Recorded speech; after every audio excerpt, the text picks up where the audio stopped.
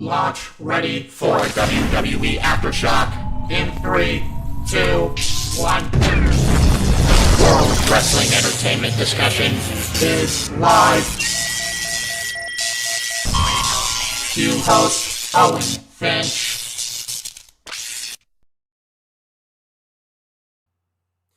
Hey, what's up, everybody? Welcome to WWE Aftershock. I'm Owen the Birdman Finch, and I'm here with Chris. And long time no talk. We haven't done an Aftershock in a while. If you want to know why that's the case, go check out the channel update video because we kind of explained it there.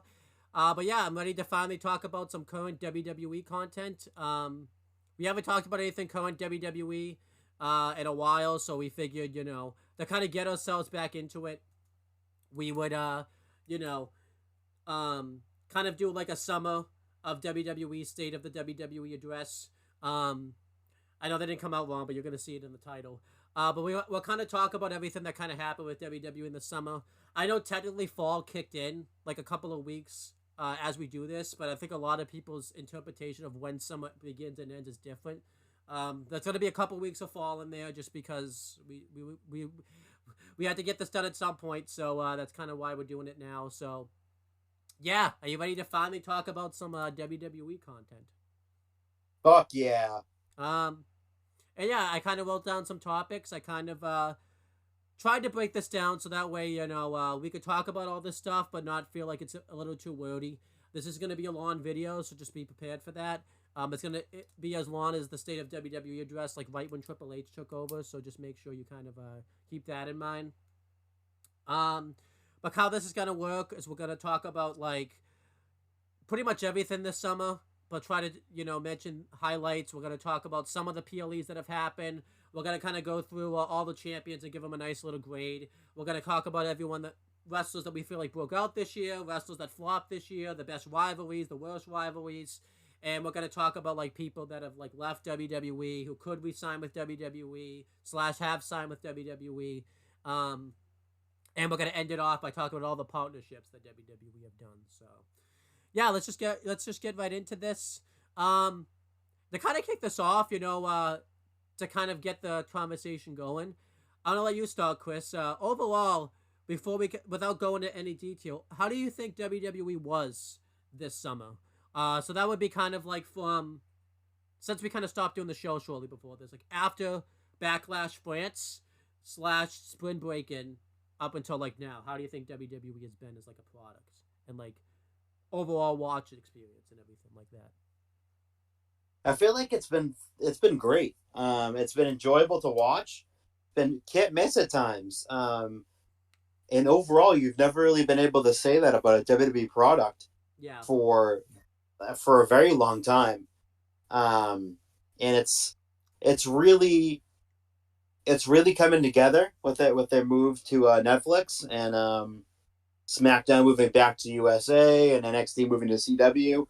They're really firing in all cylinders right now for their new TV or streaming platforms that they're going to. Netflix and the CW are getting two shows that are at the top of their game right now. Yeah. I feel the same way.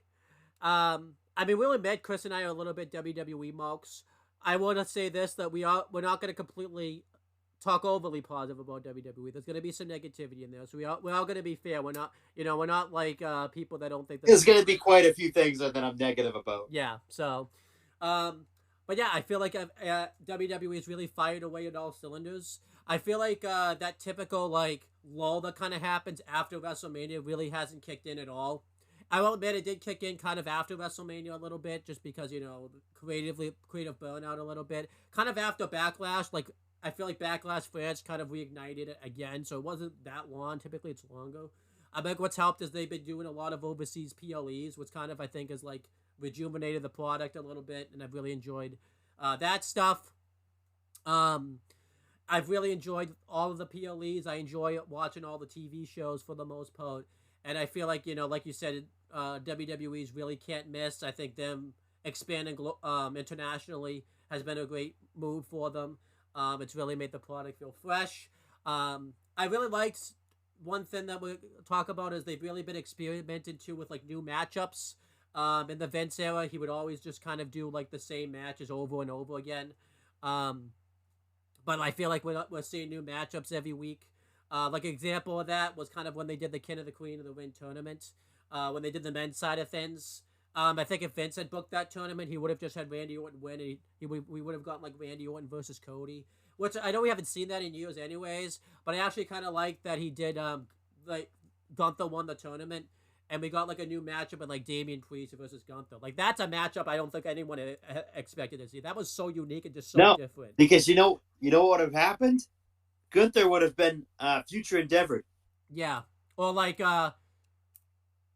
because Damian Priest had a few title defenses in between that. Damian Priest probably, like, Vince would have, like, I'm not really feeling this anymore. He would have, like, had Damian Priest, like, lose the belt, like, right before the pay-per-view before, like, the match or something like that. Like, it would have been something Oh yeah, like that. But I feel like we're getting a lot of new matchups. I think what's good, too, is, I know AEW is kind of doing this, what I commended them for. I kind of like, too, that, like, just because someone's faces... They end up facing off. Like we got like LA Knight versus Andrade recently. That match never would have happened in the Vince era. Vince never would have booked that match. Or ever, like never. Ever. we're getting faces versus heels. I think what's good too is like you're getting characters that are very complex too. Like yes, Drew's a heel, but a lot of the stuff that he says, he's actually right about. And there's some weeks where what's good about it is he'll come out and he'll be overly heel, or sometimes he'll come out and he'll be like the same Drew McIntyre that we see. I like that like every time from week to week, no one's like the same character all the time. I mean, they don't like change characters, but like it just depends on the crowd and depends on this and that and type of thing. Like Roman Reigns when he just came back recently, if you think about it, he's not different at all. He's the same guy. It's just that he's just going up against a different faction and everything. He's the same exact character. So he I really is. I really like He just put a sweatshirt on. yeah. I also like to, like no one's friends. Remember, like anytime someone turned face to heel, they would all of a sudden friends. But like I kind of like the fact that when someone changes roles, like like Bianca Belair and like Bailey, when Bailey went from babyface, they're not like they didn't just make up overnight, or like Immediately. Or like 2055, everyone was friends. Or Kevin Owens right now, just because Roman Reigns is back as a face, he hasn't forgotten all the pain that the bloodline did to him when he let it. Like, I really love it with the whole reason. The only reason he even took that match at Bash and Berlin is he didn't want Roman Reigns to have it. So it's like I really just kind of like these. Exactly. I really like these complex characters that we're seeing, and we're gonna talk about that some more. And yeah, I just feel like WWE's firing on all cylinders. The partnerships we're going to talk about, I think, have been really cool for WWE. That's like something ever, like the partnerships going to go to the one big one that's happened is like something that never I thought would have happened in a million years. So I've just really enjoyed WWE this summer. I feel like too the shows are just nice and easy to watch. And yeah, we're just going to start like talking about them. Before we kind of talk about them though, I want to kind of pay respects to the wrestlers that have just passed away while we were kind of away. We didn't talk about them, but I kind of want to just kind of, pay tribute to them a little bit. We have first we have the probably should have talked about this one last, but I kind of did it of like order of passing. And I know technically Kevin Sullivan passed away before one of the members of the tag team, but I feel like you kind of have to talk about them both. The Wild Samoans passed away this summer. This was kind of crazy that this happened. I think Sika passed away first, Roman Reigns' father, and then pretty much like a month later, Alpha passed away. This was really sad. Yeah, they. I mean, the last time we saw them on TV was at Hell in a Cell 2020 in the Jey Uso versus Roman Reigns match, where Roman Reigns was crowned the new head of the table. I think it was by his uncle. I'm pretty sure it was by his uncle. Yeah. And yeah, they were in not great health. They were getting up there in age, approaching 80 or were about 80 years old. Right.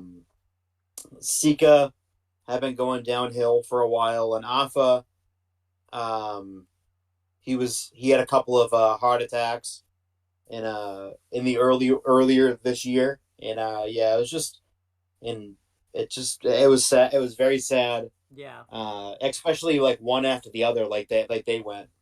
It was very sad.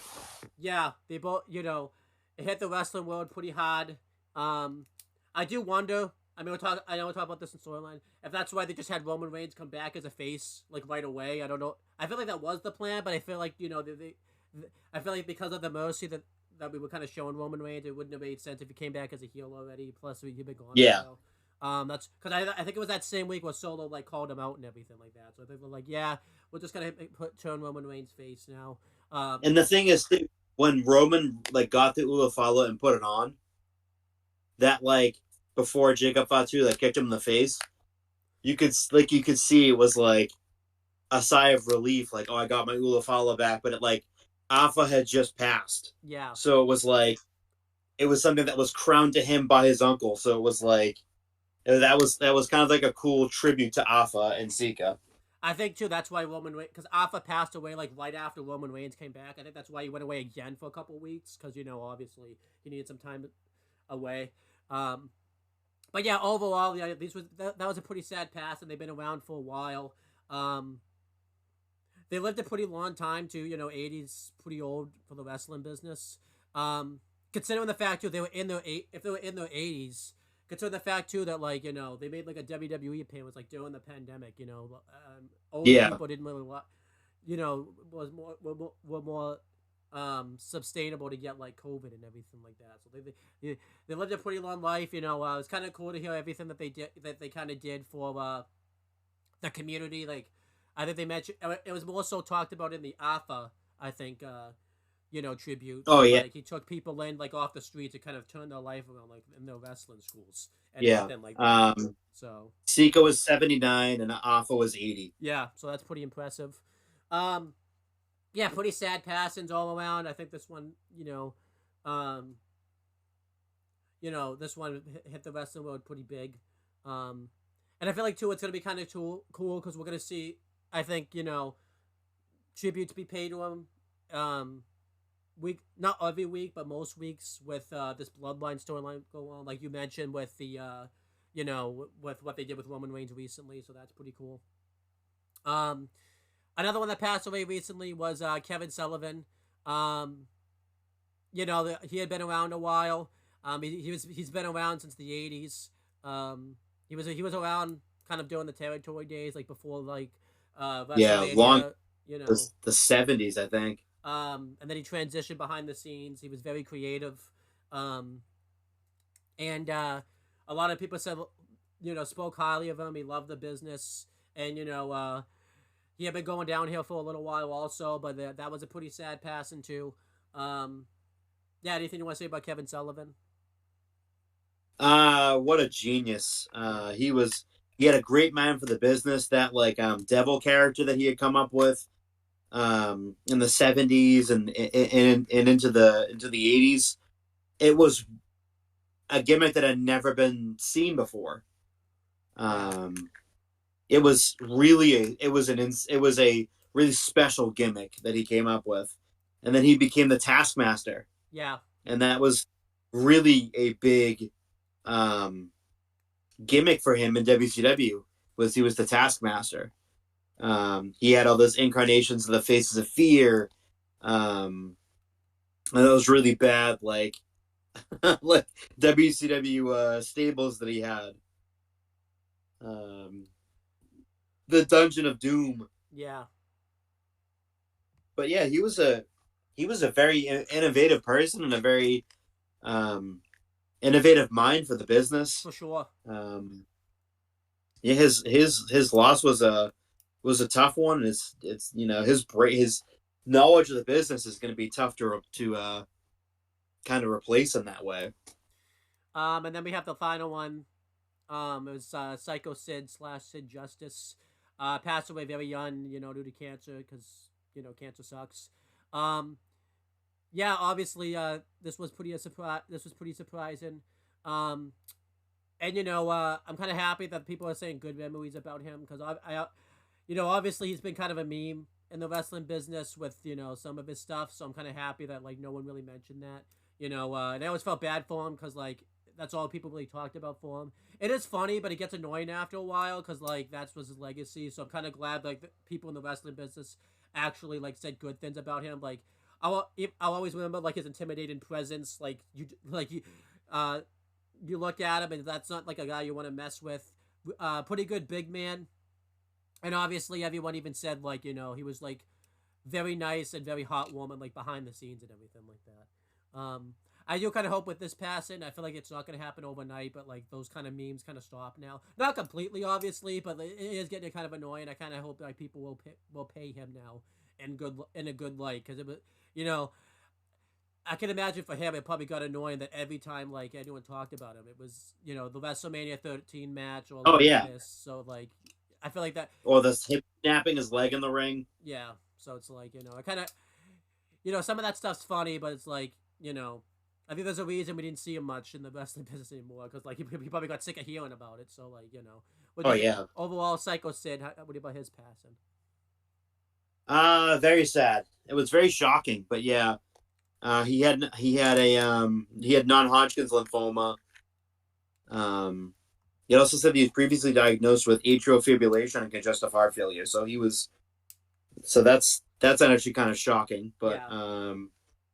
they paid tribute to him on Raw that night. And yeah, it's just everyone that has talked about Sid has said the same thing. Like, he was an insanely intimidating presence, and if you look at him, he looks like a brick shithouse, and he would look like he would be just a complete asshole. But he was the sweetest man ever. Everybody loved Sid. Um, just very kind, very generous, always supportive. Especially the people that he was in the ring with. Like, he would, even the job guys. He would pay some of those job guys like out of pocket for their match and whatnot. Like, I saw a story that just out of his generosity, he had a job match with a guy, and the guy made Sid look really good, and Sid gave him like $20, and Yeah. it's like, that's just the type of person that Sid is. Yeah. So we pay. Oh, go ahead. It's just his losses. Um, it's definitely hard, and but yeah, it's all these were relatively shocking, all three of them. Yeah, I do feel bad because I didn't. Obviously, I was sad about some of these passes, but obviously, I think my personal life was just crumbling at this time for reasons we've talked about off air. That like, I think the only one I probably actually felt was probably Sika's, because everyone else, there was some stuff going on in my personal life that like was kind of, I don't want to say more important, because that's probably a bad wording, but like that was kind of distracting me, I guess, is like the best way to put it. Yeah. So you know. So some of these stuff I didn't even like know about or anything like that. So, but yeah, but yeah, now that we paid the tribute, we're not gonna do like a moment of silence or anything like that, because it's just gonna be weird. But yeah, let's just kind of continue. It'd just be dead air. Yeah. But yeah, let's kind of talk about some of let's get positive. I wanted to talk about this in the beginning, so we didn't end the video in like a negative light or anything like that. But yeah. So yeah, we're gonna kind of spend a little bit of time. We're not gonna spend too long, but we're gonna kind of like just kind of do like an overlook at some of the PLEs that we missed. We're not gonna talk about all like everything like spot for spot like we typically do, because this video would be long. It's only gonna be long, so it'll be even longer. Yeah. But we'll just kind of like do an overview. I did this in order of when they happened to, so that's kind of cool. But yeah, let's just kind of talk about some of these shows. I got one critique I'm gonna give right off the bat though with this. More so the main roster PLEs is they have to shorten the kickoff show. That the kickoff shows are getting like overly long now. Not the kickoff. Unless show. it's like a special. Yeah, not the kickoff. Like show. if they go overseas, I don't mind it. Yeah. But like if it's stateside and they're doing like a 2-hour kickoff, unless if it's one of the big four, stop doing it. Yeah, and I didn't mean kickoff. I meant the countdown show. I forgot the different names now. The kickoff's like the thing they do, like the SmackDown before that. The countdown show. That's what I was thinking of. Yeah. Well, it's still the same thing. Countdown show, kickoff. Yeah, but yeah, they have to shorten that. I don't think. Yeah, Kid and Queen of the Ring was pretty long. But there was a match on there, so that didn't bother me too much. But that was Saudi too, right? Yeah, that wasn't Saudi. Money in the Bank was pretty long. I know that was overseas, but that's in Toronto. They've gone there enough that it didn't need to be overly long. SummerSlam was ridiculous. That was a 3-hour kickoff show. There's no reason that should have been 3 hours. Especially it was all Because they were trying to make it like like WrestleMania. yeah. But WrestleMania, like it was breaking up into days. That was like each kickoff show was 2 hours. There was no need for that to be 3 hours. No. Yeah, there was no need for that. Half of it was just talking. I think because they wanted to squeeze all the interviews on there, but that didn't really make any sense either because like they just released them themselves on like video, like on YouTube. I just watched them that way, so like that was stupid. And then Bash of Berlin was 2 hours. I could kind of understand that. I feel like what doesn't what doesn't help is yeah, there's no matches on the kickoff / countdown show, so it kind of it makes them drag a little bit. But yeah, there's no reason for the countdown shows to be, especially too because then they come back again later and do the press conference and Yes. and stuff. Like if you're gonna do Too long. yeah, it's too long. Yeah, other things I want to talk about. I do want to ask you this because a lot of people have had this critique. Obviously, SummerSlam's the outlier, but a lot of people have think that the match card for the PLE is a little short because they do like 5 match, thins, like match codes. How do you kind of feel about that? Do you think it's too short? Do you think it's the right amount? Do you think that's too much? Right amount. That's perfect for me. Yeah. I don't like the shows that go past like 11 o'clock. Yes. Because I feel like at that point everyone's just like, all right, let's wrap it up. Like, let's go to bed. Like I just feel like if it goes past like 11 o'clock, it just becomes like too much of a drag. Right. I actually kind of enjoy them. I think it's the right amount. They could get away with doing maybe one more, like a 6-match card, but there's no need to do 7. No. But I'm cool with 5. Also, too, I don't think people consider this.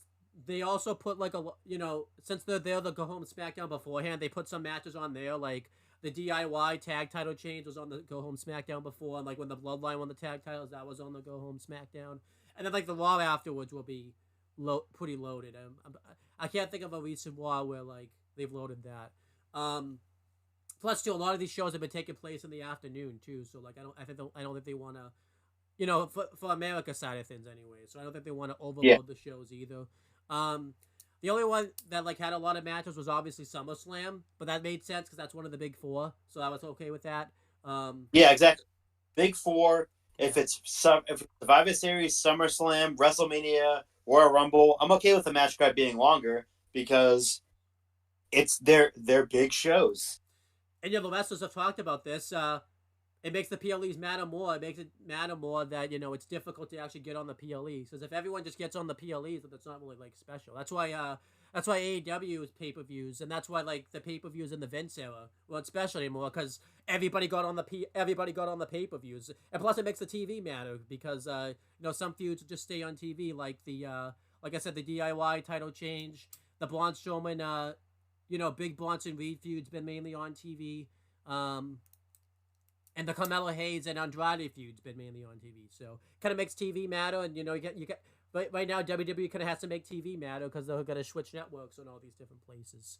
So I think that I do think the PLE card, at least for the next month or so, is probably gonna go up a little bit because obviously Raw is going back down to 2 hours, which we'll talk about that later. So I think they are gonna like maybe add another. It probably will be a 7-match card because Raw is gonna be 2 hours, so they can't like fit everything on there, but. Even that's not. Yeah, I feel like 7-match cards pretty realistic. So doesn't bother me. I do like the press conferences they do afterwards too. I'm glad that they added that to it, and I like that they changed it up a little bit because now it's not like just they do the press conferences. They'll do the panel stuff now a little bit too, and that doesn't really bother me too much. I remember, no, it's good. Yeah, I remember. I like the interactive stuff. Yeah, like on the panels and whatnot. I remember I originally heard that they were gonna like micromanage it a little bit because obviously sometimes when Triple H would get a question, the way he answers it isn't the best. I heard that after Backlash because of the way he answered like the last question, but I still don't think that's been the case. I could see them saying like you can't ask about this, and this. Like I I think it got to a point where they probably even like said like you can't ask about the Vince thing anymore. Like that makes sense because like why would you even? There's no reason to ask about that anymore. Or There isn't. They yeah, will. yeah. Um, I feel like too like some people say it's a good experience. Um, but overall, I enjoy the press conferences that they do after the fact. It's kind of nice. Um, to kind of hear the press conferences. I enjoy it more than AEW's media scrums because the press conferences aren't overly long. Because you know what the funny thing is, the wrestling part of it isn't long. It's Tony Khan. Once he asks questions, he's there for like an hour, type of thing. So Triple H, I think it only answers like. I'll admit the thing that kind of is getting a little repetitive is Triple H doesn't really answer any questions for like a while. He'll kind of like talk for like maybe 10 minutes and then he answers questions, and it's like a few. So it's like I can kind of cut that out a little bit. But yeah, I liked everyone that kind of does the press conferences. Some of them have been really funny. Anytime CM Punk's done one, it's been pretty good. I think the one that John Cena did was really funny because it was like right after his retirement, and then the person kept be like, "Okay, we gotta wrap this up." There, John Cena's like, "No, we gotta keep going. We gotta keep going." Like, he's like, I remember too, like John Cena. It got to a point too where they were like, "We're not even gonna hand the mic off anymore. Just ask me." Like John Cena was even like, "Nope, we're gonna keep going." I think eventually too they had to like relent. Like that one was really funny. John Cena, like they kept being like, "John, it's over." And I was like, "No, we're gonna keep going." Like honestly, I think John Cena would have gone like 4 hours if he could have. Like that's how long it was going. Oh, he would have. But that was hilarious. Like the rest was like, "Okay, this is the last question right here." And John's just like, "No, we're gonna keep going. We're gonna keep going." Just keep going, baby. That was awesome. Never stop. Um. He's holding them hostage. Honestly, like if it was up to him, that probably would have been his whole retirement tour. Like he would have been there till like the end of 2025, and then they would have been like, "Hey, we've been here since the last year. When is it?" And is this your whole retirement tour? And John Cena's like, "Yeah, this is my retirement tour. I guess this is it." Like I just talked for a year. But yeah, so yeah, let's kind of actually go through like what was actually on these PLEs, like match wise and everything like that. Because overall, everything was really great stuff. I think I'm talking about a good chunk of them because your memory's kind of not the greatest, so you probably don't remember most of these. Yeah, I'm old. Probably don't even. But yeah, it started. Again, I did it chronologically of when they came out. So starting with Ken and Queen of the Ring because that was like the first one. That was a really fun show. I really liked that one a lot. I actually missed this live. I don't think I told you this. And I told you the funny thing. I thought the show was like 6.5 hours because the kickoff. I watched the kickoff typically on YouTube, and then it said like the show was 6 hours. Like, why is the show so long? Well, I didn't realize they just put the kickoff like with it. Like they didn't put it separate this time. Like they were kind of lazy. No, they didn't. Yeah, so I was like, what the hell? I could have watched this a few days ago because I waited a while to watch it. But whatever. Overall, I had some really good stuff on the King and Queen of the Ring. I liked Gunther versus Randy, in the finals. I will say this, because we didn't get to talk about it. The King of the Ring tournament and the Queen of the Ring tournaments that we both got this year were probably some of the best tournaments that we've had in a while. Those were really good. Every match was like pretty much a match of the year, like contender type of thing. The only thing that sucked was we had a lot of substitutions, but we had injuries and stuff, so you can't really control that. But Gunther and Randy was probably the standout match. Mainly too because the finish got kind of botched, which I think they've rectified. But I thought they were having a really great match right there. Nia versus Bayley. No, I'm sorry, that wasn't on that show. Nia versus Lyra in the finals. I thought was good. I thought Lyra looked good. I think she could have looked a little stronger because the way she kind of lost was really weird. I didn't really hate Nia winning at the time. I'm more mad about what happened at SummerSlam. But Nia winning in the tournament, like, okay, you have to build Nia up as a monster somewhat because the monster keeps losing, then you're not really a monster anymore. So I was like, okay, they're gonna build her up, and what I thought was gonna happen was Bayley was gonna beat her at SummerSlam, but we'll get to that. I like the IC title triple threat with Sammy, Bronson Reed, and Chad Gable. I think that match was more elevated by the crowd because anytime Sammy goes to Saudi, it's always an experience because he's just so over there. So like the crowd really made that match. And obviously you had the stuff going on with like Otis and Chad Gable, where Otis kind of screwed over Gable by accident, which was good stuff. And it continued that storyline to the next PLE. I enjoyed Becky versus Liv. Obviously it's going to be Becky's last PLE match for a while. The way they got the belt off Becky was pretty smart, where like Dom inadvertently screwed her over and helped Liv win by accident. they kind of like made that a little bit predictable because obviously they did the thing earlier where Dom confronted her backstage, but that didn't bug me too much because it was like fine. But like, why else would Dom be there if he doesn't get a screw over? So it's kind of weird. And then you had the main event with Cody versus Logan Paul, which I thought was really enjoyable. I really liked that match. So that was really good stuff. So yeah, I liked Kid and Queen of the win. You know, we went to letter grades, but we'll kind of grade the shows out of 10. If I was to grade that show, I would probably give it an 8.5 out of 10. The only thing that kind of brought it down was kind of the Nia Lyra match. I didn't really think that. I thought that match was kind of just okay, but everything else. And you know, if I had reviewed it at the time, the Randy botch would have kind of annoyed me, but it didn't really annoy me too much because one, you know, they're calling it like a shoot, and I think they've rectified that with Bash and Berlin recently. Yeah, we have hindsight now, so Yeah.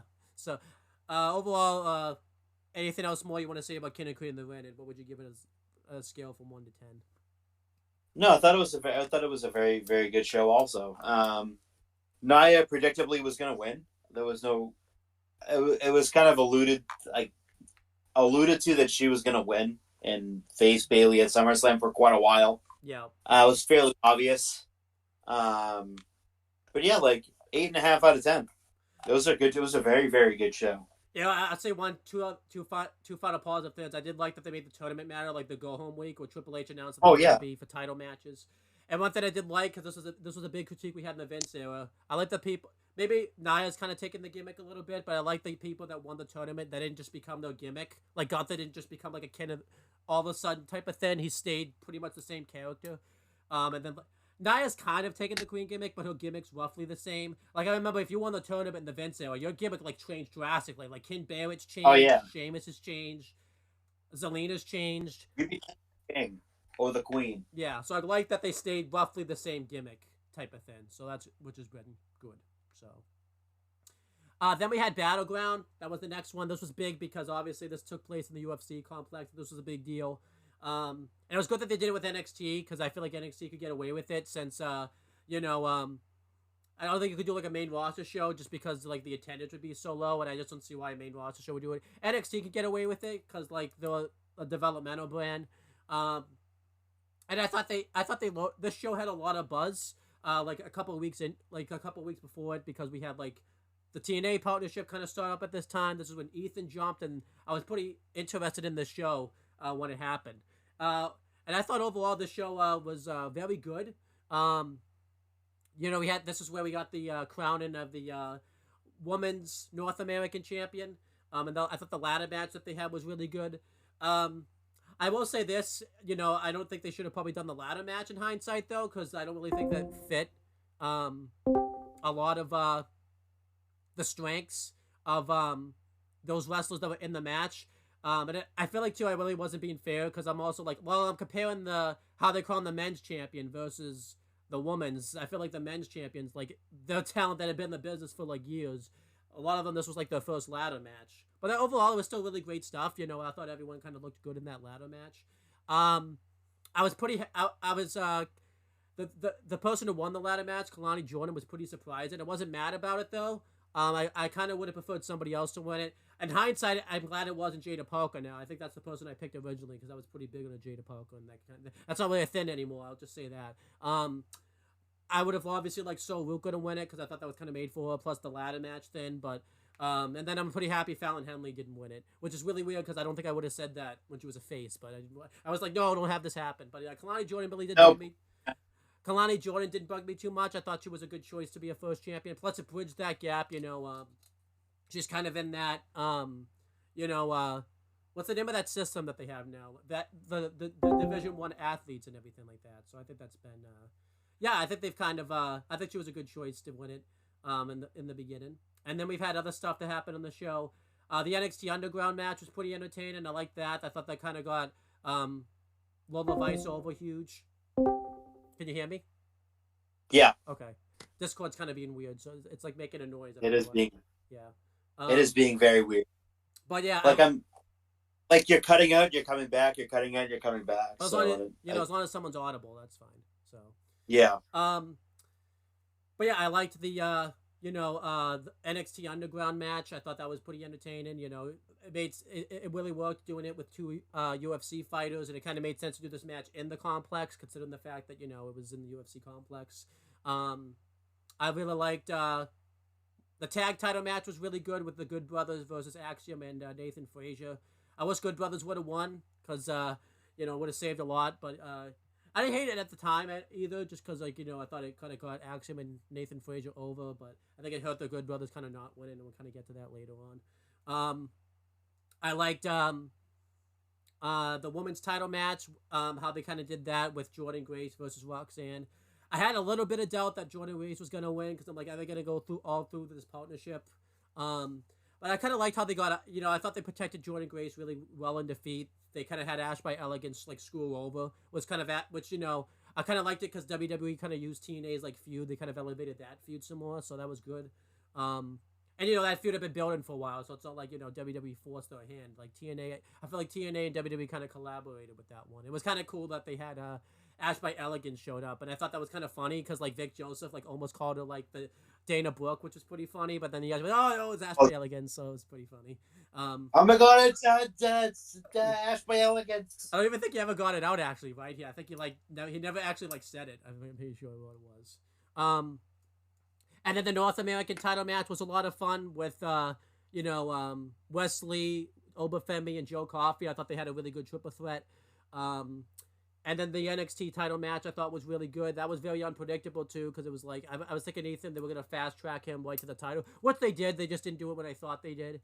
But I did like they gave him an out though, because he had been like attacked like the day before, so it, like messed up his thinking and everything like that. And yeah, overall I thought that was I really liked NXT Battleground. I would probably give that like an 8.5. It kind of helped having it in the complex because I thought the fans were really up for this show, so thought that was really good. What would you give? Anything else you want to say about Battleground, and what would you give that as like a rating out of 10? So yeah, I thought it was a really good show. All the right people won. Like Kalani Jordan at the time looked like a weird champion, a weird first. I mean, she's been the only women's North American champion still. Yep. It's been a few months, but yeah, I give the show a 8.5 out of 10. Like it was a very good show. Both the North American Women's Championship ladder match was awesome. Yeah. The Jordan Grace match was really good. But yeah, it was a really good show and a really good venue. I love the NXT Underground match. Made sense between two former MMA fighters, and it kind of made sense to have in the Apex. That's what they were kind of building the show around in a way. Yeah, definitely. Was the Shane Lola Vice match.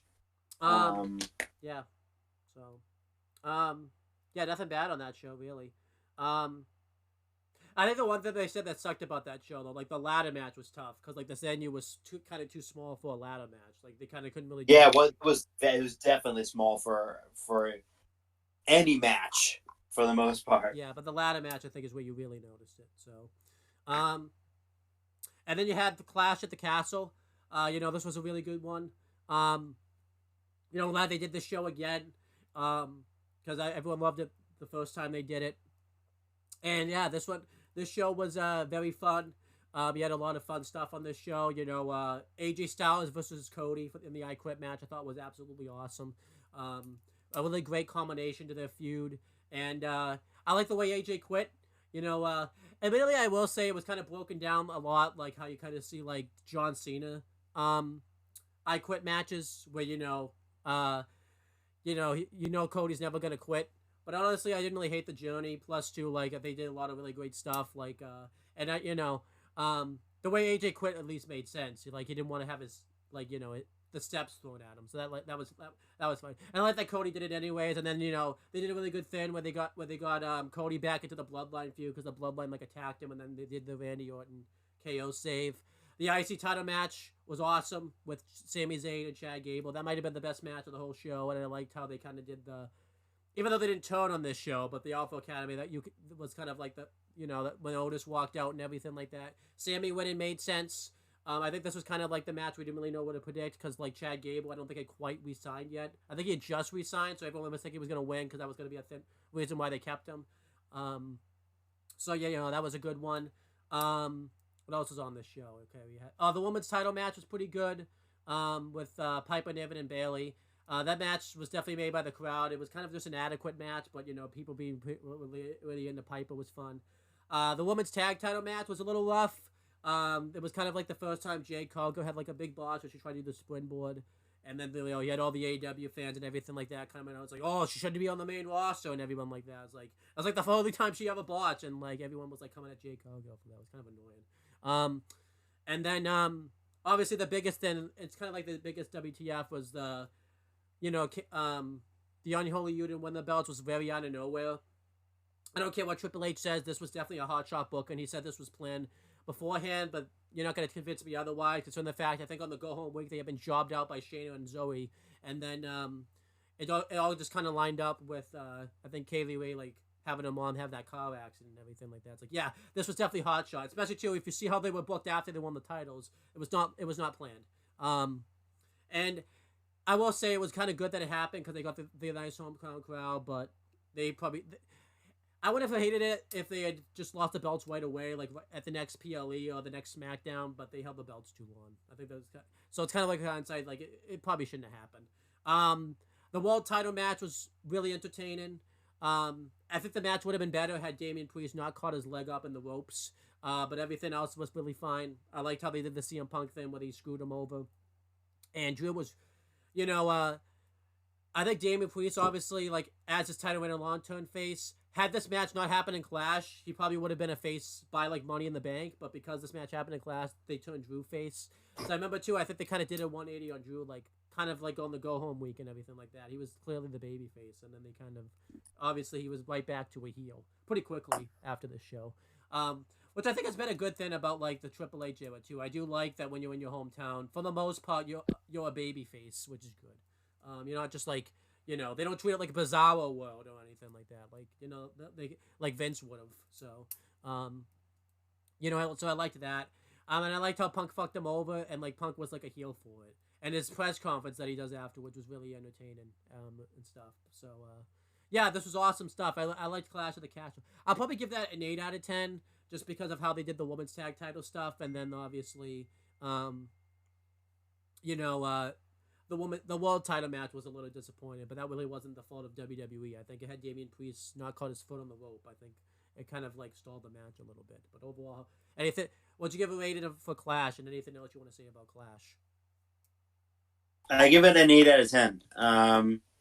I felt the women's tag titles were hot shotted, just because Alba Fire's mom died. But like I felt like I was like, even at the time I was like, that's a hot shot, and it clearly was because they got zero reaction after it. Yeah.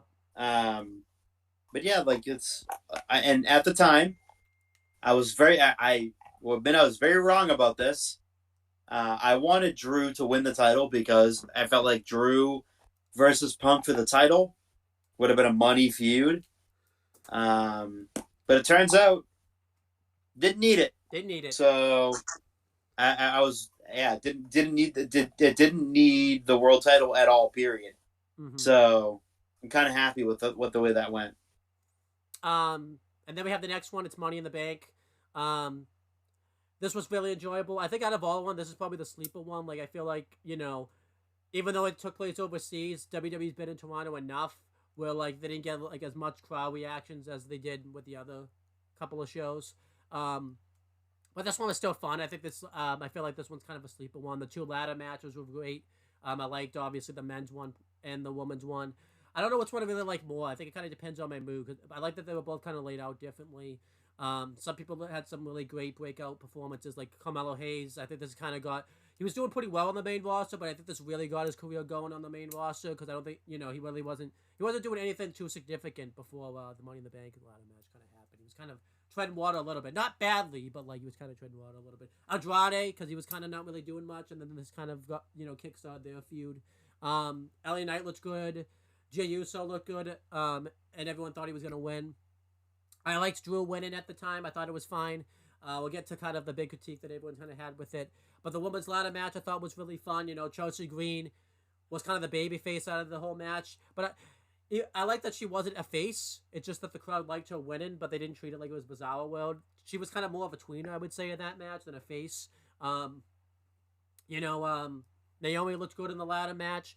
I feel like I don't remember the women's one as much as the men's one for some reason. I think it could be because I watched this in the car and maybe Wi-Fi kept cutting in and out, so I had to keep going back to it. So that's probably why. And then the IC title match I thought was good. I think it was probably the weakest match of the show, but it was still good. And Sami Zayn winning I thought was good.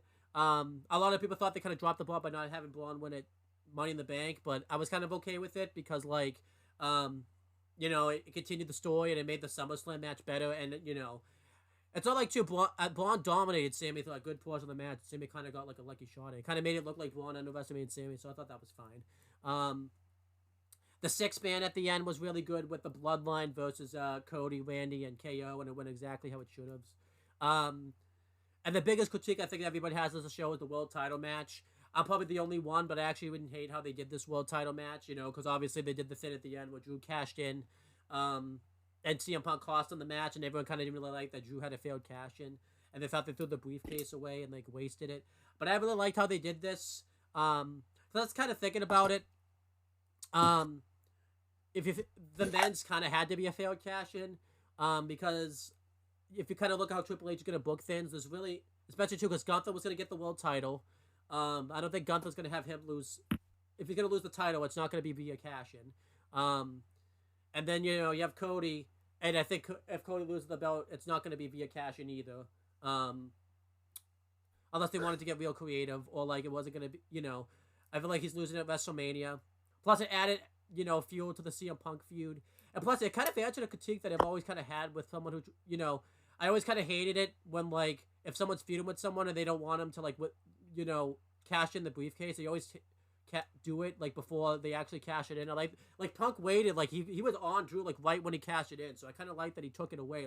He didn't just take it away temporarily. Now he's failed his cash in. So I was really okay with it, and it was a logical, failed cash in.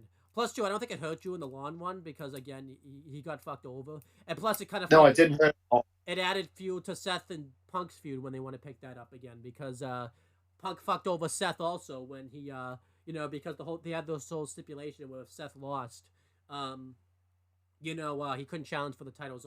Now, they did undo that, obviously, because they had Damian Priest say, nope, you'll get a title shot. That was kind of bullshit. I kind of liked that they addressed that, but I kind of was like, now you kind of cheapened it a little bit. The fact that Damian Priest just kind of went back on his word, I thought was kind of stupid a little bit, but whatever. But I didn't really hate the fact that they threw away the men's briefcase. I think that's more of a problem this is why I think they shouldn't have two briefcases sometimes, because I feel like they always want to fuck off with one of them because, it's just kind of what it is, but it kind of... that's more of a problem of having just two. They probably shouldn't have two Money in the Bank ladder match.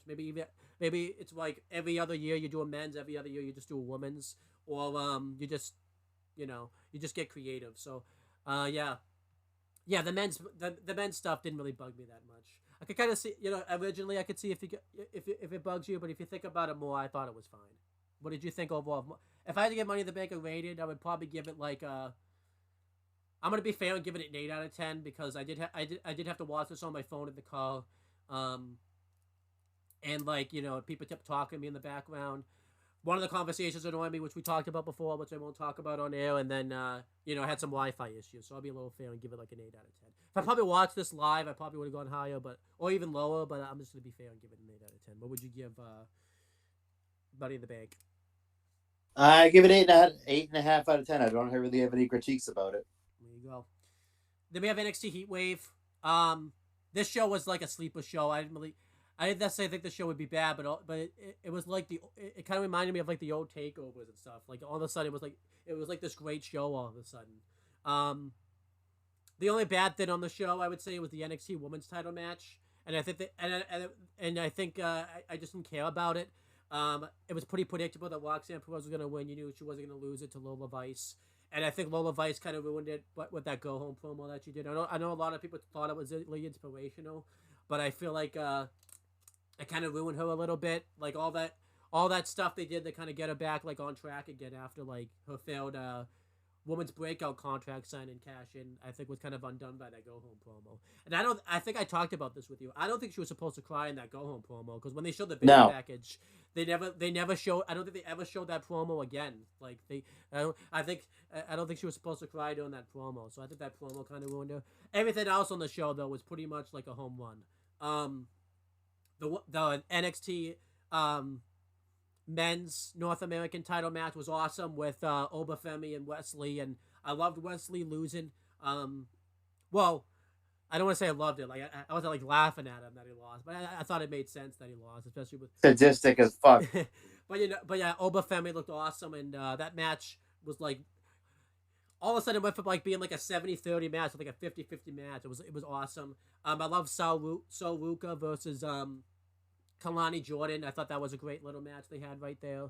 What else was on this show? The tag title match was asleep on the show with Chase U and actually with Nathan Frazier. I originally didn't really care much about it. Like, oh, this is gonna be thin, and then all of a sudden, like, it became like an old NXT takeover type of match. It was like awesome all of a sudden.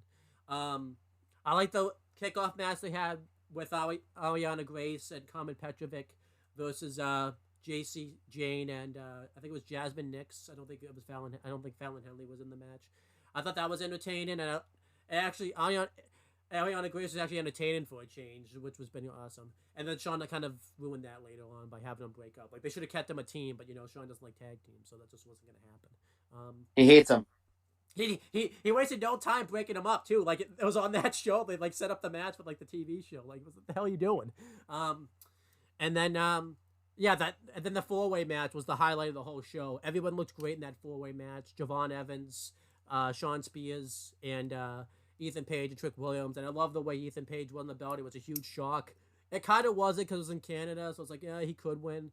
But like it was still like a shock, especially too because like the way he won was like a shock with Trick Williams giving him the high knee and then like falling onto him. And I loved how they did it when like Trick Williams essentially had to watch his title be like whipped away. It was very it kind of reminded me of the Backlash 2007 finish with how they did that 4-way with Shawn Michaels, Edge, John Cena, and Randy Orton. It was like the same thing. So yeah. Honestly, weirdly enough, I thought Heatwave outshined Money in the Bank. I'm gonna give that like a 8.5 out of 10. I feel like too it was just surprising. It was awesome. What do you think? I felt like Heatwave is the one show you didn't really see, so you really kind of can't really critique Heatwave. No, I liked Heatwave a lot. Yeah. I give it an 8 out of 10. And then this isn't a PLE, but they treated it as such. The Great American Bash. There was a 2-night show that they did. I think they did this because they were going on a different network. They wanted Sci-Fi because the Olympics were going on, so they kind of wanted to do like a special to kind of keep the ratings up. I don't know if it worked or not because this was kind of the time where I wasn't watching the product, so I couldn't really look at the ratings. So you'll have to kind of tell me if it worked or not. Overall, we'll just talk about both nights. I liked the Great American Bash. If I had to say which night I like better, it's really kind of tough to say because I think I might go night 1 because night 2 had a really annoying thing that happened at the end. So that might kind of how I critique it. But night 1 was fun. I actually have to look up the code because I feel like I think on that one it had Tavion Heights versus Tony D for the Heritage Cup. That was a fun match. That had Thea Hale versus Roxanne Perez for the women's title. That was probably the best. If we did like the best match out of both nights, it'd either be that one or the tag title match that happened. What else was really good on these shows? It's really it. Night 1. Actually, maybe night 2 was better, but I don't know. Night 2 had like a really annoying thing that happened. That I might. It did. At night 1. But yeah, the women's tag title match was like good. I feel like it was a little predictable and no one really cared about it because I think it was like that same week where it was announced that Holy Union were going to defend the titles against Bianca and Jade, and it was pretty obvious Metaphor weren't going to win the titles. So it might have had some fun thin segments that it had, but I don't remember them as much. Again, I was going through a lot when this show happened, so and then overall I thought the Great American Bash night 1 was pretty fun. Night 2 was good too. You had Pete Dunne versus Trick, where Pete Dunne won. That was pretty surprising. You had Kalani versus Tatum. Um, and then you had Ethan Page versus Owen Mensah. I thought that was a really good match. I was surprisingly great. That was a big. I felt like I might say why night one, but night one had the Joe Henry concert. Night two had the match with Joe Coffey. So like you got Joe Henry both weeks, so that was fun. Yeah. And then you got the tag title match. Great match. It just had that annoying MSK turn. So if I had to give like the Great American Bash a rating, I'm probably gonna go. I'm either gonna go 8 or 7.5 out of 10 because of the MSK. What happened with MSK at the end? I'm gonna go 7.5 out of 10. I'm gonna go 7.5 out of 10. There you go. Yeah, I just didn't like the end of night two. Yeah. Then we had SummerSlam. This was a really fun show. This was awesome.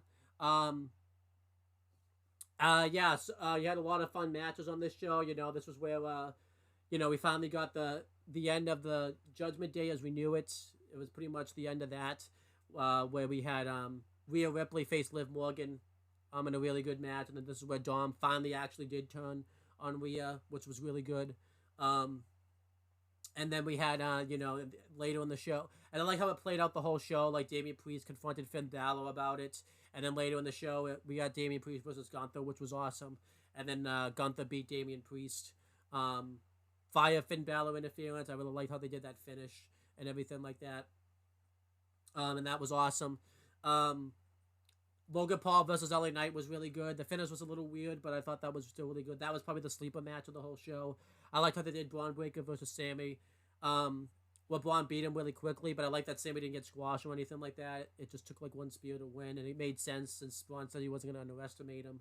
And then, what else was on this show? The women's title match with Bayley versus Nia Jax was good up until the finish. I really liked Nia Jax winning. It just didn't really make sense.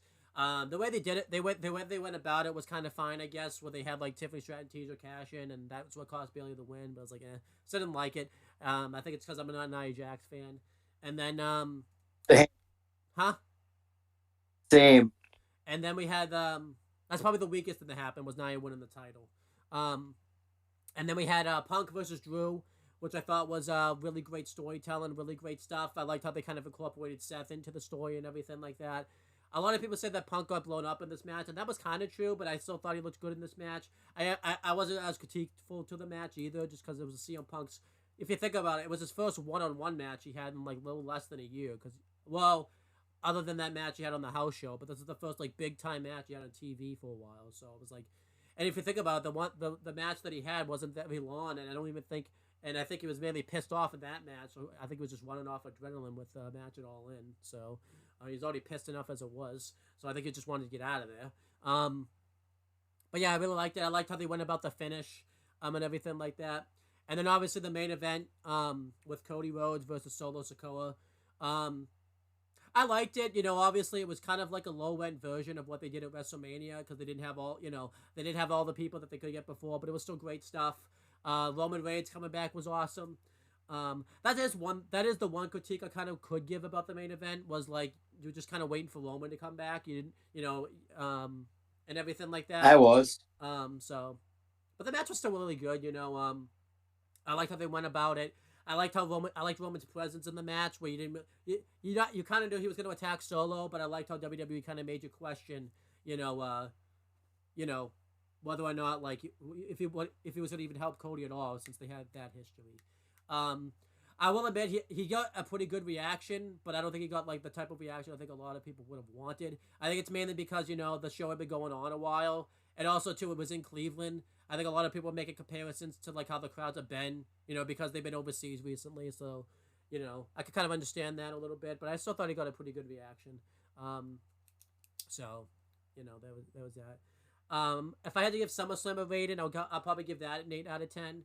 Maybe an 8.5. I'll probably go 8.5. I'll go 9, but at that 9th it pissed me off, and the kickoff was just way too long. It was just way too long. It was just 3-hour kickoff. He also did that bit with like, what's his name? That music performer Jelly Roll. They showed him there. Yeah. That didn't bug me too much. I thought they handled that pretty well. I like that they put him in the beginning of the show because I remember they fucked up and put Hardy at like when they had Hardy do the Rumble performance. They put him like towards the end of the show. I was like, okay, yeah, and no one cared about it. So at least they put it in the beginning of the show where people were more invested in it. I guess that was good.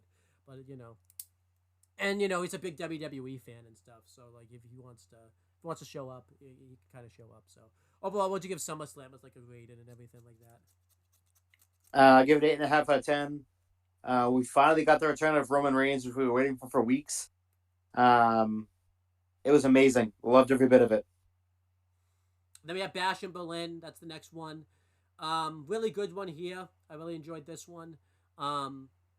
The highlight was probably Punk versus Drew in the strap match.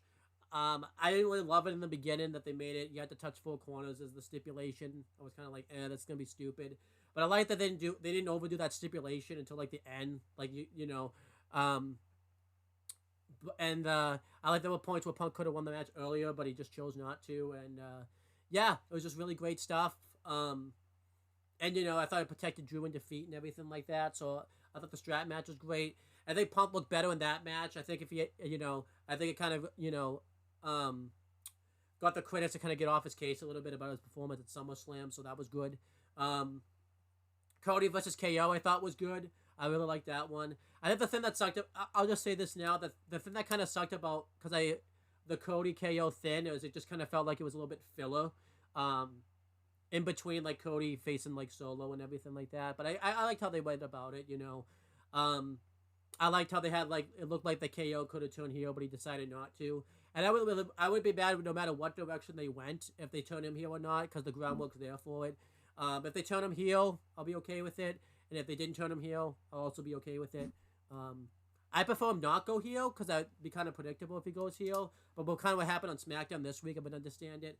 Plus, I think he might need a heel turn, because there's not really a lot for him left to do as a babyface. And plus, the biggest critique that everyone's kind of had is that like he's kind of all he does is really feud with the bloodline. If he turns heel, I think that would kind of be the end of that. So that would be kind of, and plus there's a lot of faces he can wrestle. And I think WWE's kind of losing a lot, and they don't have a lot of heels right now, and KO would fit perfectly in that role. Other stuff on that show though, the women's tag title match was pretty good. The crowd wasn't as into it as you would have expected, but it was pretty good. What else was on this show? There was no IC title match. Wow, it's the most recent show, and this is the one I'm blanking on. The world title match was awesome between Randy Orton and Gunther. That was an awesome match. And the mixed tag match with Rhea Ripley and Damian Priest versus Liv and Dom was really fun.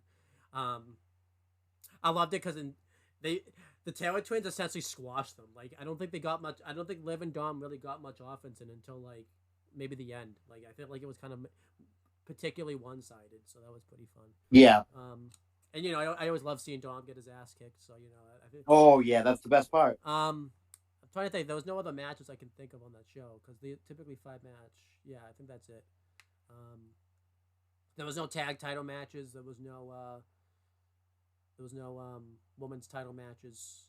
Well, yeah, there was no women's title matches. Liv was in the mixed tag.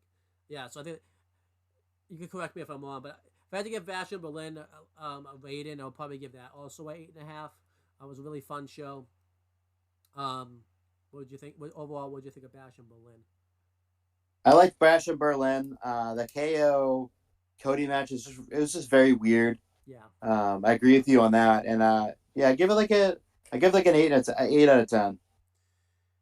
Then we had No Mercy. This was a fun show.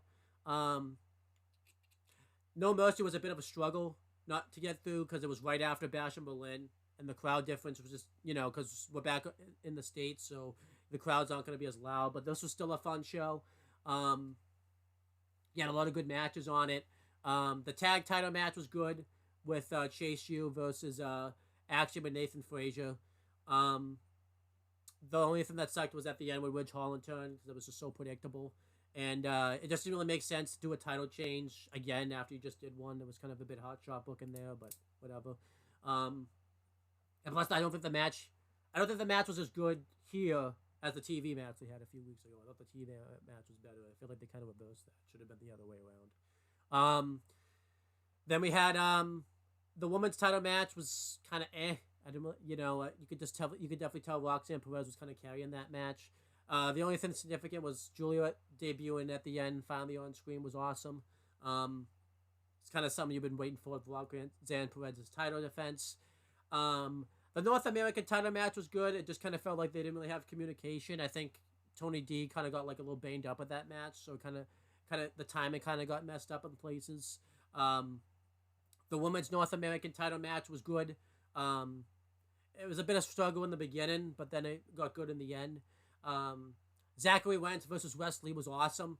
And Zachary Wentz winning was a huge moment because it was a TNA wrestler beating a WWE superstar on TV and everything like that. That was awesome. And then the NXT title match I thought was really good with Joe Hendry versus Ethan Page. I'd say No Mercy out of all these shows is probably the weakest. Just kind of there was just some points that felt off about No Mercy. I was also tired maybe when I watched the show, and that was probably what it was. And I think I watched a lot of wrestling by this point in the span of a few days. I had watched Bash of Berlin the day before this and Victory Road the same day, and then I watched Bash of Berlin like the next day, so maybe I should have spaced that out a little bit. So I'll probably just give it like a 7 out of 10. I thought No Mercy was good, but like it just kind of I don't know. Something to me just kind of felt off about No Mercy. Yeah, I like No Mercy. I give it a 7.5 out of 10. I like the main with Hendry and Ethan Page, but yeah, like nothing was like the Zach Wentz and Wesley match was good, but like nothing really stood out as being like, ooh, this was a really, really phenomenal match. Yeah, definitely. Yeah. And then we have I know we say we do a look, but since it's at the last NXT thing we're gonna talk about, I just figured we'd do like a little preview of the premiere of NXT going to CW, which is gonna be pretty cool. I'm really looking forward to it. I can't believe we're here. I think we were just talking about this a year ago, and we're already at that point. But they're loading up the first 2 episodes of NXT on CW, which I think is very smart. It's really weird. Like a lot of fans are critiquing this. Like, why are they giving away this match on free TV? Why are they giving away this match on free TV? What's the first 2 episodes on a new network? Why would they not? Like, yeah, exactly. I don't get it. That's exactly what it is. Yeah, but makes no sense. Why would you want that on free TV? Yeah, not even just that, but like, why would you? It's the first 2 episodes on a new network. You have to kind of draw in new people that aren't gonna from that network. I don't understand that. Like, it's just annoying. I don't think we ever talk about this. Sometimes the wrestling fans just are really annoying of not knowing things that when they think they do know them. So. Oh yeah, absolutely. And that was like a big one. But I guarantee you this isn't gonna be the last time we talk about that in this show. But I'm really excited about the first 2 weeks. I think the first week I'm more excited about because we're gonna be watching that one together. So that would be fun. Unless you decide now you're not coming over anymore. But we'll see. Nope, banned. Banned. But yeah, I'm looking forward to the first week. The first week, they've really loaded that show. Roxanne Perez is gonna defend the women's title against Julio on that show, which makes sense. And I'm really I think Wesley versus Zach Wentz is happening. I think on the first one or the second one, I forget. Street fight. Yeah, it's the first one. So I'm excited about that. We're gonna get Trick versus Ethan Page for the title, which makes sense. It's like they've been holding that off for a while. I think those are like the big 3 matches. I can't think of any other matches that have been added. Miz supposed to do Miz TV. I think the first week, and I think that's it. CM Punk's gonna be the guest referee for the title match, the main event. So that's cool. I'm looking forward to night 1. The first week premiere. I think that's gonna be a really good one.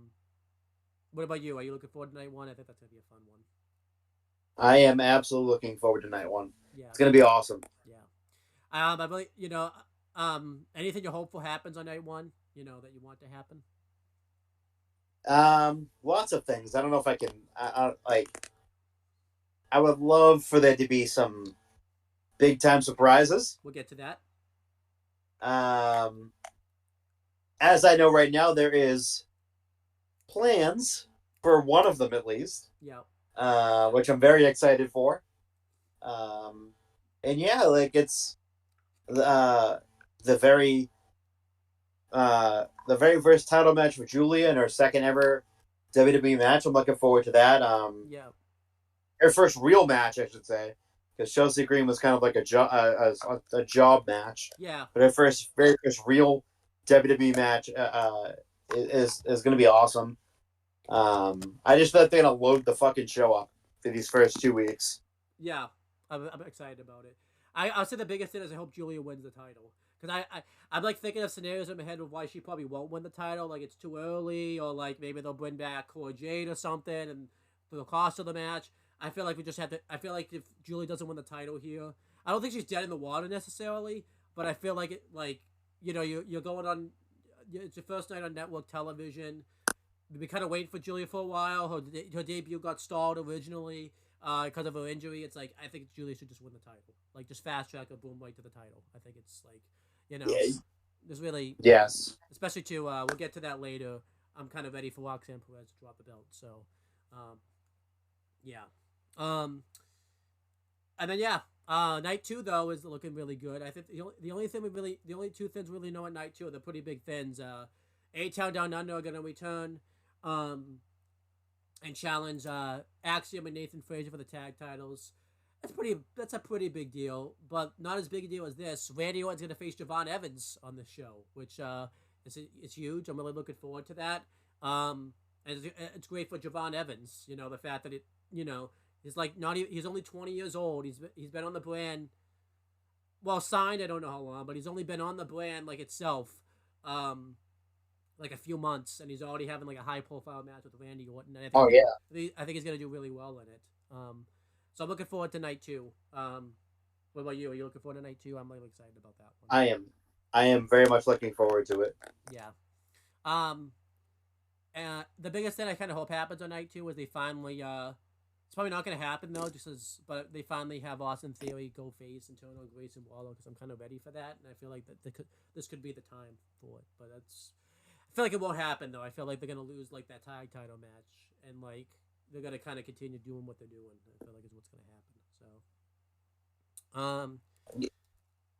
all right, but now I can rest my voice for probably about 10 minutes because you get to talk about the next 2 things. I know technically this isn't a PLE, but they kind of treated it like a PLE. SmackDown's first episode on USA Network. Okay. SmackDown's first episode on PLE was amazing on PLE and USA. They treated it like a PLE. We got the return of the OTC, the Real Trouble Chief, not that fucking fake fucking Ulafala stealing fucking blonde haired fucking dumbass Solo Sikoa. He ain't the Real Tribal Chief. It's Roman Reigns, motherfucker. And I have this one critique. Solo says he's taken it all. He's taken nothing. He has taken nothing. He hasn't taken a damn thing. He's been taking L's, is what he's been taking. Big, fat, juicy L's. Do you like that? I hate that. I feel like you don't like that. I love it because Roman Reigns should be the fucking have his Ulafala back. He got it back for a couple seconds. Yeah, that's not enough. That fucking blonde-haired fucking idiot stole it from him. That's not how you become the tribal chief, by stealing it. I wonder how he got it. Dumbass. I wonder how he got it. He stole it like a prick. But and then he made another save. Roman did for Cody. And when his music hit, the fucking place went fucking crazy. Yeah. And they beat the crap out of the Bloodline. He beat the crap out of Tama Tonga and Tonga Loa again. Just beat the shit out of him again. Yep. He was doing that a lot. But it was just amazing. And Giga Fatu looks and prints money. That guy is he's amazing. I think they kind of also set something up for the future too between Jacob and Roman, potentially in the future. By that stare down. And they haven't mixed it up. Yeah, really. Like, Yeah, they had. Yeah, I'm kind of glad that they haven't yet. But he also did, like, in a way, write Roman Reigns off in that way for right. 2 weeks by having Jacob beat the shit out of him. But it the show closed with Roman and Cody signing a um a for a match that Solo had suggested, what a tag team match for Bad Blood, after Nick Aldis had been going around trying to get their signatures. Cody and Roman didn't want to sign it. They spent like the majority of the show, like, Nick Aldis had to find ways for them to get to sign their signature. They didn't. Roman came out at the end of the show. He finally spoke for the first time since his return at SummerSlam, and it was very authentic and very real. And people were pointing this out, and I didn't see it at the time, but when Roman went to go do his entrance, he looked to his left, and Paul Heyman wasn't there. Every time when he was champion and he was the head of the table, he was the tribal chief, Paul Heyman would be standing right there to hand him the title. And there was no wise man. And that was kind of like a nice little touch that was added in there. But he cut his first promo since coming back. He didn't say acknowledge me, but it was a great promo. He said he was going to take it all back. He was going to take his title back and everything. And then Cody came out, and they had some words, and then the Bloodline tried, and then Solo came out with Jacob Fatu, and they got jumped by the Girls of Destiny, and they fought them off, and I think it was Roman who ended up signing the contract first, and he hands it over to Cody. Yeah, because Cody signs it. Cody did the thing where, like when Roman would ask for the mic from Paul Heyman, Cody did that, like, to get the contract from him and stuff. So Yes. And then the whole time, Solo was on the outside screaming, "He doesn't even like you. You beat him up. He doesn't even like you." yep. But yeah, that first episode of SmackDown was phenomenal, and it opened and closed incredibly well. Yeah. Other stuff too, but, like, non-blood, but the Bloodline stuff was great. My only critique is that I don't know if they really necessarily needed to do that, the beatdown again at the end with, like, Tama and Tangaloa. I was like, okay, that was kind of a little unnecessary. But I thought for sure it was going to lead to Jimmy Uso coming back. yeah, but whatever. But yeah, overall, like, I really enjoyed SmackDown. Other things that non-Bloodline related things, Carmelo Hayes and Andrade had match 5 in their series, which was really entertaining. And then we had the mystery partner thing they did with Kevin Owens having the mystery partner versus A-Town Down Under, and they did With Ricky, let's go. That was really fun. Hall of Famer. And then Randy came back. And then I think the only real bad thing on the show was, like, maybe the Chelsea Green. No, it was the Mia Meechin match, but I think that probably got cut. I would imagine that got cut for time, because I think that was right after the cage match and stuff, and I think the cage match stuff probably went more. Other than that, and plus too, I think the crowd was kind of dead because it was right after the cage match. I don't think anything else was. Oh yeah. Yeah. So tough spot. Yeah, and the woman's, like, segment they did with Nia and Tiffany was kind of whatever. I didn't really hate where they went, but it's just kind of whatever. But SmackDown, the first episode in USA, was really fun. Really enjoyed that. And then you want to do this preview Hell in a Cell a little bit, kind of without going through everything. Wouldn't it be Bad Blood? Yeah, that's I don't know why. Oh, because I don't know why it would Hell in a Cell. It's supposed to be Bad Blood. That confused me for a second. I'm like, wait a minute, they're doing Bad Blood, not Hell in a Cell. Yeah. But yeah, Bad Blood looks really good so far. Definitely. They for the women's world championship, it's the continuation of that Liv Morgan and Rhea Ripley feud. They're gonna have another title match. I would think that maybe there's gonna be a title change there, but I don't know. I hope so.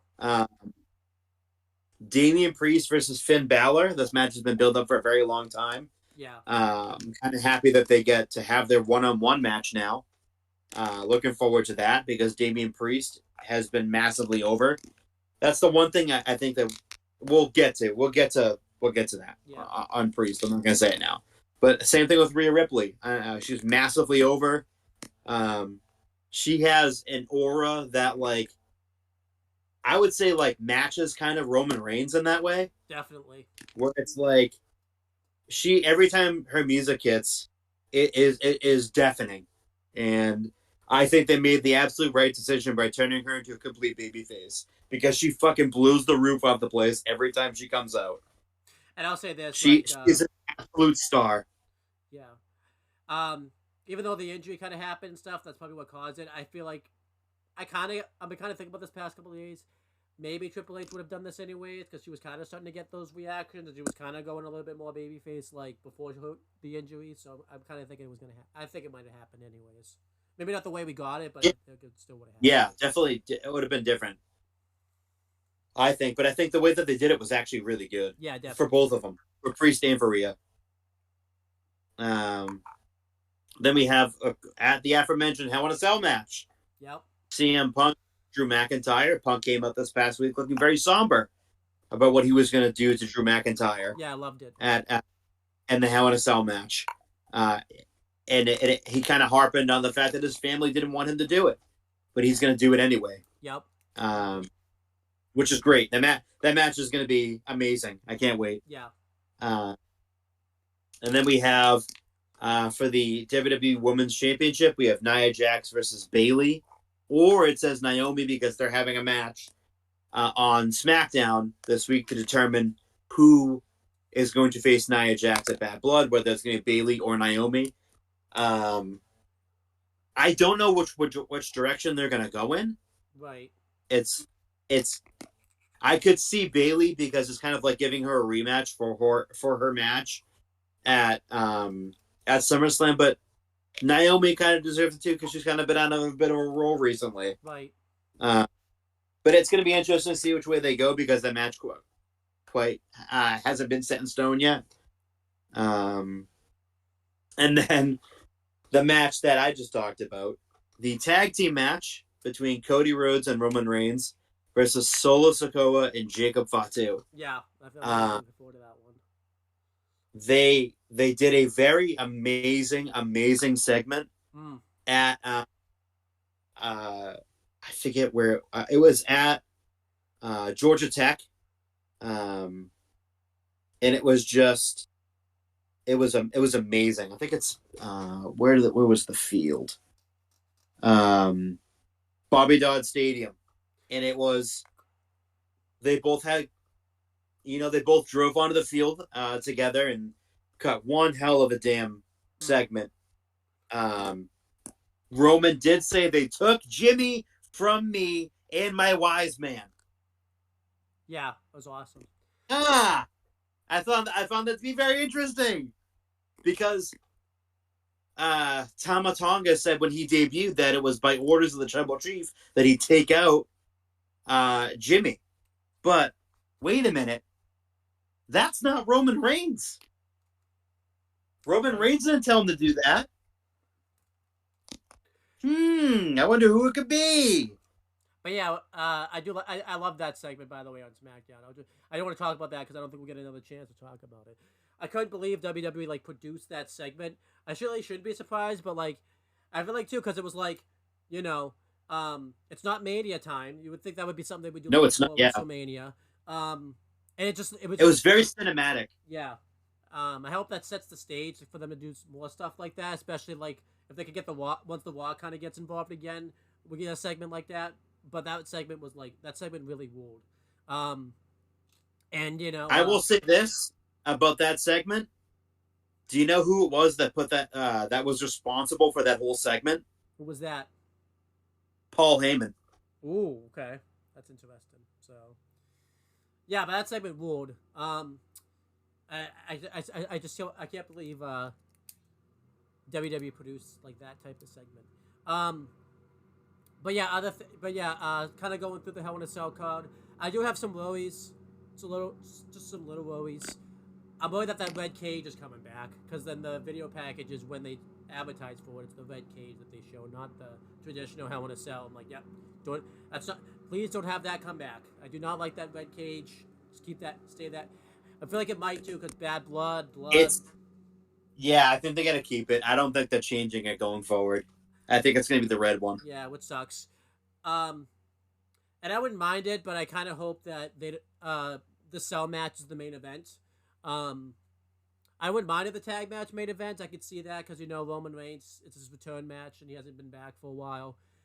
But I kind of think the cell match deserves it more, because Punk and Drew has been the hot feud all year, and I feel like if this is the end of the feud, it should end with the main event, because they didn't get it at SummerSlam, because that was the return of Roman Reigns, and they didn't get it at Bash in Berlin, because that was Gunther's hometown. So I think they should get the main event this time around. I understand it's Roman Reigns' return match, but there's gonna be plenty of chances for Bloodline stuff to main events, like Survivor Series that might get the main events. Rumble, well, maybe not Rumble, it's the Rumble match, but WrestleMania they're getting a main event.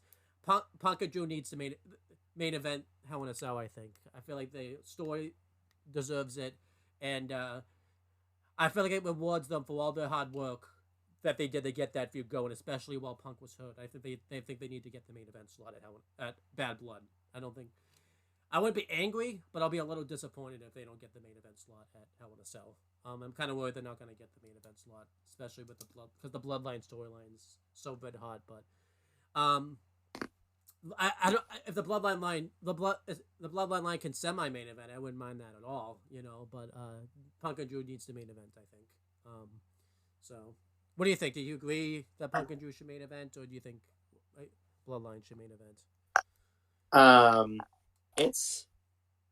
It's kind of tough, because I feel like both matches deserve the main event. It's really hard to kind of pick and choose. Like I like the main event being Punk Drew, but it's Roman's first match, and anything could happen.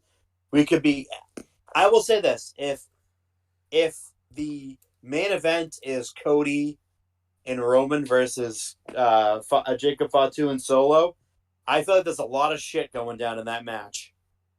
Yeah, and they're saving that for the end. But if it's Punk and Drew, then there's not going to be nearly as much stuff.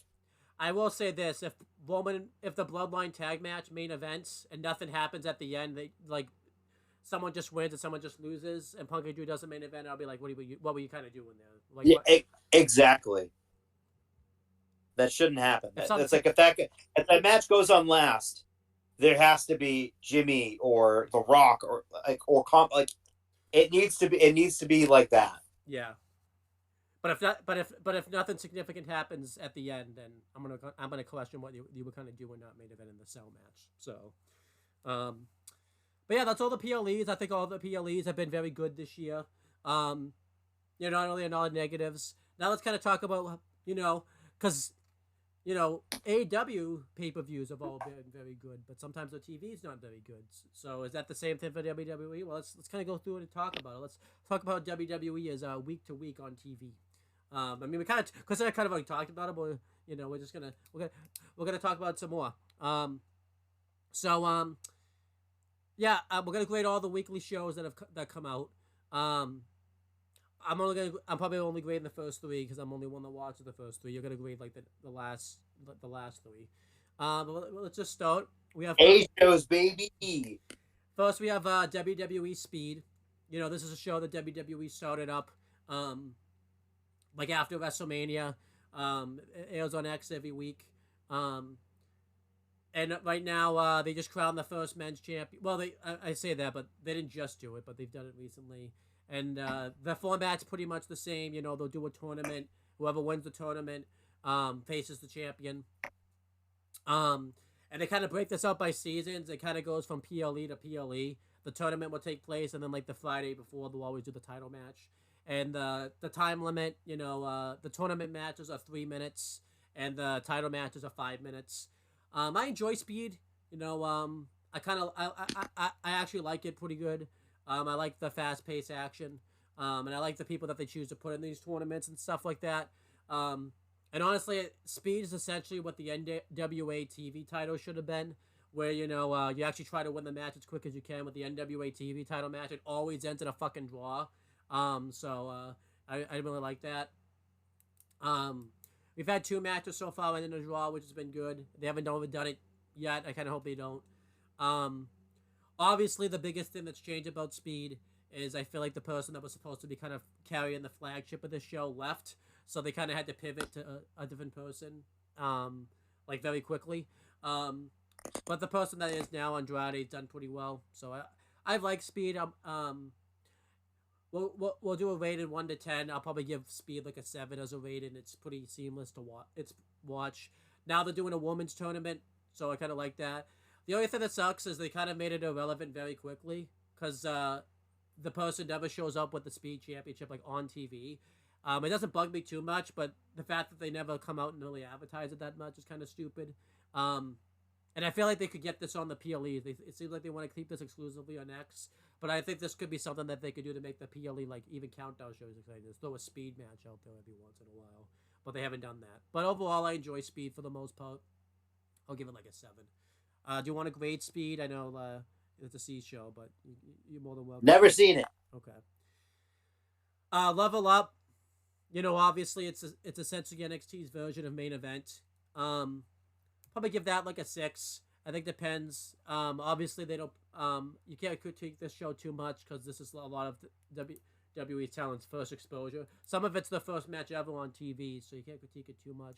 They have some good talent on there. They just brought in like a woman recently who's like an Olympic wrestler that she showed up at the PC and she was on TV very quickly, which is pretty cool. And we have some talent that shows up there. Some of the promos are pretty cringy. Again, it's their first time doing it, so it's kind of whatever. But overall, I enjoy WWE Level Up. Probably give that like a 5.5 because some weeks I'm just on my phone doing the time most of it, so we'll just do that. Main event's kind of the same. I'll give like a 6. It's before Raw. Relatively solid. You'll get like a kick-ass match occasionally. Like I think you got like Gallus versus Alpha Academy recently, so I'll give main event a 6. And then you talk about the first A show that we're doing, NXT. Hell yeah, A show, baby. NXT. I'm gonna start off by giving my grades first. I give NXT like an 8.5 out of 10. If you had asked me like a year and a half ago, I would have given it a 2 out of 10 because it was fucking dreadful. Actually, do you remember? It was like the last Aftershock that we did. That NXT episode like sucked, and and then like the next week, I think it was like great, and like it's been up ever since then. So like even a couple months ago, you probably would have said like a 2.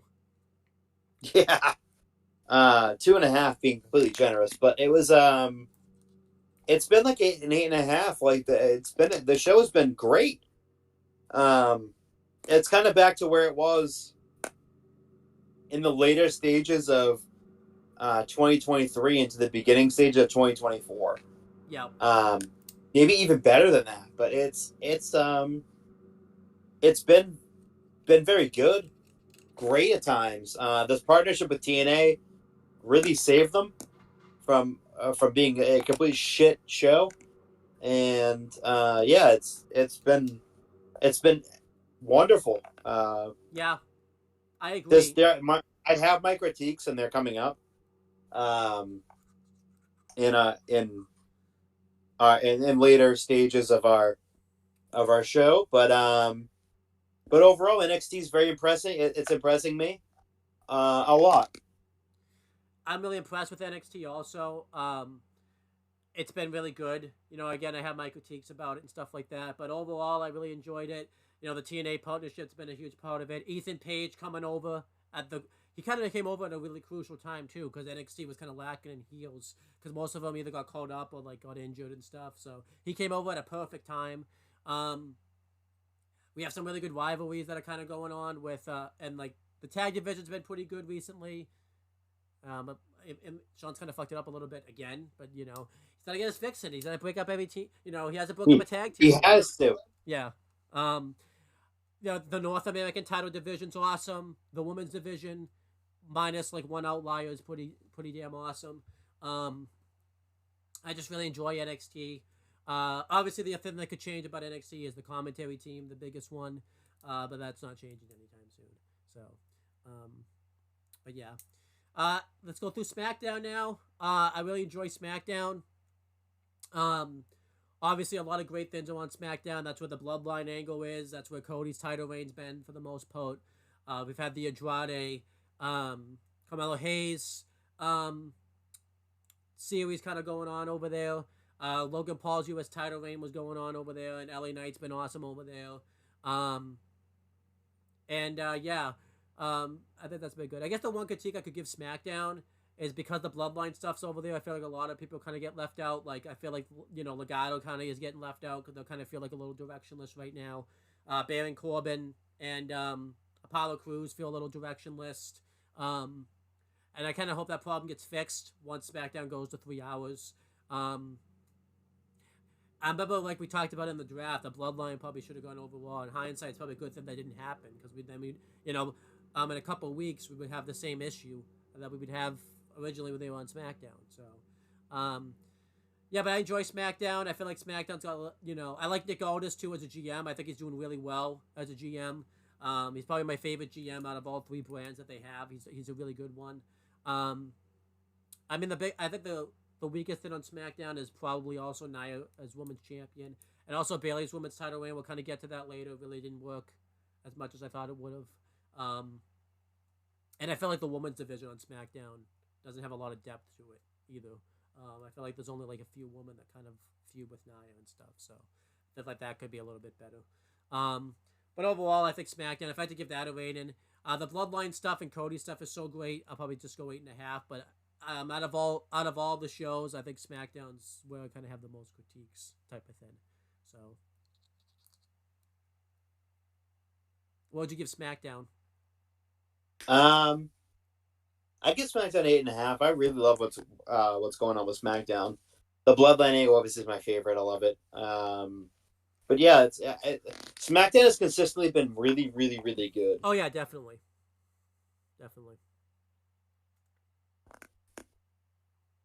And then now it's Raw.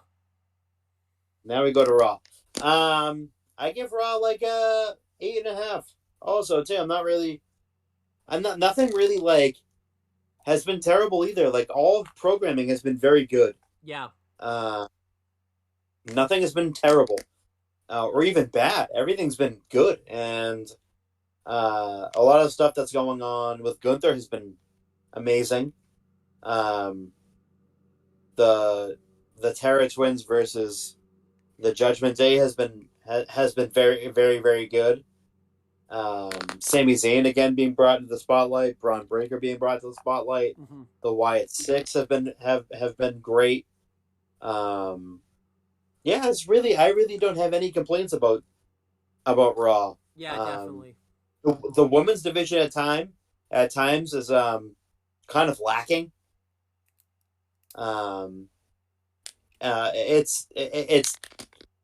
It could be better. Yeah, I agree. I don't like the lesbian connection or whatever the fuck they're called. That's fair. I was considering putting them in the flops when we did that. I was considering it. The Pure Fusion Collective. Yeah. It's not good. And Damage Control keeps getting hurt. So it's like first it was Asuka, then it was Dakota Kai again with another knee injury.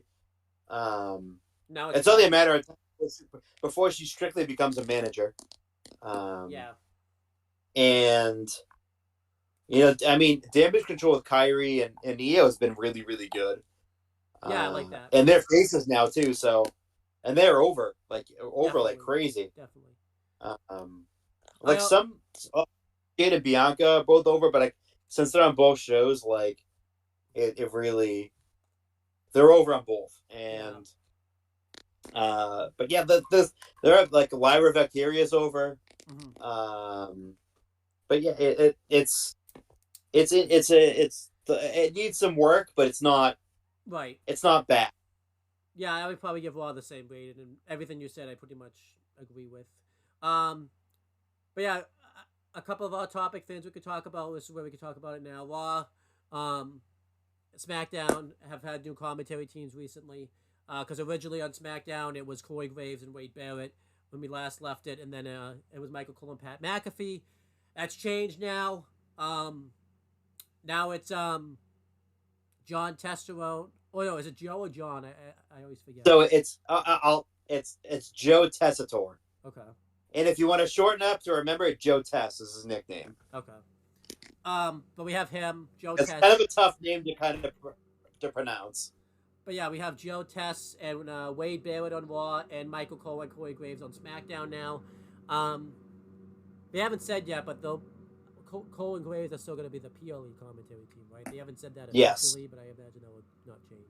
I would assume that is, and the Raw, and so once they move to Netflix and everything gets sorted out, they're on their actual shows, and Pat McAfee is done with College Game Day, which should be around the end of December, early January.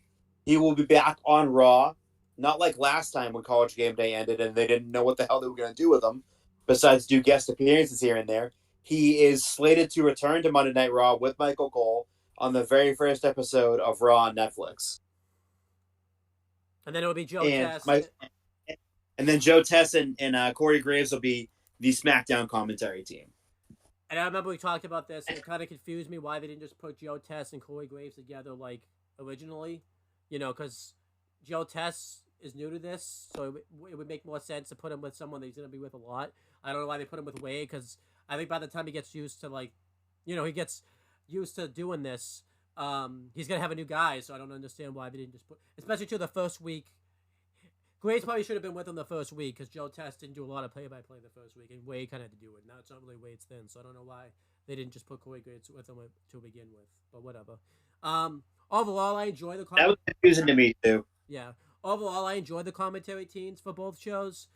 Joe Tess, when I first heard him originally, I was like, ooh, I think I'm going to like him. He's kind of like more Wanalo, except not as high energy as how I would compare it. I think that's, the voice and everything like that.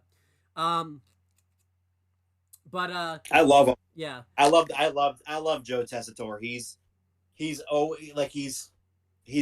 done Monday Night Football. He does college football for commentary. He's a play-by-play guy, and he's awesome at his job. And I absolutely, he's one of my favorite commentators. I love him to death. Yeah, he's really good. I really like him. I think the first week too was a bit of an adjustment too, because this was kind of like when I was getting caught up. You have to it's an adjustment to kind of go from Pat McAfee and Michael Cole in commentary, who are very energetic, especially Pat, to like Joe Tessitore and Wade Barrett, who were very energetic in the beginning. And I do like that Joe Tessitore did say, because he did like an interview after the show, like an exclusive with Jackie Redmond, where he even said that wasn't like his A game. So I like that he said he could have been better. I got a lot of respect to him for that, for saying that. He didn't think that he held up this week on Raw. He held up the Yeet sign. That was really, he's starting to come into his own now. Yeah, so I think he's doing really good. And then Cole and Graves, being back together, I'm fine with. I think they're a pretty good pair up together. And just really good stuff. And then obviously, like you said, we did ask what happens to Wade Barrett. Once kind of the commentary teams kick in for the Netflix deal. Well, we were kind of thinking he's going to go to NXT, but he might go back to the ring, because obviously they did that segment with Drew a couple weeks ago where Drew kind of called him out. That might be what he does. He might be making a return to the ring, so maybe that's why Wade's kind of getting left out a little bit. Maybe he's going to make or it's going to be a 3-man booth on either Raw or SmackDown. Yeah, or NXT. I would think it's NXT. Let's book it. Not going to do commentary. Yeah, which I would prefer, but we'll see. Because I feel like Wade's not gonna get left off the booth. There's no he's too good to be left off. Yeah. So, but yeah, I enjoy the commentary teams. So that kind of got that topic out of the way. Well, yeah, all the TV shows have been good. Now we have to go back, because there's a big thing that happened at Money in the Bank. I think you were thinking when are we gonna talk about this, Owen? Yeah, I actually forgot to talk about it. I think you said you wanted to talk about this. Especially because I kind of took your shine with a new commentary team. I kind of forgot you exclamation pointed that, so kind of took your shine away from that. But why don't you talk about a big announcement that happened at Money in the Bank? I know that we're kind of a little late to the game because we weren't doing the show. There was a big announcement that took place at Money in the Bank that was very shocking. Um, yeah, this one took me by surprise. It surprised the fuck out of me. Um, we are getting 1 full year of John Cena. He is retiring at the end of 2025. I never thought I would see the day. I've been watching him since the very beginning, since he was the generic, as Chris Jericho called him, the wacky roll up guy. He didn't have a finisher. He didn't have anything. He was just a wacky roll up guy. Um, he wore bright tights and the wrestling boots to match. Um, the short hair, the buzz cut hair, and to see that, to see him in 2025 is like it's crazy, but and it's all coming to an end, and it was probably time. Um, his in ring work obviously has not been the same since he left full time. Um, and I just don't know. I wasn't expecting it. It was a very big shock for all of us. But Well, yeah, not me. We'll get to why that was in a second. but it's going to be very interesting to see who he faces in 2025. I know for the first episode of Netflix, he's going to be there. Um, and he's committed. And, once it's all said and done, his career in ring wise will be over. We probably won't see him nearly as much. Maybe for a special appearance here and there, but he's not going to be, I don't think he's going to be around a lot. It's probably going to be like The Rock would do, Yeah. where we wouldn't see him for like a few years, because John's a Hollywood actor. And after he left full time, and he came back, it wasn't really there wasn't a big dip in his performance, but the last like year and a half or so, his in ring work has kind of gone down a lot, and he said that if he couldn't do this anymore, he was going to retire, and I think he knew it was time. He's not getting any younger, and he's um, he just in April he turned 47. So he's not getting any younger, and I don't think the studios want him. The studios that he works for, I don't think they want him wrestling anymore. Um, because it's obviously a high risk of injury if he's not doing this full time. So I think it's partly due to him wanting to step away, and partly due to the fact that he's a mega actor and now a mega star in the acting field, and they don't want him doing this anymore. Right. Yeah. Yeah. This was a huge news when it happened. Unfortunately, this got spoiled for me. Like I told you before, I was in Myrtle Beach. I muted all my stuff. I knew I was gonna miss Money in the Bank, and I did it pretty successfully. But then my cousin, who doesn't even watch wrestling or anything like that, like said, "Oh, John Cena's retiring," and I never thought he would have said it because he doesn't watch wrestling. But apparently, I think it was on Sports Center that they posted the clip on Instagram. So Oh, they posted it everywhere. yeah, so that was just kind of unavoidable. Um, obviously in hindsight though, like, because I remember he was wearing like the merchandise that he was wearing, the T-shirt and everything like that. So we kind of should have seen it coming. But yeah, it's huge news that John Cena's retiring. I kind of never thought I would have seen it happen too. I thought he kind of like would have done it a little bit quieter type of thing. He also had been kind of gone for a while anyways, so it probably makes more sense for John Cena, especially if he's going to get more projects, because I feel like the time we'll see him in the ring will be even more limited. I mean, 2022, we only saw him once. Well, really twice, because we saw him, he came for his anniversary, and then he had the one match in MSG. The time we were seeing John Cena was a little limited. But I'm looking forward to this tour, though. We'll get like the last of John Cena, and this is kind of be the last chance that we're gonna see all these matches we can see of him. And yeah, he even said to like he won't do anything physical at all anymore. Like that's it. Like he's not. He'll just come out when you see him now. The jorts and the shirt and hat are gonna be retired. You'll just see him in a suit and tie, and that's pretty. It's pretty big. You know, before I ask, in this last year, we're not gonna book it, but who are the opponents you want to see him like face within this last year? I'll answer mine, and then you can answer yours. No, you'll answer yours, and then I'll answer mine. Who do you want to see him kind of face? It, I would like to see him face Randy one more time. Um, that would be kind of interesting to cap their feud off. At WrestleMania, Uh, I think that should be. I think that's the Mania one. Because that Randy wants to wrestle him 1-on-1 at WrestleMania. um, Cody. Yep. I know Cody wants that match badly. Um, Roman, one last time for them. Any?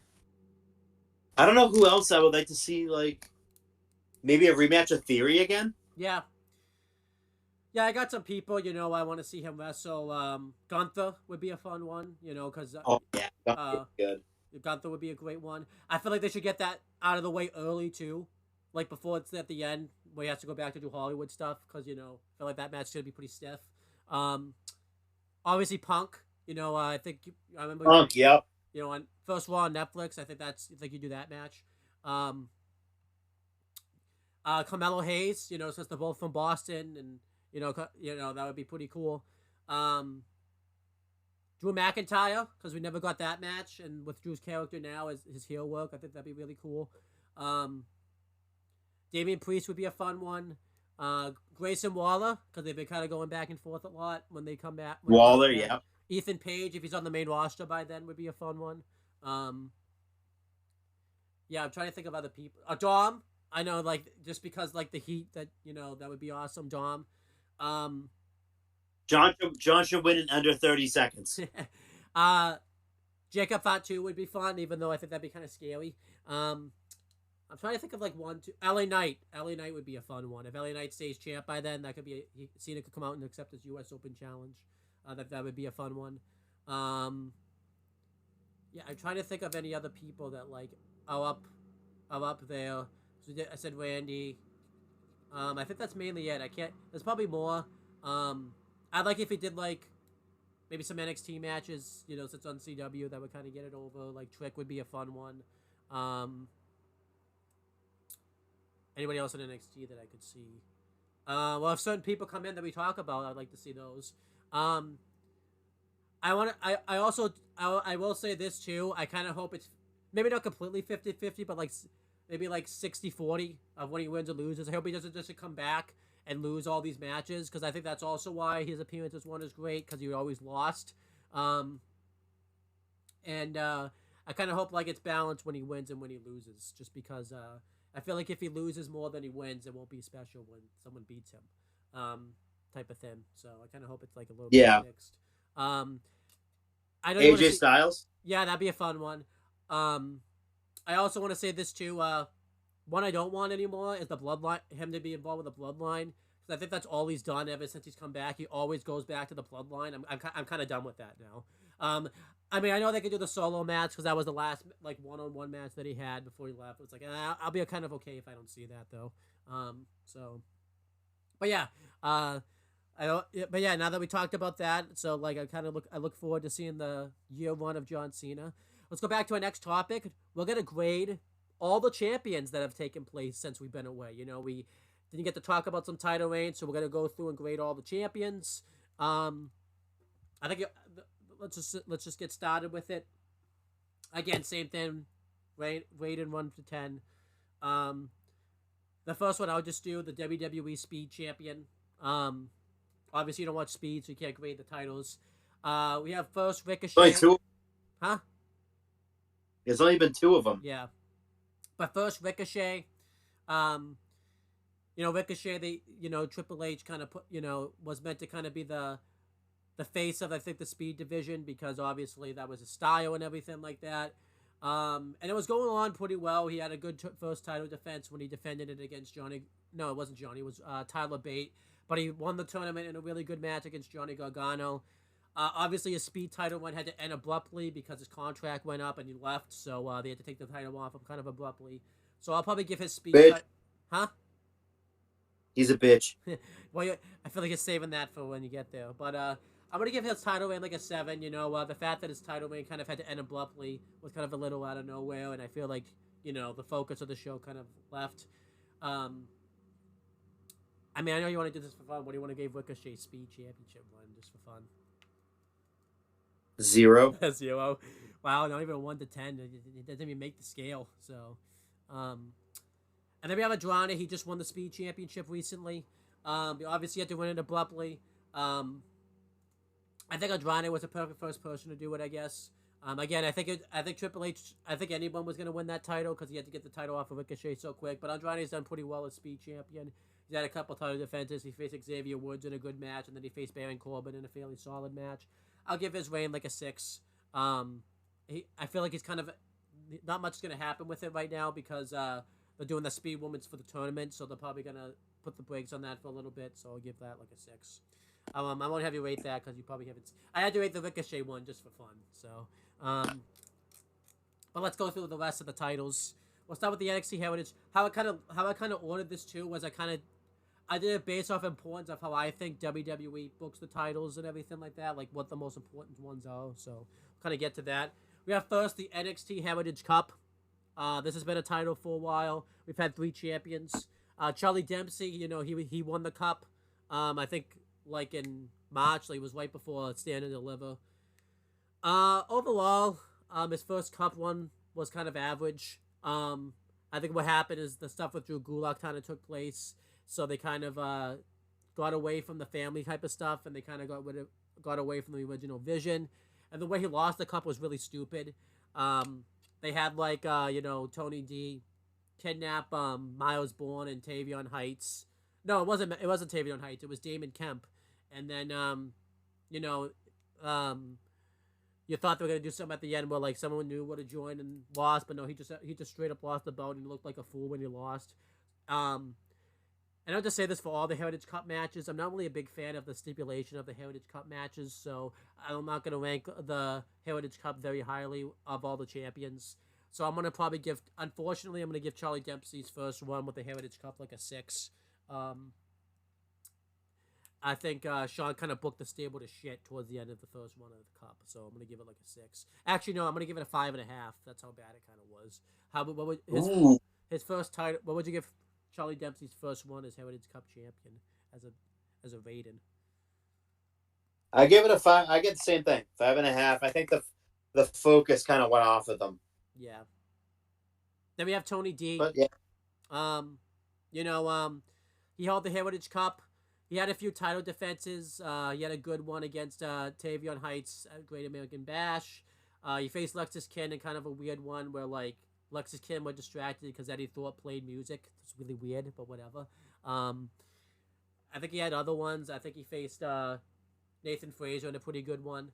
I think the problem with Tony D, he didn't really fit the style of the Heritage Cup like system, so it was just kind of off. And I just really wasn't that interested in him as like Heritage Cup champion. It was just really, it just kind of came out of nowhere, and it just kind of felt like it was a little bit hot shot. And then like they were kind of doing stuff like with Charlie Dempsey, where they were like building to a rematch, but then they just never did the rematch. They did a stupid thing where like Damon Kemp lost like 2-0. I was like, what are you doing?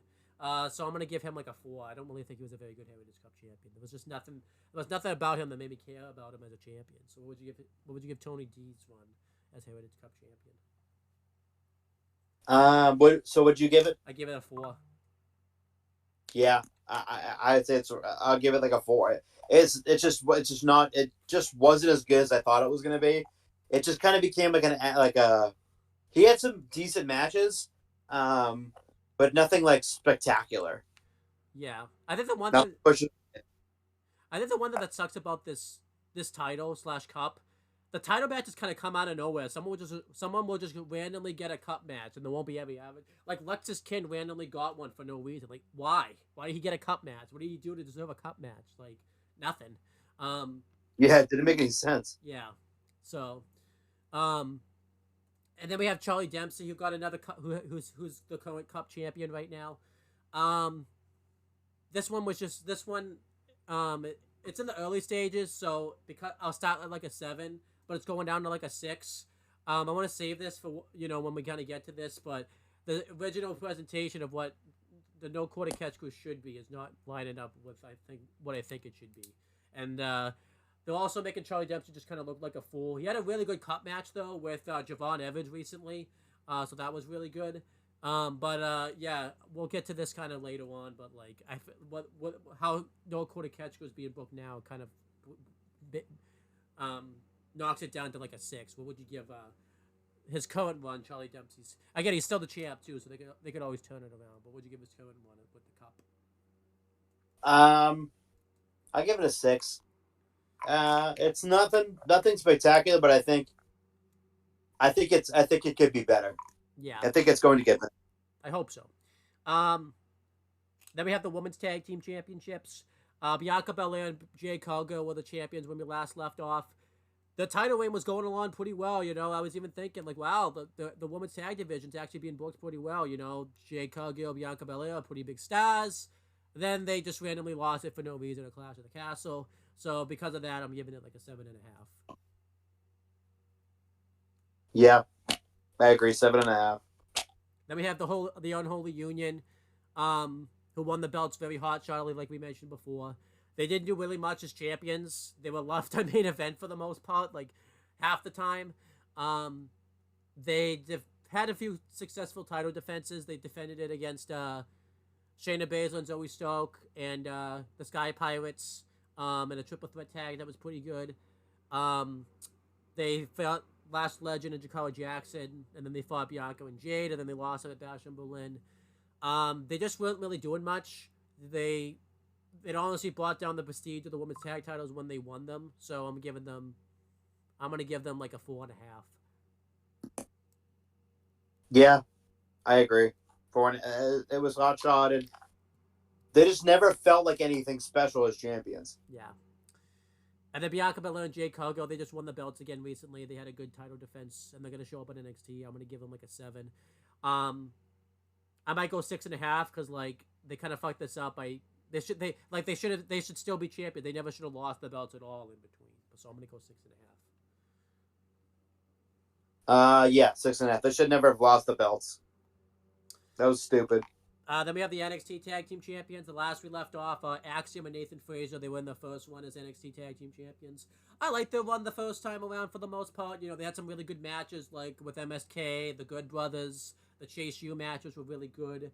The Authors of Pain match they had were really good. They have really good matches. The one thing I didn't like about the title reign is they were never on the same page because it's NXT. Sean doesn't like it when teams get along. There was like that. I'm pretty sure I remember the stretch of book and like Nathan Frazier was unfocused, and then they just switched it again to like Axiom.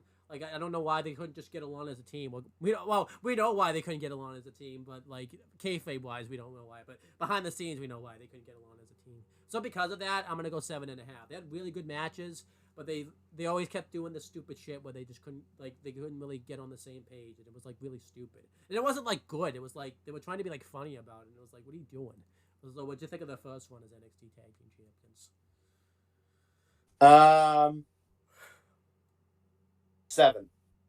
I thought it was good, but yeah, the stupid shit that they're doing with them, like, oh, this one's unfocused, this one's unfocused. Like, can't they just be a tag team? No, because the Shawn And like was booking. stop trying to fuck around with them. Like, I fucking hate that shit. Yeah. Plus, because of that, they never feel like a team. It makes it feel like they won't even want phone together as a team because they do that shit. So. Yeah. Then we have Chase U. It was Andre Chase and Ridge Holland who won the belts. I'm giving that like a 2. There was no reason for it to happen, and it set up Ridge Holland turning on him. That was stupid. 2. I give it a 1. It was awful. I hated it. I hated when they got turned out. Again, like, for Frazier and Axiom to beat MSK and for the MSK to break up, and then just for in their first title defense, Ridge Holland breaks away from him. Like, what the fuck are you doing? Yeah. They've been teasing like they were gonna break up for the last fucking 4 months. Why not just do it? Yeah, I know. And then Axiom and Nathan Frazier, they just won the belts back. Probably like a 7. They literally just won them back. Maybe like a 6.5 because they never even should have lost them to begin with. If you were just gonna do that shit with Chase Hughes, so I'll go 6.5. I agree. Should never have lost them to begin with. Then we have the World Tag Team titles. Last we left off, Awesome Truth were champions. I like the title reign. It definitely got a little stale. But I did like that funny bit where like R-Truth kept putting Miz in title matches because like he was an idiot. Like he gave Authors of Pain a title shot because he thought it was like in their fortune or something, and like he did like this and like that. Like he gave the Judgment Day was causing him to lose the belts a title shot because he thought Liv Morgan was Carmella, which was hilarious. And because we got the WrestleMania moment out of it, I'm gonna give it like a 7.5. You know, I can't hate on the truth. You just can't make me. Yeah, I like it. I like their scene. I like it. I thought it was really funny. But yeah, I give it like a 7.5. Yeah, they got about his mileage. Then we have the Judgment Day, Finn Balor and JD McDonough, who won the titles. They've been okay champions. They won the belts a couple months ago, but they didn't really defend them that much. They just literally defended them at the time we recorded this last week on Raw against the New Day, and it was a really good match. I'm probably gonna give that like, I'll probably give the reign like a 7, maybe 6.5, probably 6.5, just because they it doesn't really feel like they're really champions. They're kind of doing other shit instead of focusing on defending the titles. And the fact that they went 2 months without defending the titles was really stupid. That was dumb. They should have had like one title defense in between that. Yeah. They really haven't defended the titles like at all. But I don't mind their reign. Yeah, I don't mind. I give it like a. Yeah. Give it a what? I don't mind JD McDonough and Finn Balor's title reign. I give it like a 7.5. Okay. And then we have Kalani Jordan, who's the first ever NXT Women's North American Champion. She's done pretty well as the Women's North American Champion. She's had some good matches with Michin, the Sol Ruka match, the Wendy Chu match, even though it was a little shaky, and then the Tatum Paxi match, and she's carried herself pretty well as a champion. The promo's not the strongest. I think they're getting better slowly. I think it helps that she's not doing them live in the ring anymore. They kind of kept them backstage for the most part. So I'm going to give her reign like an 8. I think it's been very solid so far. Very good. Yeah, I mean, she's been the only champion so far, so yeah, I give it like a 7. And then we have the U.S. title. We have Logan Paul. You know, obviously because he was champion last we left off, we'll just rank his whole title in, even though we've talked about it. You know, him having the title made sense because, you know, he brought more exposure to WWE. He went on his podcast with it. He won the title really greatly against Rey Mysterio. He had the good match with Kevin Owens at the Royal Rumble. He had the awesome triple threat at WrestleMania, and then he had the really good feud with LA Knight, and then he lost the title. The only thing that sucked is he went a while without defending the belt, like months. I don't think he defended the belt once in between Mania and SummerSlam because he fought Cody, and that was for the WWE title. And then I feel like his appearances were a little less so between Mania and SummerSlam. So because of that, I'll just give him like a 7. I'm not gonna hate on his title reign because it absolutely should have happened, but I feel like he should have had a title defense in between WrestleMania and SummerSlam. It probably would have been a little higher. Yeah, he didn't really defend the title a lot, but I give it like a 7.5. I mean, it's not terrible, but I would have liked to see him defend it a little bit more. Definitely. Then we have LA Knight. He just won the belt at SummerSlam. He's had a few title defenses. He's defended against Santos, Ludwig, Kaiser, and who else? Oh, Andrade. It's been really good so far, so I'll give it a 7.5. I feel like it's gonna get better. His promos are really good, and I think it's just been a really good U.S. champion so far. I agree. I give it an 8. Okay. I might go 8 too, actually. You know. And then we have Obafemi. His title reign's been awesome. I'm giving him a perfect 10. Every time he gets in there and defends that title, It's always a great match. The way he carries himself as a champion is really great. I love the way he's presented. Um, I know they say this in a kayfabe sense, but I think it's actually true. Every time he has a match, I think he just gets better with every title defense because I think every match I come out, wow, he's had some great matches, and I think he's just been great North American champion.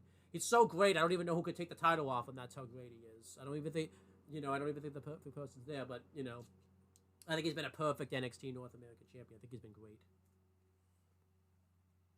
10. He's been a phenomenal champion, and for someone who was extremely raw into the business not long ago, he's been outstanding, and I'm very impressed with his progression, and he looks awesome. Yeah.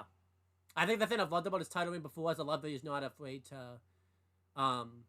He doesn't act like the traditional hero. He's not afraid to fight his competition, but he's gonna fight him on his terms, type of thing.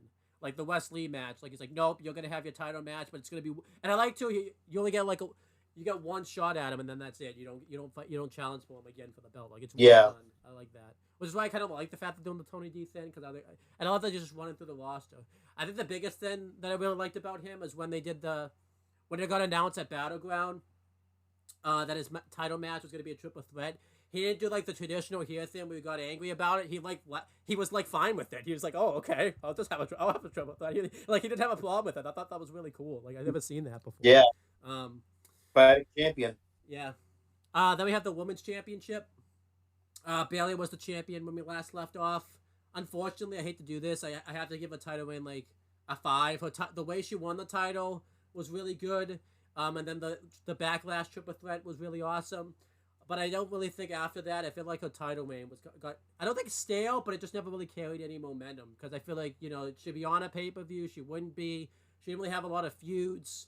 And then she lost the belt pretty abruptly for no reason. So I'm giving it like a 5. Yeah, I agree, a 5. And then Nia Jax's reign just started. I'm gonna give that also a 5. I didn't really like the way she won the title, but she's had some pretty good matches, and I've been pretty interested with the storyline. They kind of been doing Tiffany Stratton, but again, I think I'm a little biased. I'm not a big Nia Jax fan. Like 4.5. I don't like Nia Jax at all. Never have, never will. And then we have Roxanne Perez. This one's an interesting one. I haven't been a fan of Roxanne Perez as a heel. Her promos, aren't very good as a heel. I know a lot of people like the one that she did with Punk, but I thought that just kind of reeked desperation a little bit.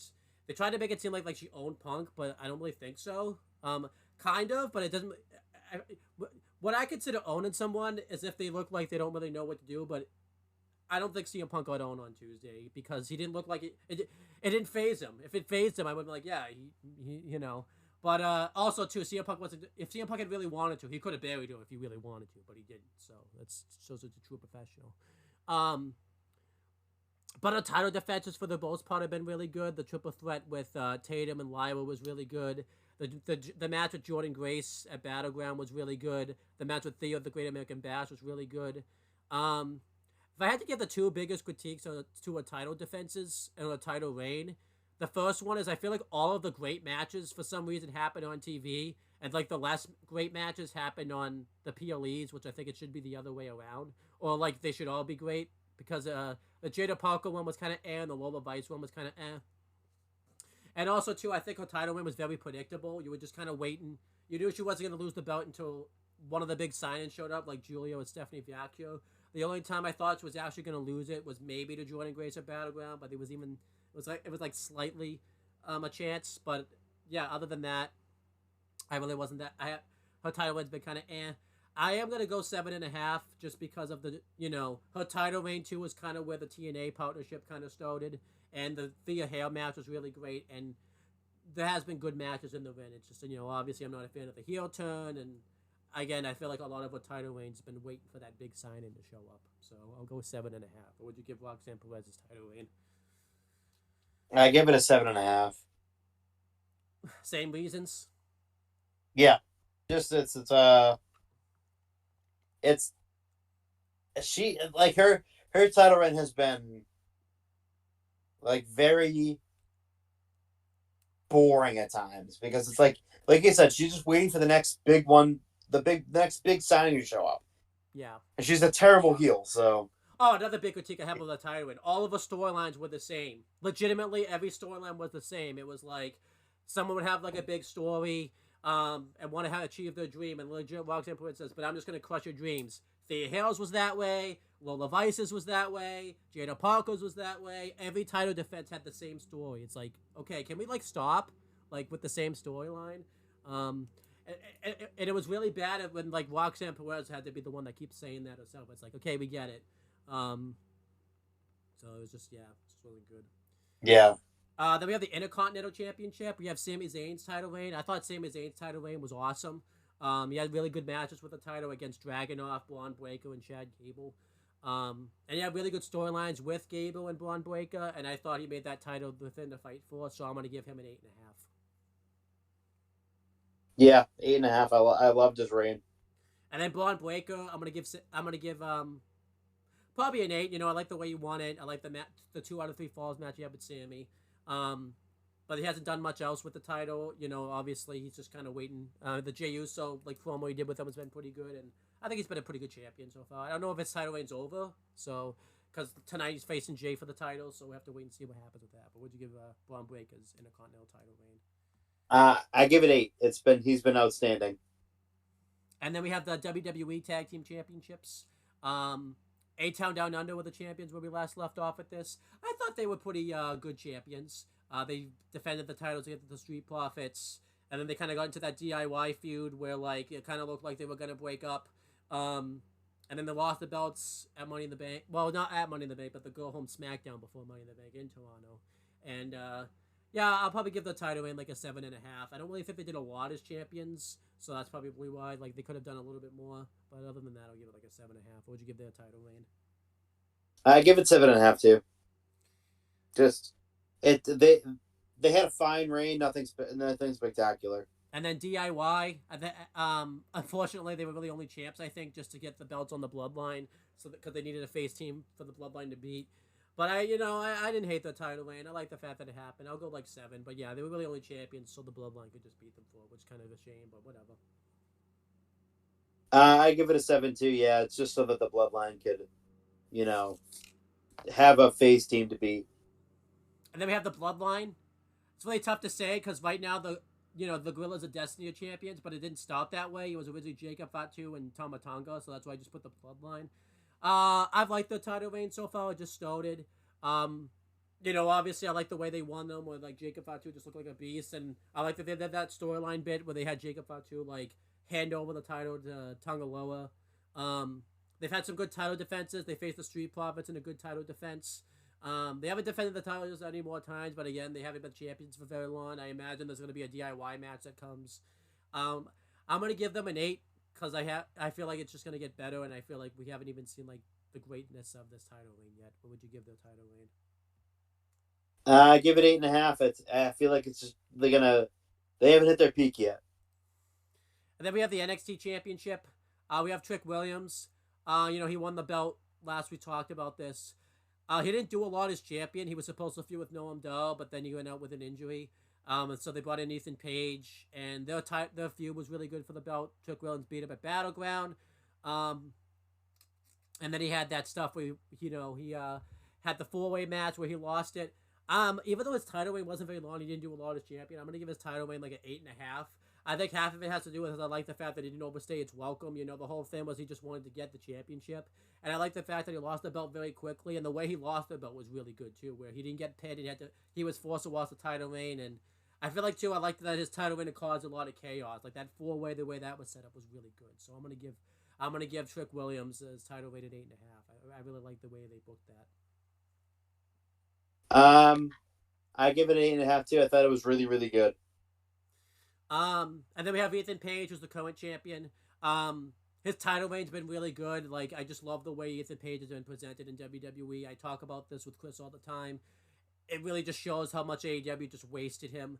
The fact that in the span of 6 weeks when he came in, he was already champion, just makes me wonder, like, what the fuck were you doing in AEW? Like, it made me question, like, what the fuck did he even do in AEW? But, like, in WWE, it just fits him so well. Some of it, too, I think he came in at the perfect time because, like, again, he came in when they really weren't, like, a top heels at the time in NXT. So I feel like he kind of came in at the perfect time, kind of like when AJ Styles debuted in WWE at the perfect time when there was a lot of guys out due to injury. He came in when a lot of people were like either being moved up to the main roster or where NXT needed some buzz. And the way he won the belt was awesome. Every time he's on, I'm always interested in him. He's done really great segments, like the feud with Ola Mensa. I thought was a pretty good highlight. I like the feud that he did with Joe Hendry, and I love the way that he's on a way to. As a wrestler, I always kind of respect when they're not afraid to look bad. Because I see people in AEW, they're fucking babies. Like they don't want to be. They're afraid. They always want to look good. They don't. Hell yeah. They're afraid to look bad. Ethan Page, like the fucking like he looked like a fool kind of the whole time doing like the Ola Mensa kind of feud, admittedly, like where he kept getting pinned by Ola Mensa, but it wasn't like official. But the way he reacted to it was really great. And then Joe Hendry, like, when Joe Hendry's saying that song to him, like, he looked good. I think what's good, though, he looks like a fool, but then he backs it up again in the ring where, like, he always wins the title defenses, which is awesome. So, honestly, I'm giving his title reign a 9. I hope it's not over. I feel like he's probably going to lose the belt to Trick, but I really hope not. Just because I feel like there's a lot more he could do as champion. He's been a really good NXT champion so far. I agree. He's been. I give it like an 8. I'll give it 8.5. It's great. He's been a phenomenal champion. One great champion to the next, and I hope his reign continues. If not, and Trick wins it, I'm going to be happy with it too. Yeah. Then we have the WWE Women's World Heavyweight Championship. I think we covered this at the time. Did we cover the end of Rio's? I think we did, because that was the Battle Royal. I don't know if we did. I think we did. But yeah, Becky Lynch, was the champion where we last left off. She wasn't the champion for very long. She just had it until Crown Jewel. It was kind of just to put the title on someone while Rhea was away until they can kind of get Liv cooking again. I remember a lot of people hated this at the time because they thought it should have been Liv's moment, but I think it actually worked out better because I don't think Liv's heel turn works as well if she just won the belt in the Battle Royal. Kind of like the fact that, Becky was the champion. But I'll probably give it like a 7. It was just kind of a placeholder to kind of get the belt on Liv, but I thought, Becky was probably a perfect first champion to have, afterwards. So I'll give Becky's title reign. It might be Becky's last title reign she could ever have, so we'll have to wait and see what happens. But what do you give Becky Lynch's title reign? I give it like a 7, like transitional champion to the max. Yeah, I mean, she was basically only going to be champion until Liv was ready to be a heel, and that Rhea came back. Yeah. So it just, the title reign was okay, but it was nothing spectacular. It was just to get the title on Liv. And then we have Liv's title reign now. This was kind of an interesting one. The title reign started off pretty good, where she won the belt. Because plus Becky, she did it. I remember we didn't want this to happen, but then when we heard Becky's contract was coming up, she kind of did. They had to put the belt on Liv because, they didn't know when Becky was going to be gone. But I like the way she won it, where, like, Dom accidentally helped her win it. And then the cage match she had with Becky was pretty good. In the beginning stages was a little bit rough. There was intriguing parts about it because obviously they were teasing that storyline with Dom where he was gonna go with her, and they were continuing the Liv Morgan Revenge tour, and that brought Rhea back, and that was really good stuff. Where Rhea and her kind of went back and forth, where they had that segment where Dom basically said that she hates her, and I'll just call Dom a she. He hates her. I messed that up. And then That's right. and then He's not a bitch. He's no dick. the SummerSlam He's match. dickless. The SummerSlam match was really good. The Dom turn was executed very well. So that's been some really good things. The long-term investment of getting her heel and joining the Judgment Day and everything like that. The bad things about her title reign, you were just kind of waiting for Rhea to come back in the beginning, so they kind of didn't really have a lot for her to do. They kind of just threw Selena out there just to kind of give her something to do, which wasn't bad. And then some of her promos are very cringe. The most recent one, I think it's the one on the Go Home show before Bash and Berlin was pretty cringe. And also, what's hilarious about a title reign is she'll kind of go and try to manipulate a face or try to get a one-up on him, and it doesn't work. She tried it with Selena, it didn't work, and then she tried it with Damian Priest last week, and Damian Priest completely owned her. It was hilarious. She just can't get anything done as a heel. And I also don't think she's been a very good replacement in the Judgment Day for Rhea. I feel like, you kind of went from a big star like Rhea Ripley. to like Liv Morgan, which she's kind of getting to be a star, but I feel like too a lot of people are kind of overpraising this title reign because they think that it's Liv, but I guarantee you, if this wasn't connected with the Dom stuff or the Judgment Day stuff, her title reign wouldn't really be very significant. So because of this, I'm gonna give her title reign like a 7.5, and that's mainly because of everything that's going on with the Judgment Day. If it was just ranking her, it'd be like a 6, but because of everything going on with the Judgment Day, it's probably like a 7.5. I give it a 7.5. Yeah, it's been fine. They were just waiting and waiting and waiting for Rhea to come back, so it kind of like not only put like a halt to it, but like it kind of made her title reign less important. I'm kind of ready for her to lose the belt now too. I'm done. Yeah, We've had the turn. I've been done. We've had the turn now. Um, I'm done. I'm kind of ready.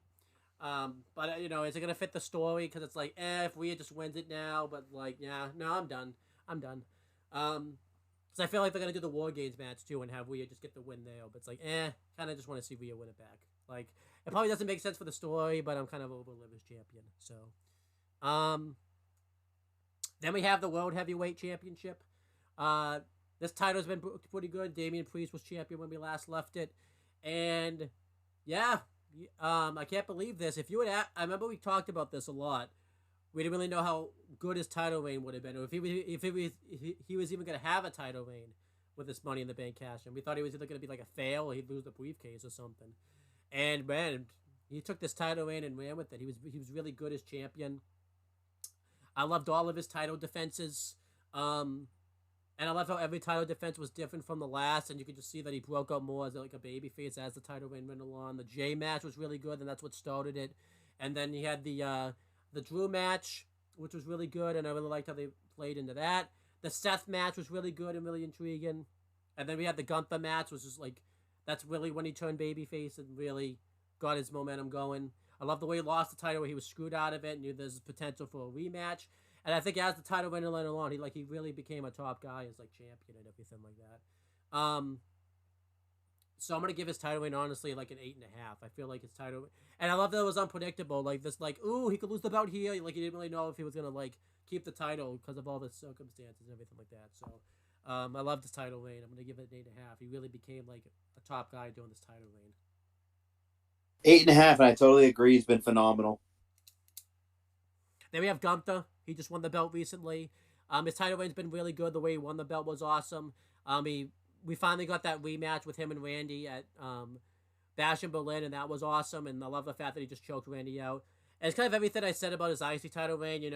I love that he's not afraid to back down from a fight. He's puts on great matches. Puts on great promos. He's doing the thing with Sammy right now. And this is what happens when you have the fact that he won't fight Sammy really carries a lot of weight, because he knows the last time him and Sammy got in the ring together, Sammy beat him, and you can understand why he doesn't want to face Sammy. I mean, he's not going to tell us that, but that's why. But he's not going to tell us that. So I'm going to give Gunther's reign so far like an 8.5. I feel like it hasn't even reached its peak yet. And I feel like we're due for some more great stuff from Gunther. But Gunther's been a great world champion so far. I agree. I give it like 8.5, almost a 9. Like he's been phenomenal. I've loved his reign so far. By the way, how does it feel? The first Aftershock, I have to say Ludwig Kaiser and Gunther. How do you feel about that? That's just how it is now. So yeah, it feels fucking phenomenal. And there's exclamation points. I mean, to talk about Cody's reign as WWE Undisputed Champion so far, because that's so. Cody won the title at WrestleMania. Phenomenal match. Phenomenal story. He finished the story. And overall, I think I would give his title reign 8 out of 10. I was thinking 7.5, 8. It hasn't been that great. He's had some really good matches, but the title reign itself has just felt like it's been okay. It's not been like anything special. Yeah. I like this title reign so far. It's been pretty solid. the biggest critique I could probably give about his title reign is a lot of it's felt like filler until like the bloodline stuff kind of kicks in. Then that's when it kind of gets great. Like the AJ stuff was filler. The Logan Paul match was filler, and the Kevin Owens match was filler. Also, too, like when the kind of the bloodline stuff came in, it was kind of about Cody, but we were also just kind of waiting for Roman to come back. But I'll give it an 8. It hasn't hurt his title reign hasn't hurt him like at all. Like with Kofi's title reign, I think Kofi's title reign, you could kind of feel like it was getting bland as it went on. It's not bland; it's still good. He's still over and everything like that. I really like that AJ feud that he had. I think that's actually, this might be an unpopular opinion. I think that's been the best thing about his title reign, just because it was actually a feud between them. It wasn't Cody waiting for anybody, and it actually felt like Cody was like a part of the story also. It kind of I like the bloodline stuff, but it also doesn't feel like it's really Cody's thing. It's kind of more like the bloodline thing type of thing. Cody's just kind of there. But I like the Logan Paul stuff that they did, and I like the KO stuff was solid, but that obviously was like filler. And I know a lot of people say you have to like wait to kind of see it played out, but we're kind of 6 months into his reign, and I feel like we should have been at the point where it's like a 9 by now. I feel like we haven't had the Randy feud yet, which is like whatever. We might not. I don't even know if it's gonna happen now because Randy loves being a babyface right now, and the only way it can work is if both of them stay face. But I just don't think the feud will work. I feel like it'll be like a mentor versus mentor kind of thing. And they're probably gonna do a War Games match with like Cody. It's like, but like you need to kind of defend the title. But he's been a really good champion though. He's kind of shown that he could be the face of the company. But I feel like they could have done a little bit better with his title reign. But I really like that AJ feud. That AJ feud was awesome. I really love that. But yeah, overall, very good champions. I feel like we've had some good title reigns this year. We've had some bad ones. So there you go. Now let's talk about people like we think that like have broken out. Some people that like have really taken their careers to another level since we were away. I don't know why I put this one here, but it's funny. Listen, I noticed it, and I was like, you know what? I'm gonna keep it here. Alicia Taylor's here for some reason. I don't know why I put Alicia Taylor here. She's just here, but she's here. I think maybe because she moved to SmackDown in between this time, so I thought that was pretty cool. But I guess that's it. She's here. Alicia Taylor's broken out apparently. Breaking out. Yeah, I guess so. Damian Priest, we kind of talked about this one already, but I think he's really broken out. As a really good baby face and everything like that. But we kind of talked again. We're not going to repeat ourselves. We kind of talked about that already. What do you think? Yeah. And then Obafemi. Fine. Obafemi again. We kind of talked about that one already. So what do you want to say about Oba? Anything more? Yeah, I mean we've talked about like all these people already, besides a couple of them. Liv Morgan again. We kind of talked about already for the good qualities. I put AJ Styles here. I know AJ Styles has been in the business for a while, but I think that young pup AJ Styles. But I think his new gimmick. The last time we did this, he had a new gimmick, and he didn't do that much last year because of he's out due to injuries and stuff. I think he kind of took his career back a little bit this year with this new character iteration that he's in. That feud with Cody was really awesome, and those matches that they had, I think, got him back into the limelight again. I mean, he's been out of action for a while. I think since Clash of the Castle because he went and wrestled Pro Wrestler Noah, and they just don't have a plan for him right now. I think by now he probably should have come back. I feel like I don't know why they've left him off so long, but I'm not really bothered about it. I don't think he is either. So like I'm not really gonna be bothered about it. But he probably should have come back by now. But whatever. If he's not bothered about it, I'm not gonna be too mad about it. I think he should come back soon, though. I hope he's due to come back soon. But yeah, I think AJ Styles really got really reinvigorated his career this year. What do you think? Yeah, I agree. It's his career's been, for at least for the first part, was reinvigorated. Yeah. And the past couple of months, he hasn't done anything. Right. Lyra Valkyria, because she showed up on the main roster. I think she had just shown up when we last did this, so I want to make sure we cover it. She's done pretty well. She had a really good performance in the Queen of the Wind tournament. That's been kind of a peak so far. She hasn't done that much. She got kind of into this weird feud with Pure Fusion Collective, and then she went back to NXT and kind of did stuff with Tatum again, which kind of didn't make sense, but I was okay with it.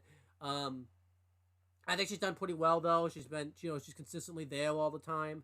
I think that just kind of, I think what happened too. I wonder if she was supposed to face Liv at SummerSlam, but then Rhea came back, so that kind of affected her momentum a little bit. And then Becky kind of went away. That was kind of a reason to be on TV. But overall, I think we're going to see more from Lyra, especially because she's starting to show back up again and everything like that. So I think Lyra's done pretty well so far on the main roster. Yeah, I think she's in pretty well. I agree with you. I think she's in pretty well. She's pretty over, which is like not easy to do on the main roster now. Yeah. And then Thea Hale, I think it's finally got her career kind of back on track again until this Ridge Holland stuff happened. But she kind of got away from, what she was doing with JC Jane last year, and went back to like the old Thea Hale because I think Sean kind of realized he was an idiot for doing that, and she did the really great stuff with the great match with Roxanne Perez. So I think Thea Hale is kind of back. Well, up until the Ridge Holland stuff happened, she's kind of back to where she should have been in her career in NXT. What do you think? Yeah, I agree. I think she has been a flop a little bit. Like they didn't fucking have they didn't have a qualify for the ladder match at Battleground stupidly, and they had to lose to fucking Jasmine Nix, I think, recently. That was stupid. I don't know why that happened. So I will put in the flop category a little bit for that. Like she should be way higher up than she is. Like honestly, she should be like a strong contender for like the North American Women's title. But Sean's being an idiot. Stuff. Stupid. Yes. Then we have Brooks Jensen. This is only going to be cheap because he's going to be in the flops too when we get to it. When we get to the I guess we'll talk about the flops reason too because it would be kind of weird if we don't talk about it now. Brooks Jensen, kind of picked his career up during this time. He was doing this storyline where it looked like his career was like going downhill. Where like he acted like he was a drunk and wasn't showing up at indie dates and stuff, and it was pretty interesting because this was a storyline you had to follow like via social media, and you would like see it happen, but like they wouldn't really talk about it. And I was pretty interested in this because then the TNA partnership came in. I'm like, I wonder if he's gonna show up in TNA because that would make sense, And I thought, all this stuff I thought could have happened. I thought was very interesting. But then Sean kind of ruined this. So he brought him back abruptly on TV randomly for no reason. And then, like, he did this weird thing. Like, he did this weird thing where he announced it on TV. It was like, oh, everyone thinks Brooks Jensen's been released, but he hasn't been. And, then they, like, brought him back, and then he lost randomly. And I'm pretty interested with what he's doing right now with Sean Spears, where, like, Sean Spears has, like, manipulated him and everything like that. But I feel like Sean took the storyline. Like, it was right hot. It was, like, the big thing that everyone was interested in. But he kind of made it uninteresting. I feel like he brought him back too early. He should have gone to TNA at one point. He should have had him tour the Indies and like made it seem like it was real. But then Sean just kind of decided. I think Sean got bored with it. He's like, "Yeah, I'm done with this. See ya. Goodbye. I'm done." Like, it was random. But I'm still interested in this elements about it. I'm interested also too because Sean broke up fucking Brooks and Jensen. I keep doing that. Briggs and Jensen. Brooks and Jensen. But yeah, Sean broke up Briggs and Jensen again for no fucking reason. But like. I'm pretty interested in this. I'm pretty interested in what they're doing with Brooks Jensen, but I feel like it could have been better. Sean kind of like, abruptly ended it. Kind of. What do you think about the Brooks? About the reasons it's a breakout and reasons it's a flop. He should have went to TNA. I agree with that. But yeah, like it's 50-50. It's like and he hasn't done much recently. I just don't know. The gimmick is just it's not going anywhere right now. Right. I feel like it's doing more for Sean Spears actually than it is Brooks Jensen, which is kind of like why it's also a flop. Kind of gives like, Sean Spears something to do. Yeah. All Mensa I thought really broke out this year though. I remember we weren't really that into Metaphor, but I feel like All Mensa really broke out, like telling as a face, that feud with Ethan Page was really good, and I'm kind of enjoying this feud that he's doing right now with Lexis Kin until Sean probably fucks it up. So I think Ormenta's done really well. He's kind of shown he could be like a top North American champion, like contender now and everything like that. So I'm really liking Ormenta. What do you think? I like Oro. He's really impressive. He's really impressed me this year. Without Noam Dar around, he's kind of taken over. as the leader. But yeah, he's been very good. Then we have no, I'm sorry, I must say Blonde Breaker, Bronson Reed. I almost pointed out truth there. So, uh, but Bronson Reed, a couple months ago started breaking out. He was kind of doing well anyways, but like after SummerSlam, it's really where his career went on another level. He took out Seth Rollins and like has looked like a beast recently. He took out R-Truth, and he's done really good stuff with Blonde with that brawl they did backstage a few weeks ago where we did the tsunami under the car, and then the brawl they did last week where they went through the wall. I think Bronson Reed's done really well for himself. I hope it's not temporary. It seems like I hope like by Mania he doesn't go back to where he was. Because it feels like they obviously because Seth had some injuries that he had to deal with, so they had to take him off TV. So that's why they kind of had Bronson Reed write him off. But I feel like at the moment, I think Bronson Reed's doing really well. I think his career's going really well. What would you say? What about Bronson Reed? I think he's been outstanding. His feud recently with Braun Strowman has been great. Yeah, he's been awesome. And then we have Blonde Breaker. Yeah, I mean we kind of said this before, but he's been really good. He wrote off Ricochet. He beat Dragunov a ton of times. He's looked like a beast. He beat Sammy. And now he's doing really well as Intercontinental Champion. So I think Braun Breaker's done really well for himself. I think out of all the draft call-ups that's happened from NXT, I think Braun Breaker's probably been booked the best so far. Yes, I agree. Before we get to the next one, because you're supposed to talk about the next one, I am going to add Carmelo Hayes to the list because I think with this feud with Andrade, he's done really well. And like first draft pick, he pinned Randy Orton on in a triple threat recently. He had a really good performance in the Money in the Bank. I think I did put Carmelo here because he's also done the main roster stuff and he's kind of been a big name recently. Like Braun Breaker kind of went down a little bit. Like he didn't really do much last year after he turned heel. So we could put Carmelo Hayes here if you want, but I feel like he didn't really break out this year. I feel like he's just kind of doing. No, he didn't. Yeah. So. He broke up more in NXT. Yeah, but he's done well on the main roster, so it's not like he hasn't. But yeah, the next one I know you want to talk about. Talk about the next guy right here. Javon Evans. This guy's fucking awesome. I remember watching him in DPW as Jay Malachi, and he was outstanding. He's 20 years old. He's amazing. He does shit about 1,000 times better than Ricochet could ever dream of. And everything makes sense that he does. Yeah. But he's been amazing, and I cannot wait to see him grow in this company. He's just going to be he's amazing. Yeah, he's done very well. The fact that like in less than a month that he was on the NXT, that he was in the main event of Heat Wave, and then he's going to face Randy Orton on the second episode of NXT on CW. Like I think I think the sky's the limit for Javon Evans, and he's got a really great character. I don't think he's done as I feel like Sean kind of fucked it up a little bit because like he kind of took him off TV for no reason, but at least he did the vignettes. But I feel like he didn't do as well as he was doing in the beginning. But I feel like recently he's done really well. Like he probably had the best Heritage Cup match I think I've ever seen in my life. Honestly, it's really good. Like he did really good in the Heritage Cup Yes. match. And I feel like he's like you said with Ricochet. I think he's more versatile than Ricochet is. Like I don't think he doesn't work completely a high flying match. He can sell really well.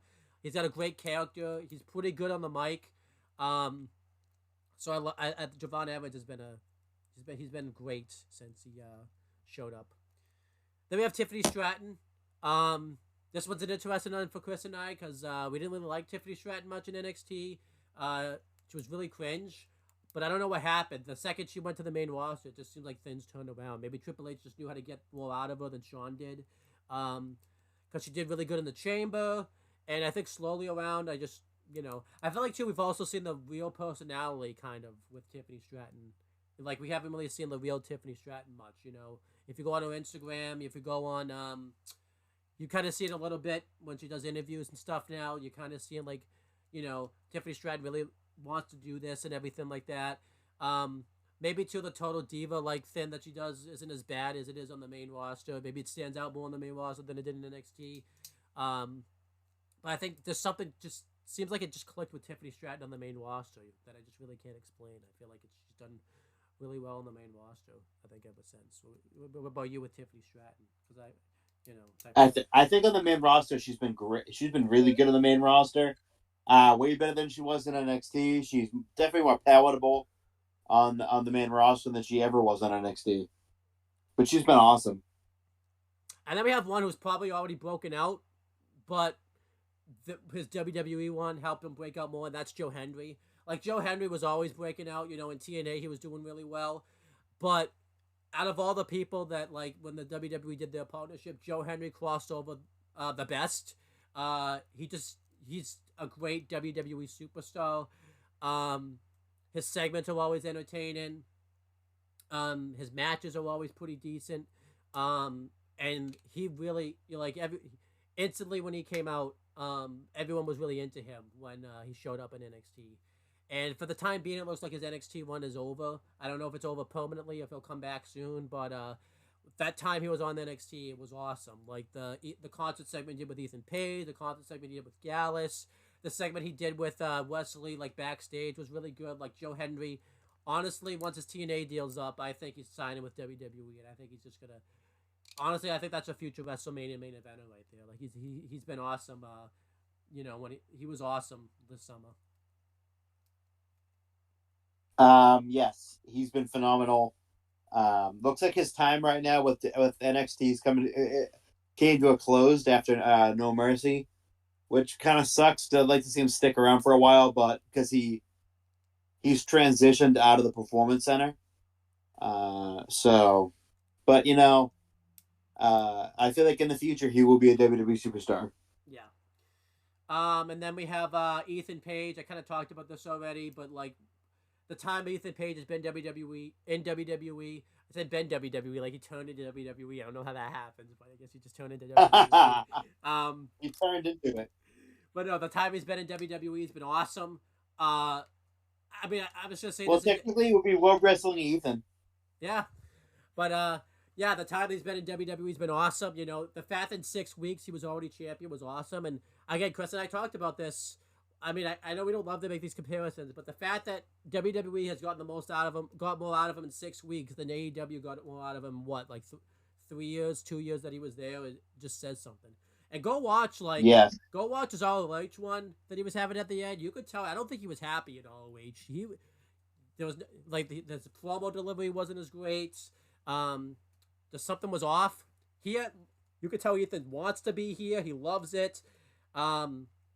We get to see the Ethan Page I think that we should have seen in AEW, and his style fits much better here because AEW style has obviously changed from what it was when he signed, I think.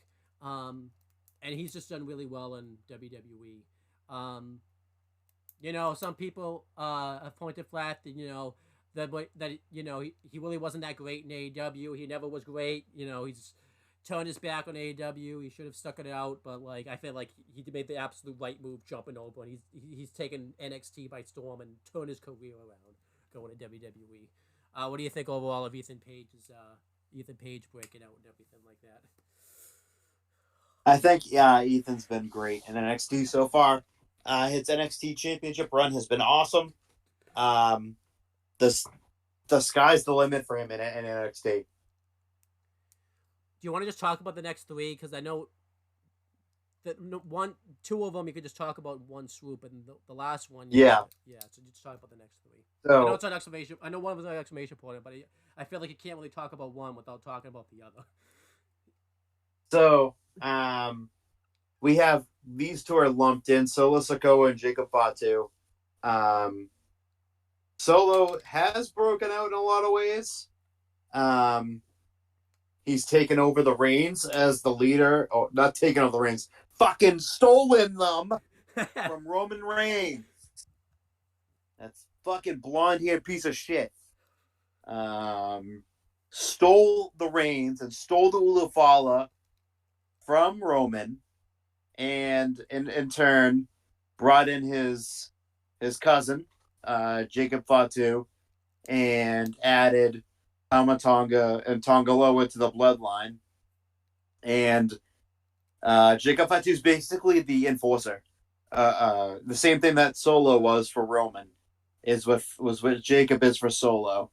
But yeah, that's the overall, like, I mean, they're the main focal point of SmackDown right now. Yeah, definitely. Still, um, I would say it's a more vicious version of the Bloodline because the instead of the Roman version is more manipulative. This one's more dangerous and violent. Um, and then the Wyatt Six. Uh, I love this group to death. It serves a great purpose. They've been awesome, and it's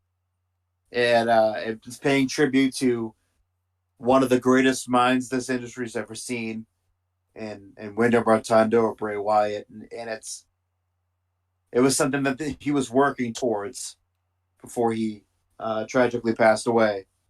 And the group itself has been phenomenal. I love every minute of it. Every time they're on TV, I get excited to see them. And Uncle Howdy or Taylor Rotunda or Bo Dallas, whatever you want to call him, he has taken over the reins, has become basically the leader. And I didn't know if he could do it at first, but I was kind of excited to see what he can do. He's kind of matched. He's exceeded my expectations, and he's been a fantastic leader of the Wyatt Six. He's had some really nice matches recently. He had a really nice match against Chad Gable. And yeah, and that he does the Sister Abigail now, which looks even more brutal than when Bray did it. But yeah, the Wyatt Six has been awesome, and I love them. Yeah, I give him my 2 cents on all this stuff. I've liked Solo Sikoa and Jacob Fatu recently. I think Solo, a lot of, has really exceeded expectations. I think his mic work has really improved. And he's really taken the leader. And Jacob Fatu has just been, you just look at him, he's really broken out, and he's been great. I think the fears of WWE that they had have kind of come into fruition because they were worried that like Jacob Fatu was going to outshine Solo, and he kind of has, but I don't think it's as bad as they thought. I think Solo's still done pretty well for himself, but I just don't. I feel like WWE kind of realized there was really no avoiding it, so it's like we can't just leave the guy out there like not debut him just because we're afraid of it. We just have to take the risk, and if it happens, it happens. But yeah, I think I'll admit it did take a little bit because after Backlash, I think it kind of teetered off a little bit. I think mainly because too they didn't want to do anything big with the Bloodline since Cody still had stuff going on, and Jacob thought too they hadn't debuted him yet. But I feel like ever since they took out Paul Heyman is when it really kicked into high gear again. I think that's kind of when it started again. And then when Roman came back, it just went up even more. Wyatt Six, I've loved. I like the group. I think everyone in the group makes sense, because Eric Rowan was with Bray Wyatt through all that time. Bo Dallas is his brother and everything like that, and he was supposed to be in it originally. Everyone kind of considered Joe Gacy like a Bray Wyatt, inspired character, so that made sense. And then Nikki Cross, is kind of like a psycho type of character, and this kind of got back her back in the spotlight. Same thing with Dexter Lumis. What I really like about this group is I like that they're actually not like supernatural. They just like think they are, but they act like pretty normal. And this storyline's kind of about them like grieving about, well, at least with Eric Rowan and Bo Dallas, it's about them grieving about Bray Wyatt and stuff. I like the little VHS tapes that they did.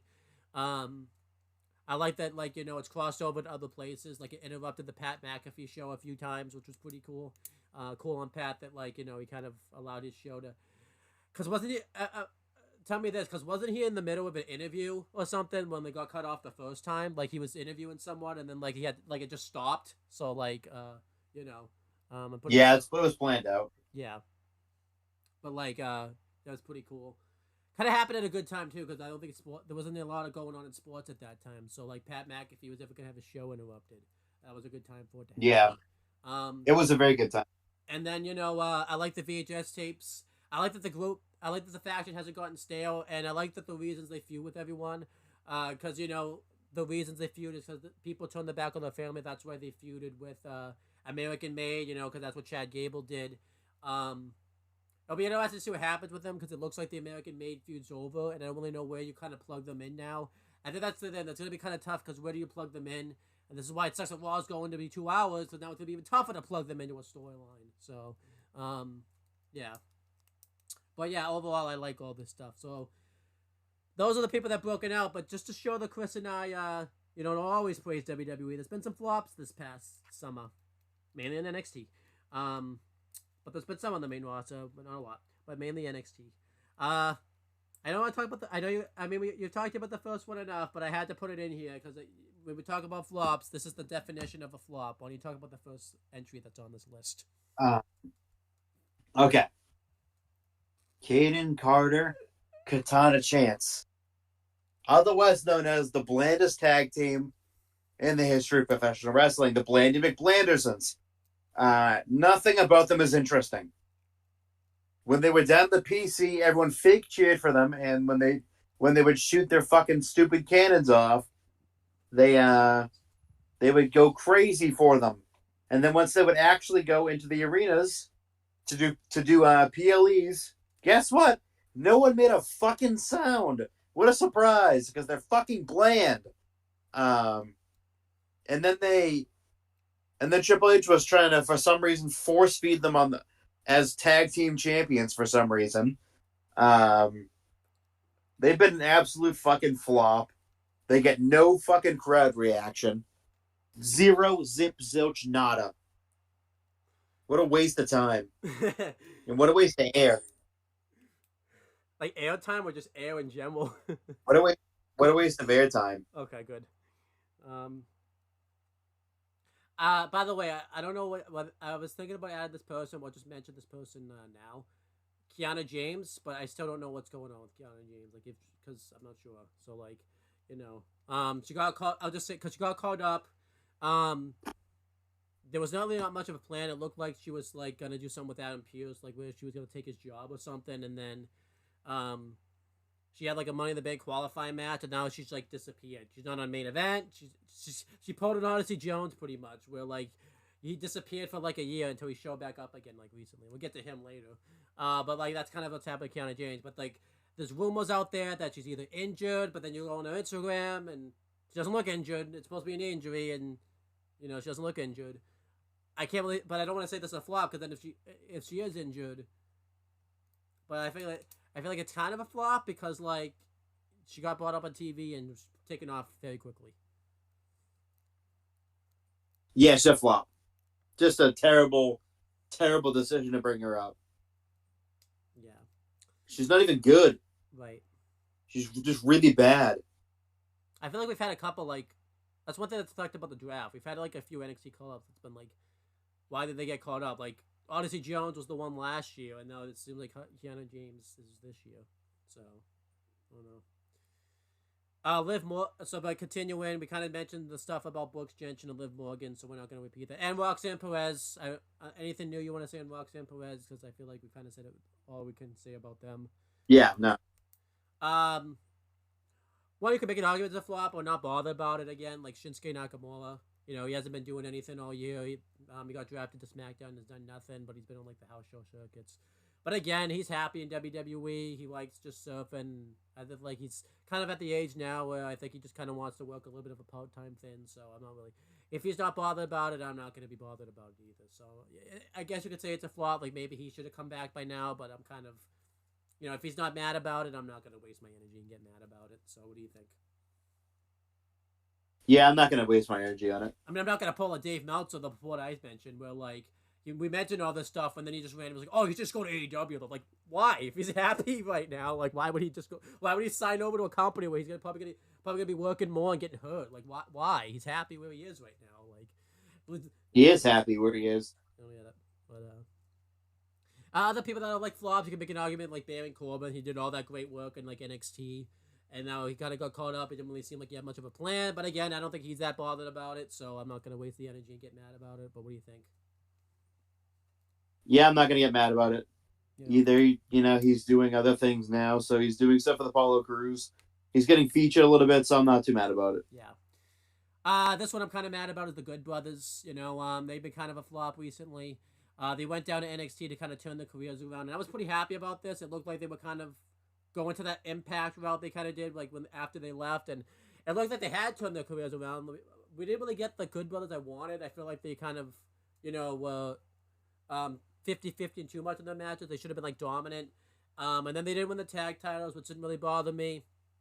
But then I feel like ever since then it's been kind of downhill for them.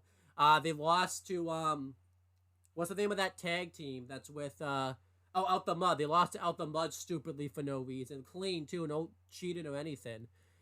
They got their win back, admittedly, in the mixed tag, so that wasn't that mad. But this one made me mad. They lost to Hank and Tank.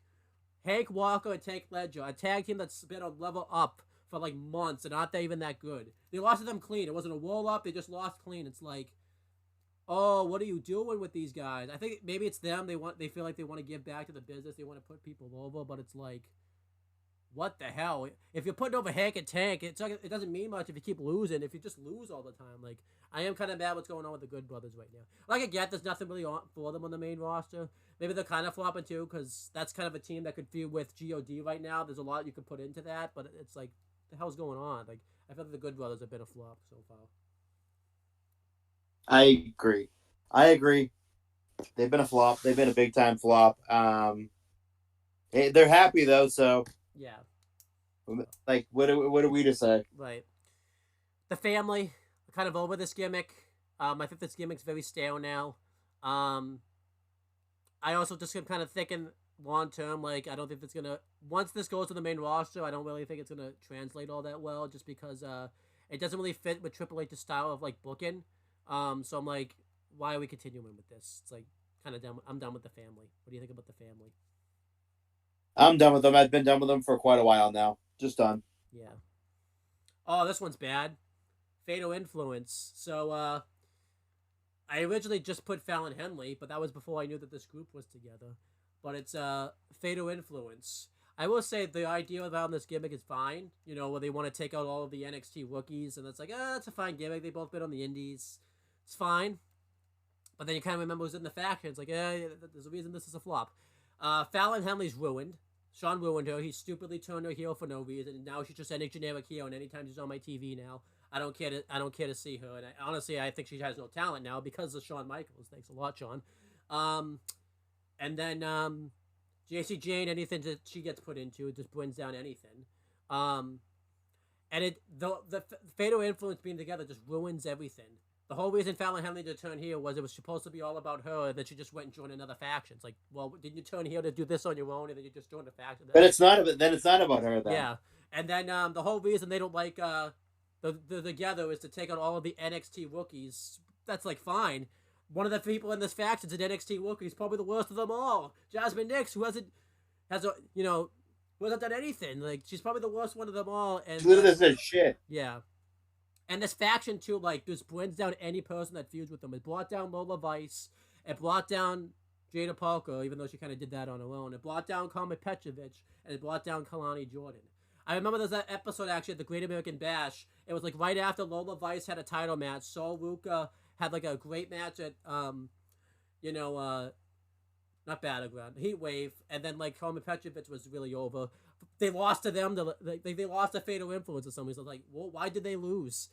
This faction absolutely sucks, and the purpose behind this, they don't get anything done either. They get mad about stuff. They never do anything about it. Like, they were mad that Jordan Grace was hosting the Knockouts Open Challenge. They thought they should have done something about it. They didn't do anything about it.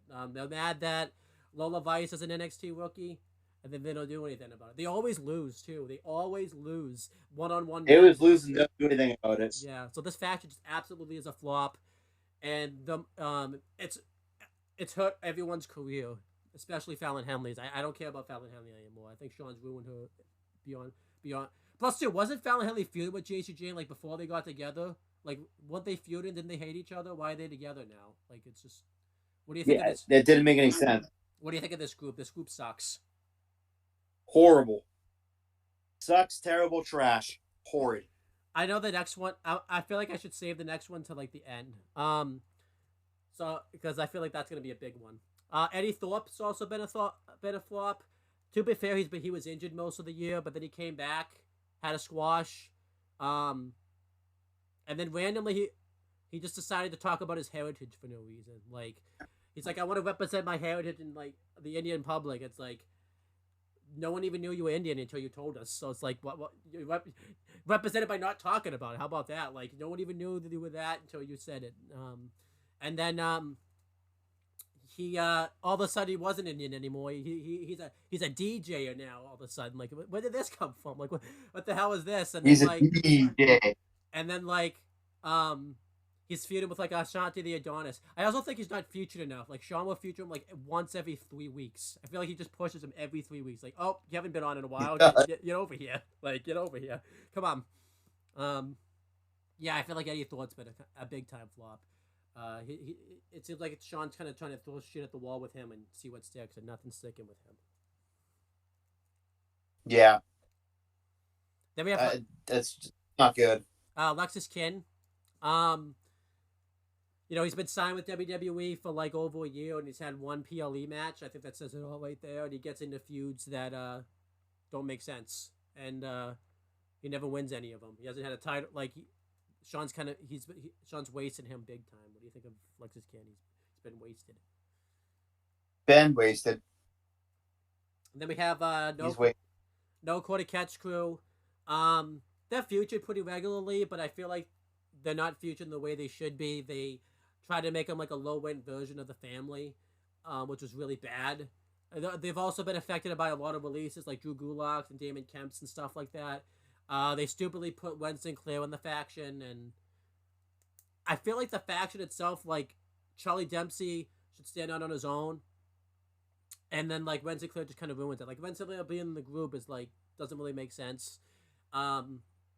It's kind of like they kind of think that like because William Weagle, who's Charlie Dempsey's father, can do the comedy stuff and get this type of stuff over, they think it's going to translate with Charlie Dempsey, and that's just not the case. Like he's just not funny like Weagle was. And I think you kind of saw what No Quarter Catch Crew was like in TNA, and you're like, wait, that should be No Quarter Catch Crew. Like, why isn't it that? That should be what they are in NXT, and it's not, and it just doesn't really work. So, what about No Quarter Catch Crew being a flop?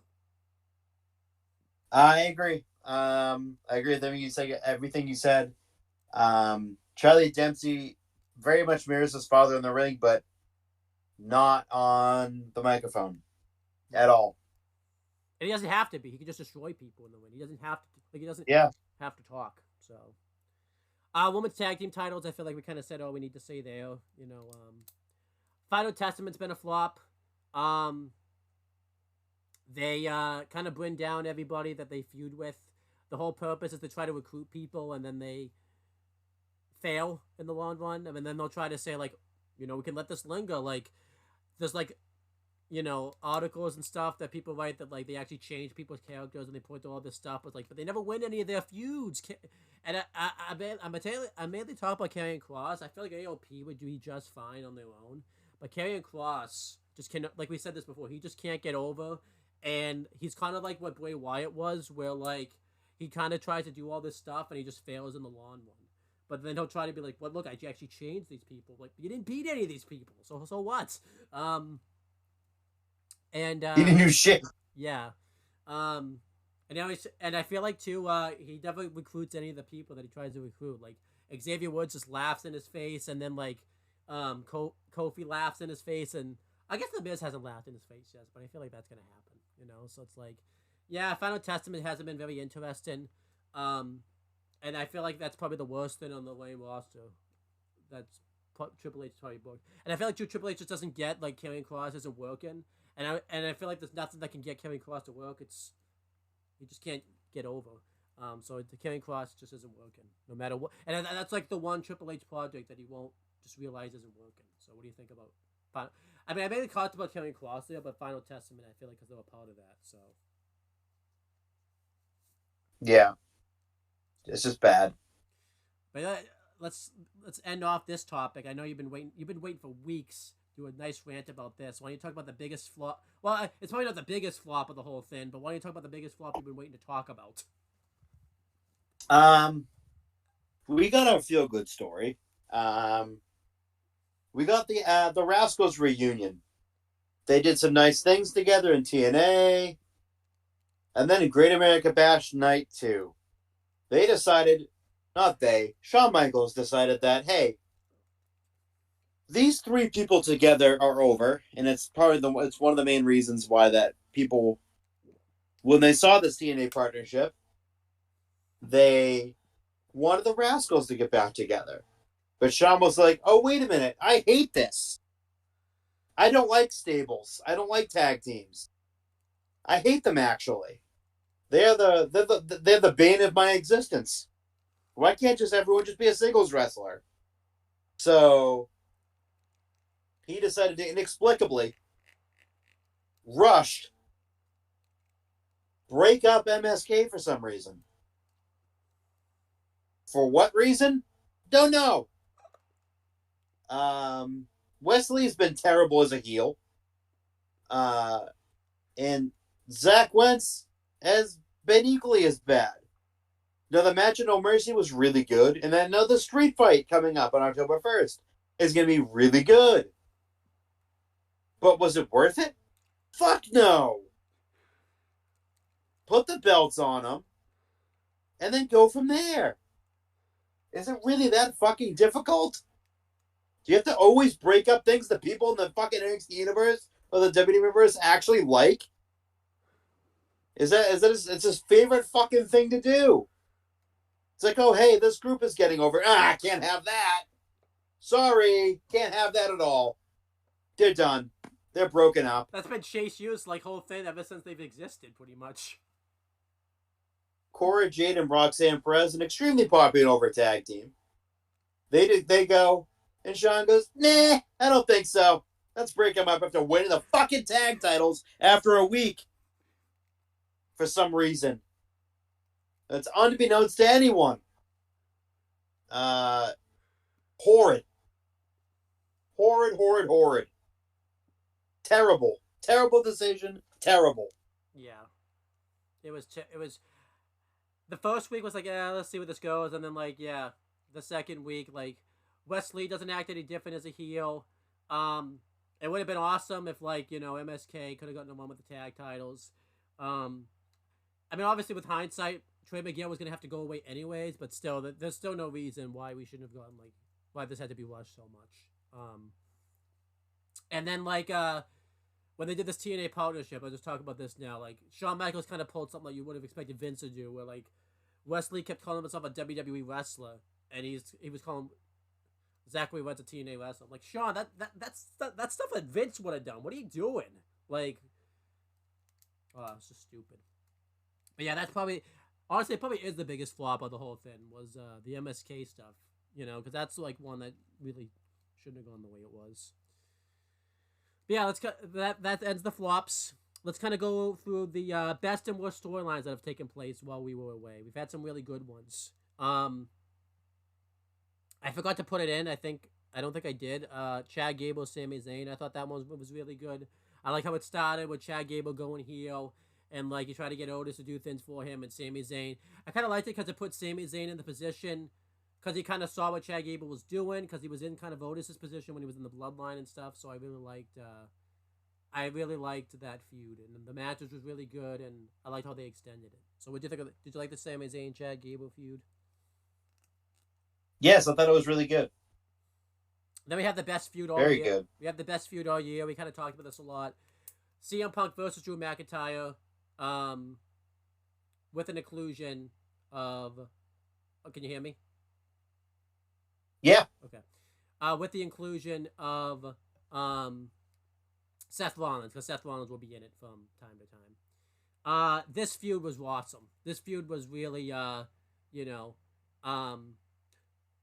it's been the best thing all year, and I just love how they kept it together. And what's so great about it was both wrestlers were at one point hurt and still kept this feud going. CM Punk just screwing over Drew McIntyre, the beatdowns that they do with each other, the promos that they cut, like you actually feel like these two really hate each other, and they probably do. Maybe not as much as they say, but like they're still doing business with each other. And Seth Rollins kind of being in this makes sense because he's hated Drew and he's hated Punk.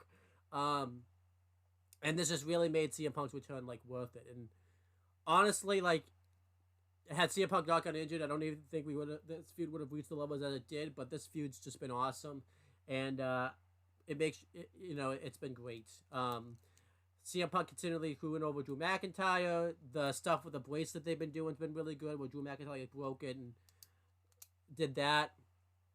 The shots that CM Punk takes at Drew McIntyre, the stuff on Twitter/X that they've been doing, this feud's just been great. And I feel like we're not even, it'll be awesome to see what they do together. Like once, because a lot of people predicted that if CM Punk ever went heel, they could come back and do this again and turn Drew face. That'd be awesome. But this feud's just been fantastic. What do you think of this feud right here? It's been great. I love it. It's captivating to watch every week. It's awesome. You got the Bloodline. I feel like you kind of said everything you could say with the Bloodline stuff, though. I don't really think there's anything new you could. Yeah, I already covered it. So yeah, it's only just beginning, and it's gonna get better. Right. Then we have Cody Rhodes versus AJ Styles. I really like that feud. I'm probably one of the only ones, but I always like those wrestling feuds where it starts out where the wrestlers respect each other, and then it kind of turns into something.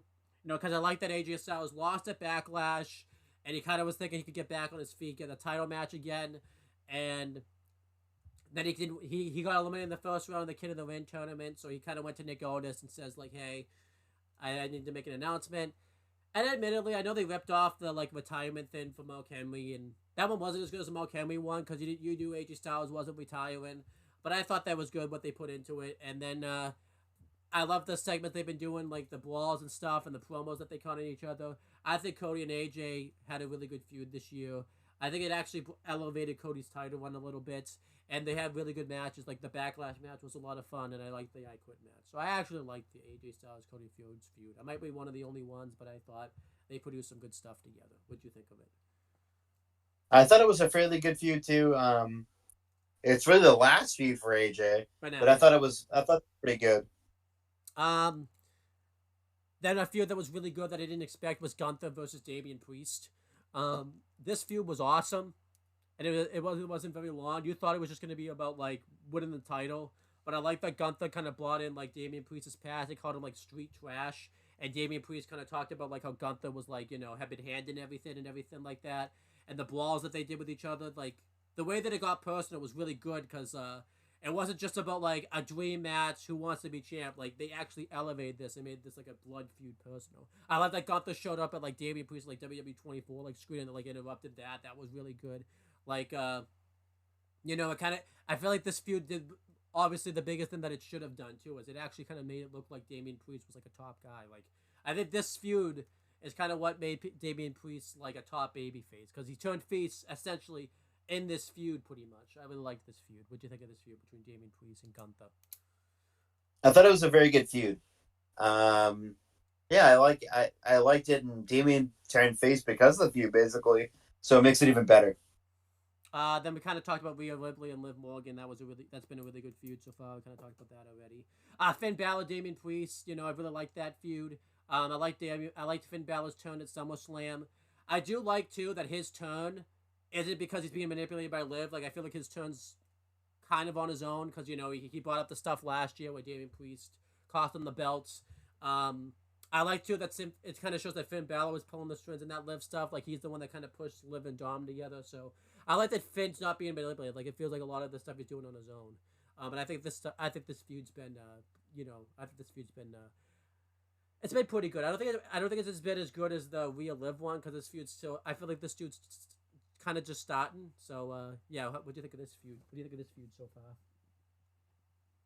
I like it a lot, and it's only just beginning. So it's got a lot of legs left on it. So I like that they didn't wait. I think it's gonna get better. I like that they didn't wait till WrestleMania to have their first match because I feel like a lot of people are saying that because of the long-term booking.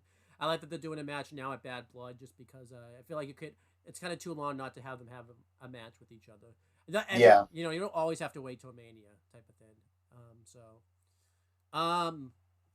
Then Andrade you can tell this has been a long video. Andrade Carmelo Hayes. I don't know what I was saying the first time. It wasn't. I don't even think those words. But yeah, they've had a really good feud. I kind of like that the best of 7 stuff has kind of happened, and I really like the way that it's structured. I mean, they don't say it's a best of 7, but they kind of became a best of 7. And I feel like that's where it's gonna end. And every match has been great. I kind of like that. Both guys too are very equal with each other, and I like that the series isn't just about them having matches. It does kind of feel like they actually are kind of growing into like rivals doing this series. In AEW they would have just had a best of 7 series. It wouldn't have been like these. There would have been character moments in here, like the segment when Andrade interrupted the barbershop one week. I don't think that would have happened in AEW, so I really like this feud. Yeah, I think it's been very good. And it's still going on too. So they're having a match on Friday.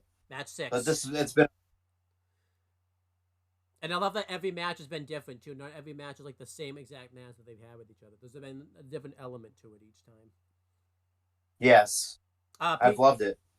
Pete Dunne, Trick Williams. I think that was a really good feud. I kind of liked, it kind of became personal very quickly. It was kind of about like Trick Williams having to kind of dig into himself and figure out how to kind of overcome. It kind of gave Trick Williams something to do while Ethan Page could kind of build his status up as champion. So I've liked the Trick Williams Pete Dunne feud. I feel like it brought Pete Dunne kind of back into the limelight. The Sheamus feud also, but I feel like the Trick Williams one kind of did more for him than the Pete. The Sheamus one's been good. I just think the Trick Williams one did more for him. So what do you think of this one? I've liked it. It's been good. It's been very good. Then we had You're supposed to talk about the next one, Wyatt 6 versus American Made. American Made, not American Made. I basically talked about it already, but it's they've been going back and forth recently. Wyatt 6 has been getting the most of the advantage in this feud. I think it's over. I don't know yet, but we'll see. But yeah, I liked it for the most part. Yeah. Do you think American Made got buried? Because a lot of people were saying that. I don't personally think so. I don't think they got buried. I feel like buried's too strong. I don't think they got buried. Yeah, I feel like a lot of people said that because like they never won any of the matches and stuff. But I feel like if they were buried, they would have been squashing their matches. I actually think they took it to them a little bit. Plus, too, like why would you like? Wyatt just kind of should win because they're pretty interested and stuff, and like, so. If they don't, they do. However, though, if they don't bounce back after this, then we can say that. Like, if American, then the conversation can start. Yeah. Logan Paul LA Knight, I thought was a really entertaining feud. I thought that went on a while. I like the segments that they did, like the segment where Logan Paul was LA Knight was trying to get a match with Logan Paul, and he showed up like at his house, and I like that the guy like went to him and was like, your friend from LA's here, and Logan Paul like knew what he was talking about. He was like, oh no. Or that segment when Logan Paul like stole his truck and like messed up his like thing, and yeah, that feud was pretty hilarious and pretty great. I thought that I liked that feud. That was awesome. I liked it a lot too. It was very underratedly funny. Then we have Trick Williams, Ethan Page. We kind of talked about this one already. I thought that this one was good. I feel like because they didn't really feud as much, that's why I didn't put on the list originally. Wow, list. Yeah, what are words anymore? So yeah, that's why I kind of but it's still been good. They found their way back to each other. Yeah. And then storyline: Tiffany Stratton possibly cashing in on Nia Jax. I'm pretty interested in this, even though I don't like Nia's champion and everything like that. But I've never really seen them do a storyline where someone with the briefcase, their best friend's been like the champion. So it's kind of interesting. It's made so you wonder when is she gonna cash in? It's probably not. She's probably gonna cash in soon. It might be like just before WrestleMania or something. But I have enjoyed this. Some of the segments they haven't done haven't quite stuck the landing. Like there was that segment in the street fight where Nia recovered way too quick, where she just looked over. It's like, okay, this is stupid. But I get the idea of it's good. I just don't think it's quite stuck the land as much as it should have. Mainly because I'm biased towards Nia. Yeah, I agree with that too. Then we have some of the worst storylines, and the storylines that haven't quite stuck the landing. Not a lot of bad ones, but some. This one was good, but Chad Gable Otis, but I feel like they kind of fucked it up at the end. Otis's turn was still pretty good, but it kind of felt like they kind of used Alpha Academy to kind of get American made over, like for people to beat, so that way they can look credible to face the Wyatt Six. I feel like they kind of fucked up Otis's turn, and I feel like they kind of missed the chance to do the one-on-one match. I feel like it should have already happened by now. Yeah, it should have happened. It hasn't yet, which sucked. And I don't think it's ever going to happen now.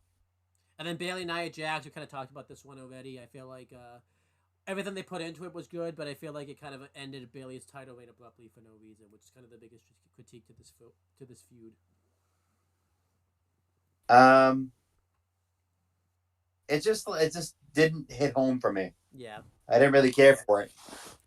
It just felt like it was there. Yeah. Then we had Jade Cargill and Bianca Belair's road to redemption. When they never even should have lost the belts to begin with, so the storyline should have even been a thin. So that's why I put it on the list. Yeah, I mean, it's not that. I mean, it's been fine, but they should never lost the belts to begin with. That was kind of stupid. Then we had the Final Testament versus the New Day. This one was kind of stupid. They kept teasing the fact that they wanted Xavier Woods to like abandon Kofi Kingston, and the reasons for this was stupid. Like Karrion Kross thought Xavier Woods could make it as a singles guy. It was like, why do you fucking care, buddy? You can't even win any matches as a singles guy. So why would you care? Somebody else can. Why the fuck do you care so much? And then they kept trying to tease like a breakup of the New Day. It has gotten better, like the New Day part of it, because I do kind of like the fact they're kind of doing some issues with them, because it's something different for the New Day to do. I hope it doesn't lead to a breakup, because I feel like they should at least make it to 10 years. Or it'd be kind of cool if they got to 10 years and then Xavier Woods turn heel. That would be I'd be okay with that. But I just think this feud went on way too long. It was too much beatdowns of like Woods. And then they brought Odyssey Jones into it, and we're gonna get to that later. But I feel like this feud just really never stuck the landing. It was just kind of it kind of dragged in a long time in places, and it was also too no one really cared about this feud. It would be like, okay, we just had a really hot segment. Let's put this feud right after that hot segment to kind of get the crowd back up. I agree with that. Yeah, just not good. Then we have this feud. This feud was bad, but funnily bad. It was Lexis King versus Eddie Thorpe. They basically feuded over what music was better. Why do you what? What? What? So stupid. It's hilarious. It's so bad almost that it's good. Hey, we don't like the same music. We'll have to have a match about it. What the hell is that? Hey Chris, you and I don't like the same wrestler. We should fight about it. What the hell? Yeah, we should. We don't like the same ice cream topping. Absolutely. We should fight about it.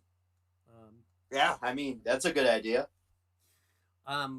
We both have different stances on breakfast for dinner. We should fight it. Well, I feel like we have been kind of fighting about that, so that's pretty big actually. So because you're a baby. I think we kind of talked about Zachary Wentz versus Wesley already, right? We don't need to talk about that again, right? Yeah.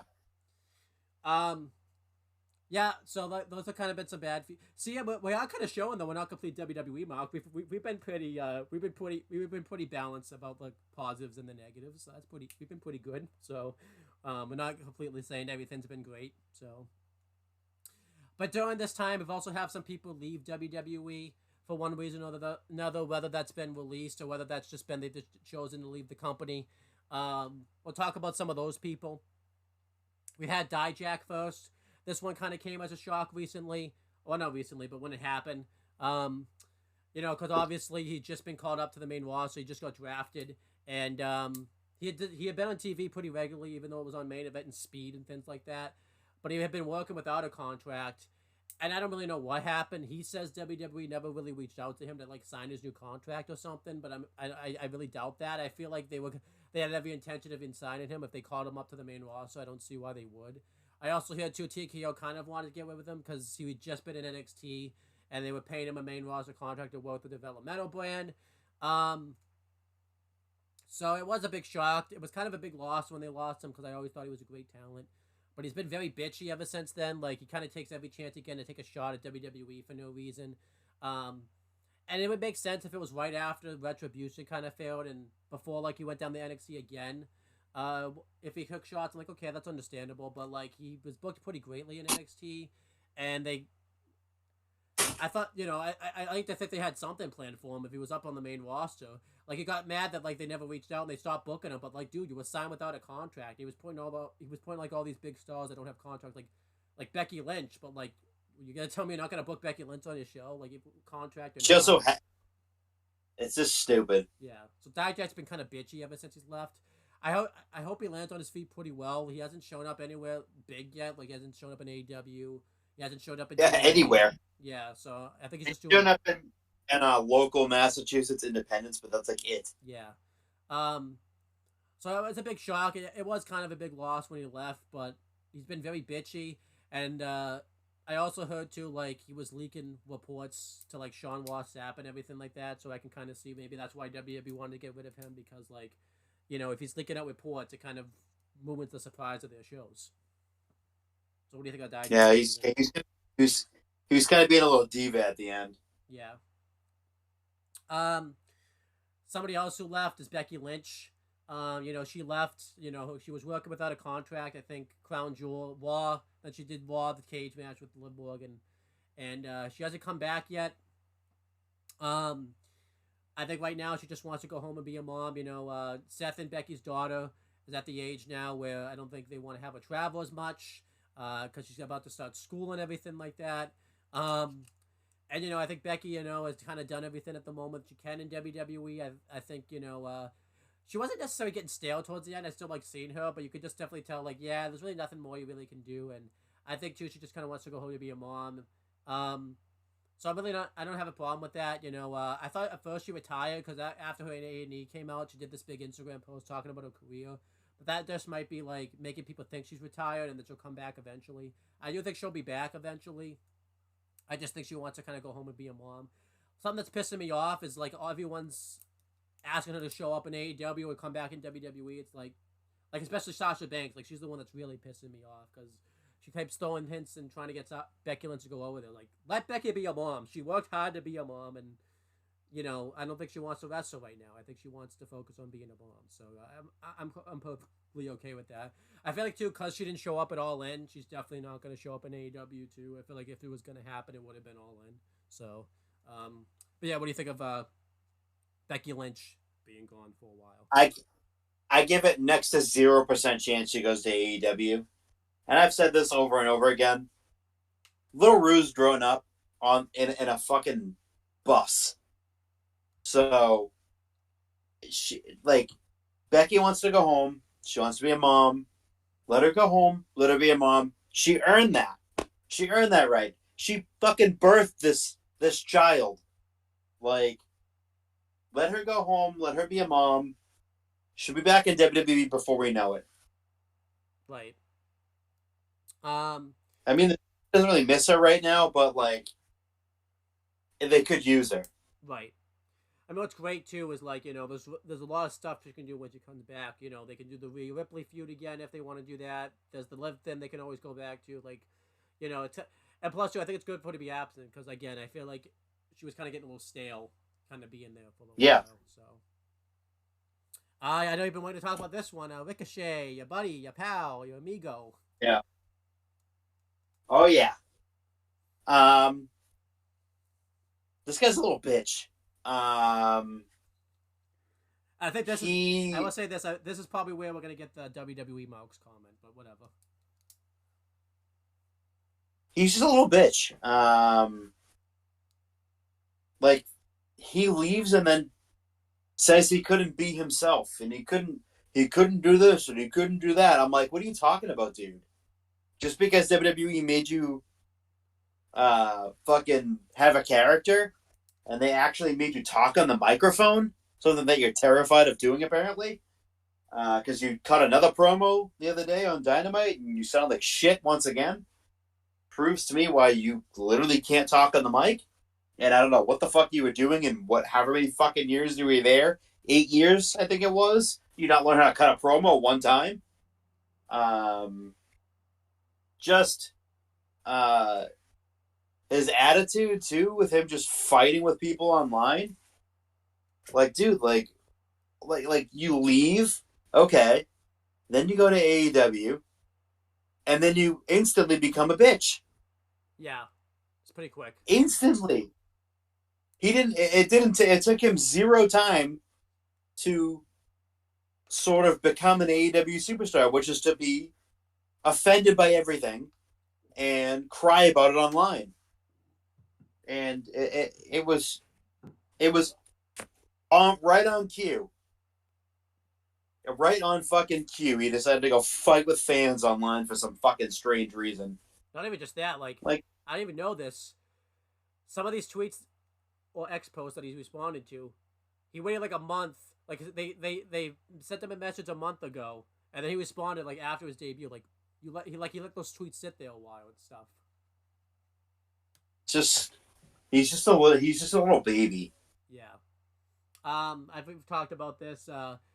You know, WWE kind of tried to push him. You know, they put him against Logan Paul, and they let him talk on the mic then, and he didn't stick the landing, so that's why they didn't push him again. I think he got a concussion at the end, so that's what he got to be taken off TV. They put the speed title on him and gave him a venue. He was a platform and everything like that.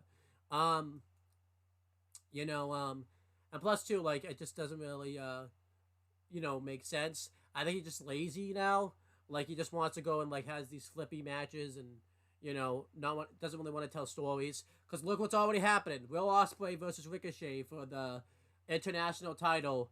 And the way they got there was he just said he went to Talking Tony. You know, he's been there like less than a month and he already has a title match for some reason. And they're wasting it on TV. Not even gonna wait till not even gonna wait till the pay per view.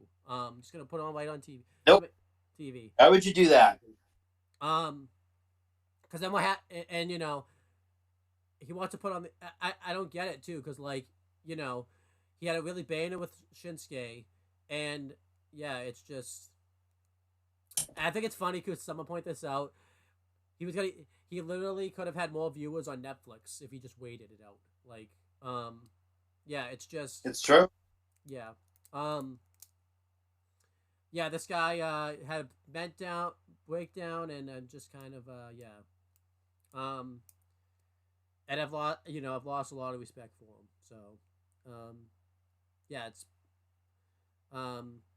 I knew this was coming when I heard he was leaving WWE. I'm like, yeah, he's gonna go to AEW, and I guarantee you he's gonna be injured a lot because he's gonna be doing that 630 and all this flippy stuff that WWE told him not to do. I feel like he's gonna be injured. Maybe not as much as he couldn't be himself. Yeah, I don't get it. That's why he could be himself. So now he's gonna go be himself and be on the show for 6 months and not draw. Yeah, I mean it's not gonna make a difference. And I feel like WWE, Javon Evans, is proven like, he's doing all that stuff, but he's got a character. He's got good mic work, got charisma type of thing. So, then we have someone else who left. It was pretty shocking. Kayla Braxton. She left in June doing the MSG show. I think it was the same show where Paul Heyman got laid out. It's kind of fitting. Kayla Braxton's last show, Paul Heyman hasn't been on since. It's kind of funny because they were doing a thing together. Yeah, obviously this was kind of shocking. She had been with WWE a while, but I think she said she had some other things that she wanted to do that she couldn't do while she was in WWE, and she kind of done everything that she could do in WWE. So, it's kind of whatever. She did a lot for the company. I think this is kind of why the bump ended. It's because she was kind of not there anymore, and I think she was a big focus of the bump, even though she hadn't been on the bump for a while. But I think, overall, I think it has been kind of a big loss, but I feel like we're kind of adjusted to the fact that she's not there now, because she was on SmackDown. But yeah, Kayla Braxton's gonna go do some things, and I think that'll be fine.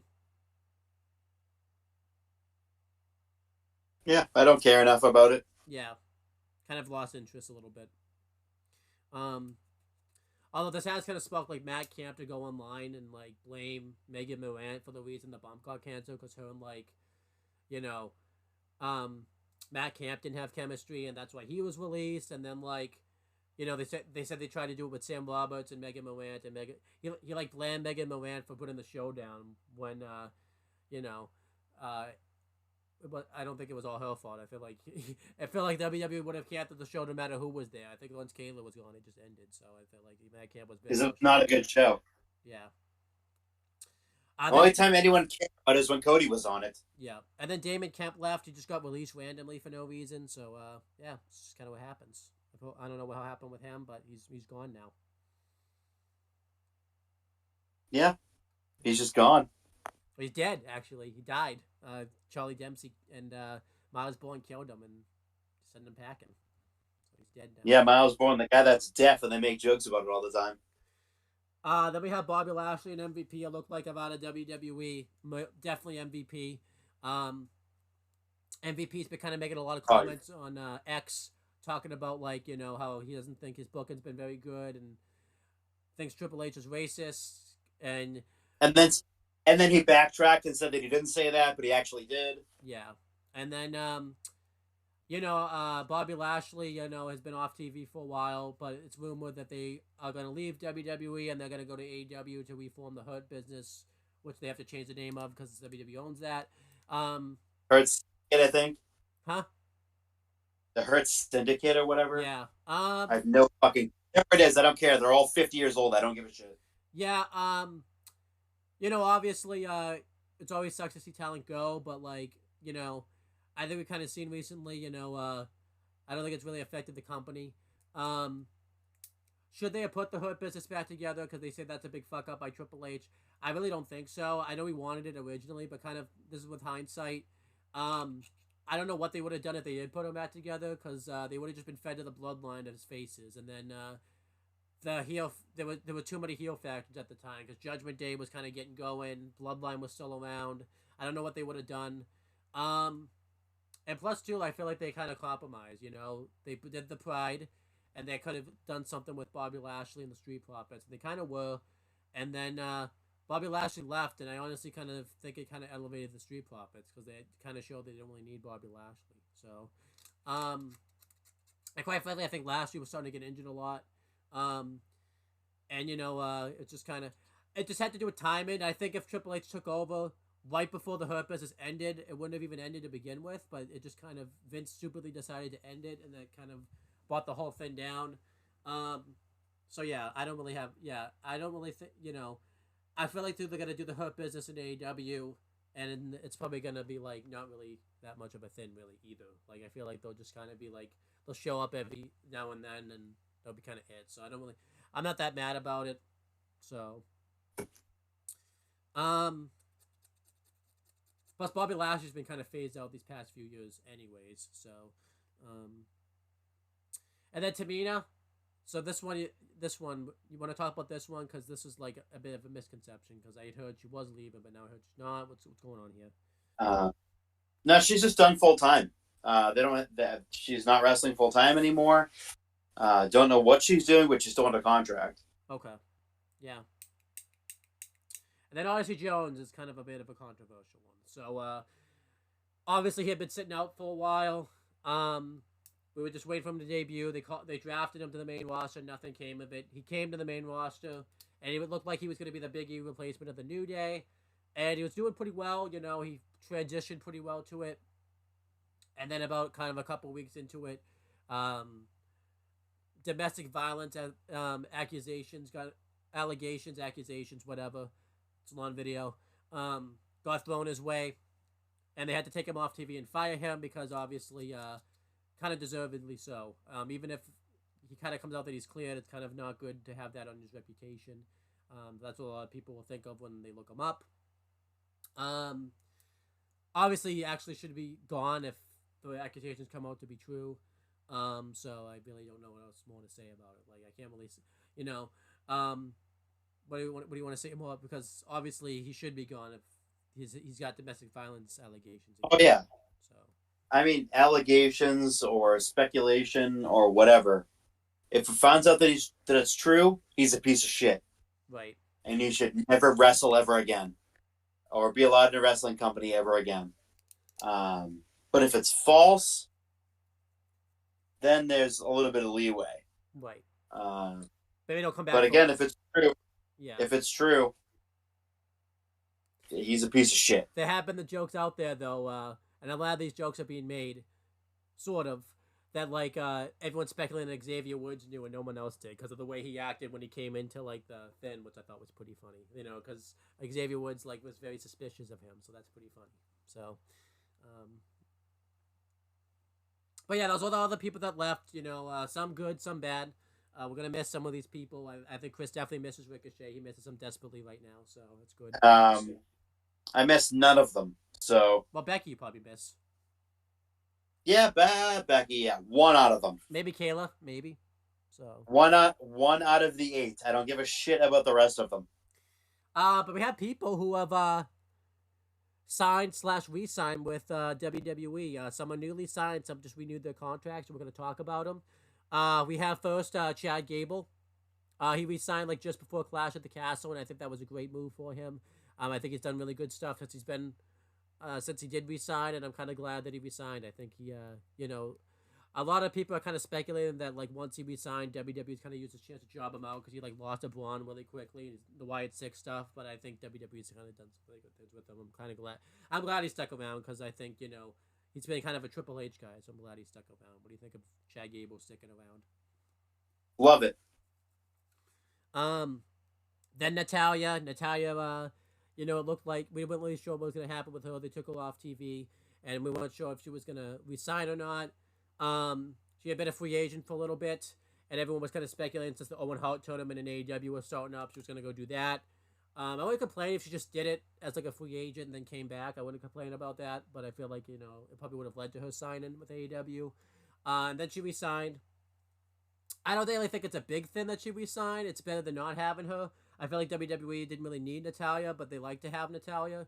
And then I think we found out she was going to resign all along. People just over speculated she was actually just healing up from some injuries and just taking some personal time. So it's kind of one of those things where people like over speculated that she was leaving. She was just taking time off. So that was kind of it. So I'm happy Natty's sticking around. I think she's going to be good. I feel like her taking time off kind of revigorated her a little bit because she had been kind of stale towards the end and stuff. So, what do you think about Natty resigning? It's a good move. Like in terms of her backstage presence, she's very, very, very, very well liked in that locker room and has been for a very, very long time. Yeah, and it's a good re-sign for WWE. Yeah. But yeah, I don't mind that she's back. And then Angel Gaza, we signed. Still. Him and I know we forgot to put him on here, but Humberto also. Okay. Humberto, what the fuck he's going by? But Humberto we resigned also. Yeah. I'm cool with that. I like them. Good talents. Good to have them around. Good for the tag division. So, good. Good stuff. Like that they resigned. I think that makes the most sense. Yeah. Then we have a big one right here. Stephanie Vacchio. Is that am I saying that correctly? I never. Backer. I don't know. I don't know the exact pronunciation, but yeah. So this was a big one. Because she had been the CMLL New Japan Strong champion. And she was showing up with AEW when they were doing the Forbidden Door show, and she was her contract with CMLL. I think they let her out of it early or something. And they did. Yeah. It was in the contract that if she got an offer from a bigger wrestling company, whether it be WWE, AEW, TNA, whatever, they wouldn't. They would let her out of her contract to go sign it. And we weren't really sure where she was going to go. And I think a lot of people were kind of thinking, well, AEW is the obvious one, right? She's showing up there. Looks like she's going to do stuff there. But then, there was a bidding war. Remember how MJF said he was the bidding war of 2024? It was really Steffi Vacchio. Yeah. She was the real bidding war of 2024 because we heard AEW was making big offers, WWE was making big offers, and it was very 50-50 about which one she was going to go to.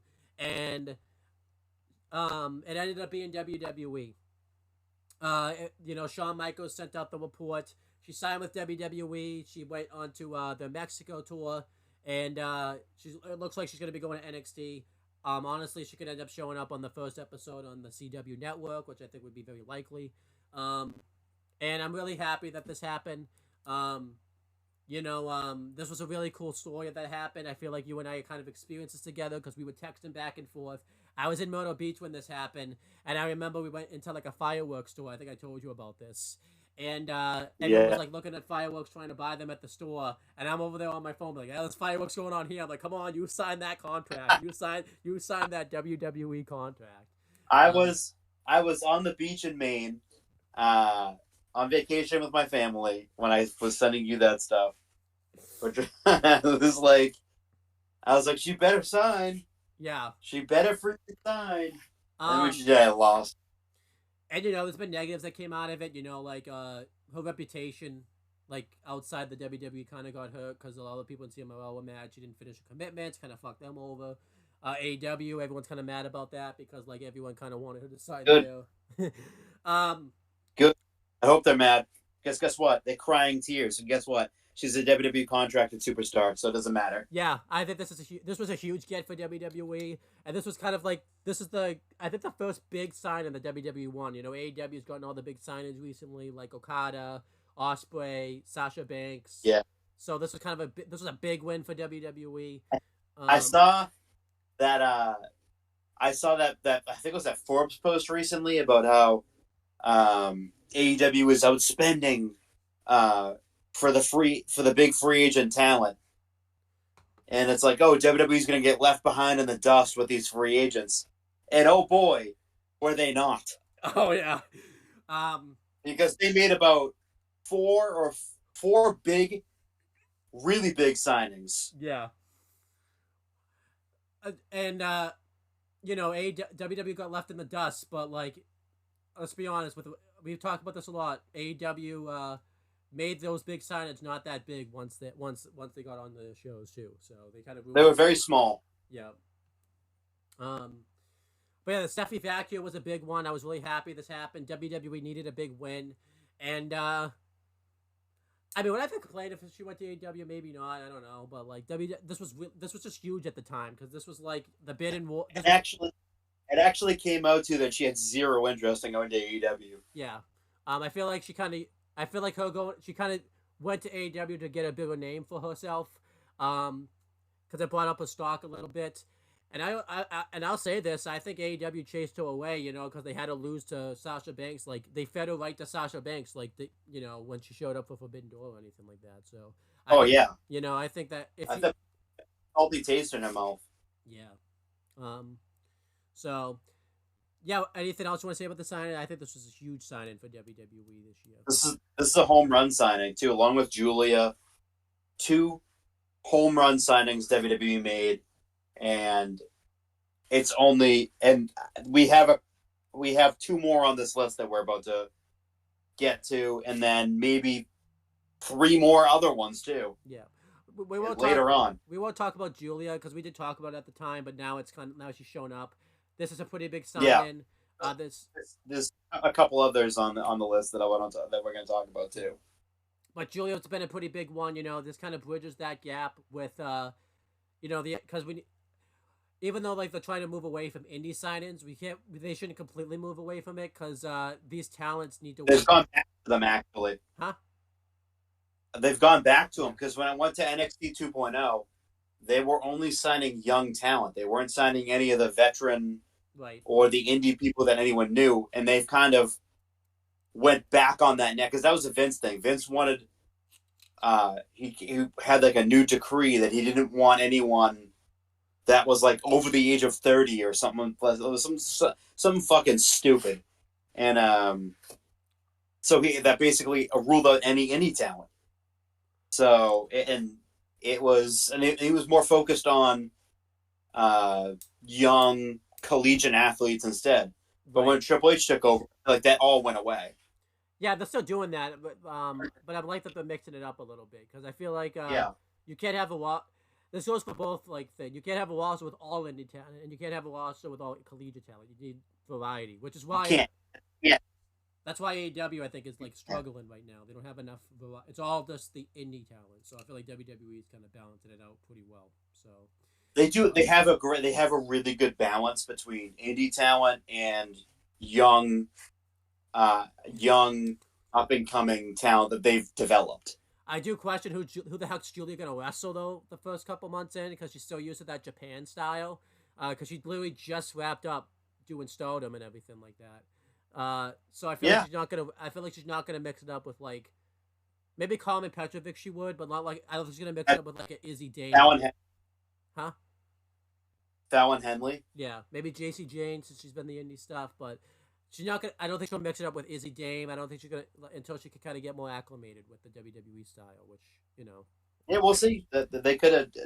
She could adapt to the US or NXT Yeah. style though. Like I don't think she'll wrestle Cora Jade, even though she knows it, just because she's just be coming back from an injury. Maybe they'll bring maybe they'll bring talent back. Like they'll have Meacham come back and feud with her for a little bit. Oh, Meacham. Yeah, that meant rule. Yeah. So, but yeah, I'm happy about this. Because she faced Julia. Did she face Julia Hart? Julia? I think so. Was it a Julia match, or was it? Or am I thinking of someone else? No, I think you're thinking of someone else because Julia was hurt. I think at that time. So. Yeah. But yeah. So then yeah, another one, Hikuleo. This is a big one. Obviously. That's huge. Yeah. Literally huge. The son of Haku, the brothers of the Gorillas of Destiny, and obviously this adds intrigue into the Bloodline storyline. One, because he's going to factor into that somehow. This is huge for WWE, and I kind of can't wait to see what he does once he shows up. He just got put on the internal roster for NXT today, so yeah. So maybe as of this recording, because I don't know when you people will see it, but as of Monday, September 23rd, he was added to the internal roster for NXT. Then we have Randy Orton. He just re-signed recently. I think it was just before Bash in Berlin, maybe a little afterwards. Yeah, it was. I think right around that time. And yeah, this makes sense. I think he signed up again for another 5 years. I feel like he's gonna finish his career in WWE, and honestly, I think with the way he's been doing right now, this could be like the best Randy Orton we've ever seen in his career. Like with how he is personally and like professionally and everything like that. Yeah. So, Shayna Baszler's a good one to keep going. She's been kind of around for a while. She's been booked pretty consistently. Whether you like it or not, the Pure Fusion Collective has kind of reinvigorated her a little bit. The NXT one. And I think WWE is the best style for her. She could have gone to TNA though. I could have seen that. That would have been fine. But like I feel like she's makes sense to stay with WWE. I don't think she's gonna like. It's not necessarily a home run, but it's still good to have her around. Yeah. Still like her. That's all that really matters. And then Sheamus, that makes sense. He just re-signed recently. Everyone was speculating whether or not that was gonna happen since he went so long without signing. They were wondering is he done with WWE because he there's been times where he's been negative about them. So I'm glad that he stuck around, and I think there's a lot Sheamus can still do and everything like that. Yeah, there is a lot. You're talking about the next 3 big ones right here. So there is, I think WWE is trying. I'm saying this. It's not any of these, but they're trying. They're going after talent right now whose contracts are up or have a few years left, like 2 years left. So I heard Nia Jax, they're approaching for a re-sign, and a couple 3 or 4 others. Right. So there's more people along the line that are most likely going to resign in the coming months. Kevin Owens. Yeah, that's a big one. Yeah. But this guy hasn't been around for a very, very long time. And he just was on Chris Van Fleet's podcast the other day. It's Ken Shamrock. He officially, he was in the WWE. He was in WWE 2K24 this year. And he signed his Legends deal with WWE. So Ken Shamrock is back in the fold in WWE under a Legends deal, which is awesome to see. The world's most dangerous man. He was an integral part of the Attitude Era. In the mid-card, Intercontinental Champion, former UFC fighter, was phenomenal in the ring. He was great. But yeah, it was kind of surprising. At the same time, I'm happy maybe he might make an appearance here or there. Kind of hoping so because that'd be fucking cool as shit. But yeah, I'm happy he's back in the fold again. Hall of Fame induction too. I've seen a few interviews where he's been asked about it, so I'm wondering if that's signaling something. Um, you know, I'm happy he's kind of back in the fold. As like a Legends deal and everything like that. I like it if he was kind of like a gap between because TKO is like a big thing, like the UFC stuff and like the WWE stuff. Like he did stuff with UFC and WWE because he could bridge that gap pretty well because he's done both. So Yeah, so I'm happy to have him back in the fold. It's great. and this is another re-signing, a more integral part in the infrastructure of WWE. But Steve Corino re-upped his contract with WWE just yesterday. What was yesterday? On It was like September 22nd. Or wow. yeah.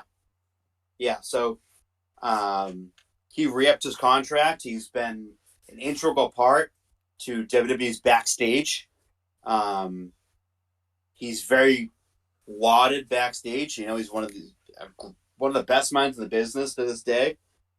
Phenomenal wrestler. He's been in WWE for forever now as a producer, a trainer. Everyone backstage loves him.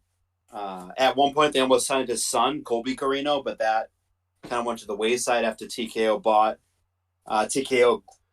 formed, and they went on the hiring freeze because Colby was about to be signed, but then but he didn't end up signing. But it's in the infrastructure of WWE backstage, it's important that they got that done. Yeah, definitely. And the big one. Well, first They were flirting with it. I should mention one that like isn't confirmed yet, and then we can talk about the big one. Jesse the Body Ventura. Just because he just showed up at WWE recently backstage. I think it was just before Bash in Berlin, or it might have been a little bit after it. Yeah, it was it was around that time period. It's the first time he's actually attended a WWE show at all because obviously him and Vince's relationship went downhill, and he did talk very fast. Yeah, very quick. Yeah, because he was on like recently in 09. I kind of forgot about that, and then we're not really sure what's going on because he mentioned on Chris Van Vliet's podcast that him and WWE have talked about the Legends deal. It's just he hasn't put pen to paper yet, so I don't know what's keeping him from that, but it looks like that's very much in the works at the moment. So Greg Gagne, on his own podcast a while back, said that they're looking at Jesse Ventura to do the Saturday night's main event show in December as the commentator. That would be cool. The only thing he's got to familiarize himself with the product. He said that he doesn't really watch wrestling. That's probably why they're waiting to do it till then. Yeah. So he can kind of just sit around, like watch the product and get familiar with the talent. Yeah, definitely. Because I think he could still do it. So. Oh yeah, absolutely. That stuff just never goes away. Yeah. Well, it kind of did for JO, but. Yeah. A little bit, but now the big one. The big one. I expect this to happen on October 1st, actually. Them debuting. It is the team that flirted with AEW, but turned them down, which was kind of shocking because everyone expected them to go there. It is Chris Sabin and Alex Shelley, the Motor City Machine Guns. They have signed with WWE a while back now. And it looks like from what I'm reading through the Cliff Notes, they're going to be the main focal point of the tag team division down there. Unless at least for probably, but they're going to be the main focal point of the tag team division for the foreseeable future, with an eventual run probably next year down the line on the main roster. But for right now, at least for the next foreseeable future, I'll say, it looks like the Motor City Machine Guns are going to be the focal point of NXT's tag team division, which is a gargantuan signing for NXT. Oh, this is I huge. cannot tell you enough how important this is. And on top of it, too, they're going to be working backstage. So, Yeah, and eventually, in the they do hang up the wrestling boots. They're probably going to be working backstage for WWE. This is huge. I can't believe this happened. I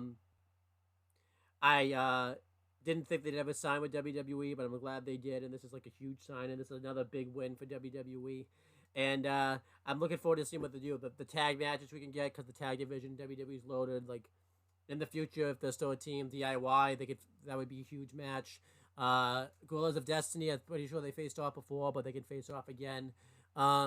Street Profits, there's just so many matches that they can have, and NXT, right now, actually, Nathan. NXT, so they can face. I would like to see. I think they faced off before, so I'd like to see them face off again. So there's just so much things they can do, and yeah, they can really help out that. Like, lost you. Oh.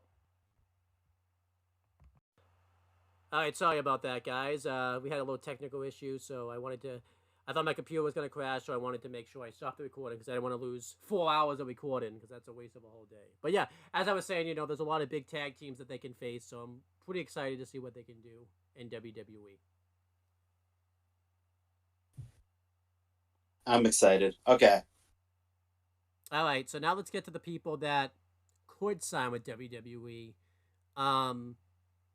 Especially too with a lot of big stuff going on, and some of these have been reported and everything like that. We have the first one is Ricky Starks. Ricky Starks, it's been kind of reported behind the scenes that he's very unhappy in AEW.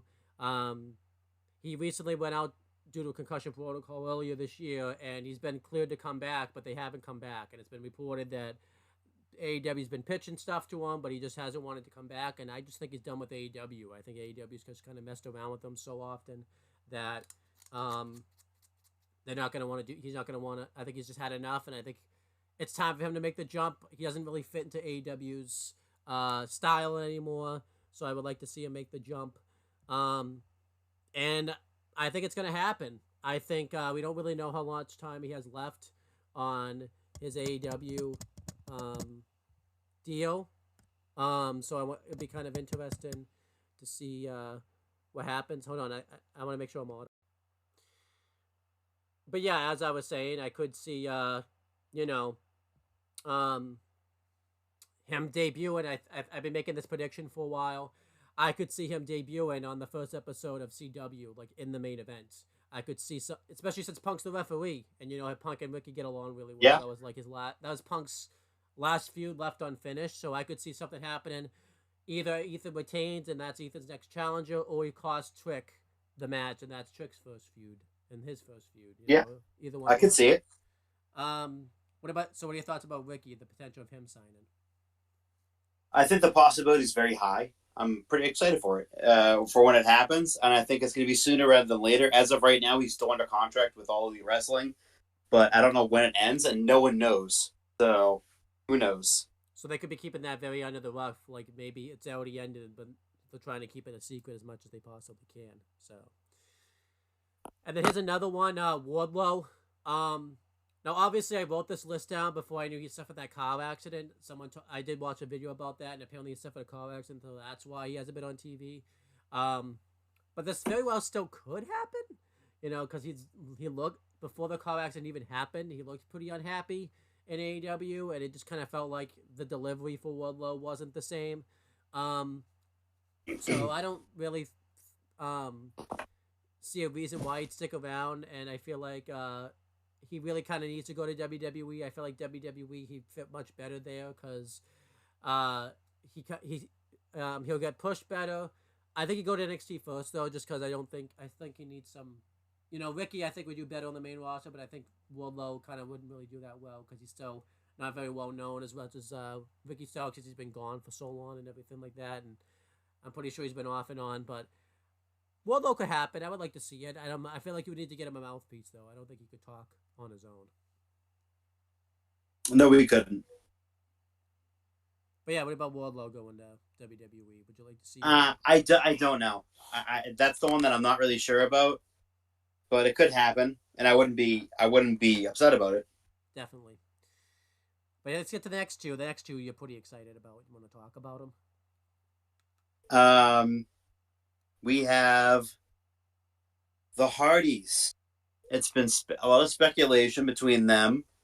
I think eventually they're gonna come back, and they're gonna do with one final run properly in WWE. They're having a really good run right now in TNA. But I think it's a strong possibility that they finish their careers in WWE because I think they both want that. Yeah. I definitely see them. I definitely see that. I think they want to do like TNA first because their star power got really affected really badly in AEW. They will. I don't. I think they want to kind of get their name back up there again, and they kind of. I think a lot of people kind of like wondering if the Hardys could still go because they were kind of their run of the NW wasn't very good towards the end. So I think they kind of want to get back into good graces. I think too. I could see WWE not wanting to take a risk with Jeff also because he just still kind of recently came back, for like even a year ago from like the arrest and everything like that. So I think they kind of want to wait on that. But I think their TNA run I think is going to do wonders for them. They're having a really good run there, and I think I think they're going to do this for a little bit, maybe even until like the end of the year, and then they'll come back maybe next year. You know, maybe before WrestleMania at WrestleMania after. I just think that could be something that happens. Yeah, it could. I definitely could see it happening within the next 6 months. I think it's up to the next Yeah. one because this is one that I've had to like put in could sign, switch it to signed, could sign, and it's been really weird with this one. This one, it's going to happen. It's only a matter of time. It's the Lucha Bros, uh, Pentagon and Phoenix, and it's only a matter of time before they make the jump to WWE. They're still under contract right now. They want out. They want to go to WWE. It's not. They aren't the Lucha Bro. It's not Lucha Bro. It's Lucha Bros. It's Pentagon and it's Phoenix. They're a tandem. They do not go. They do not negotiate separately. So once their contracts are up with All Elite Wrestling, they will be WWE bound. I'm guaranteeing it.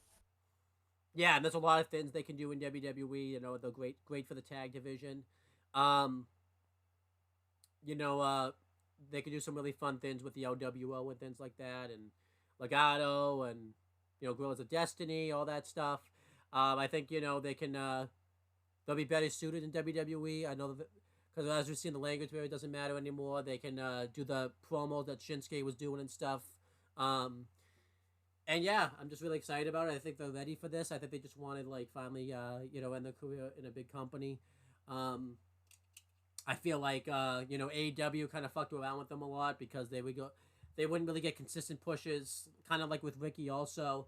They would get pushed sometimes, and then sometimes they wouldn't. I definitely don't think they're coming back to AEW. I think they would have by now, especially because Pac's back. So I think they're done. So, then we have the next one. It's Daniel Garcia. So this one's also changed a lot too, because he got written off right before All In, and because he wasn't signed to a contract, and everyone was kind of thinking he was leaving pretty soon. But then he came back at All In, and it was reported that because at the same time as Swerve Strickland, he had signed a big contract with them, but that wasn't the case. That was misinformation, and yeah. As of right now, it's reported that he's working without a contract, and it looks like he might leave because they're thinking that if he's going to resign, if he's back on TV, he would have resigned by now. And it's reported that his contract is up early October. And legit, if he wanted to, he could just show up on NXT, and I think that's going to happen. I think he's showing up on NXT, so this is a big one. I'm really hoping this one happens. I actually think this is going to work out. He hasn't really You know, he's the one that probably is like the most questionable because his style is a little different than the Lucha Bros and Ricky's. You can kind of see them working in WWE, but Daniel Garcia kind of is more of a wrestler's wrestler. He doesn't really do like the sports entertainment like stuff. I know what this. I know we're gonna say, well, right, but he did the whole thing with the sport. No, let's be real. That wasn't really sports entertainment stuff. But, I think he might work. I feel like it would take it would take a little bit longer for him to adjust than the other two signings. But I actually Yeah. think weirdly enough, I feel like they'll find a way to make it work. So what do you think of Daniel Garcia? Um, there's a strong possibility he could go there. I think he would thrive in WWE. He's still really young. Um, and I think he could get pushed to the moon. And I think it would be a great spot for him. Definitely. And then we have the last one. This one is kind of pissing me off because I think it is going to happen. It's just being fucked around with. It's Dustin Rhodes / Goldust. His contract's supposed to be up in this fall. I don't know if this one's going to happen. It's very 50-50.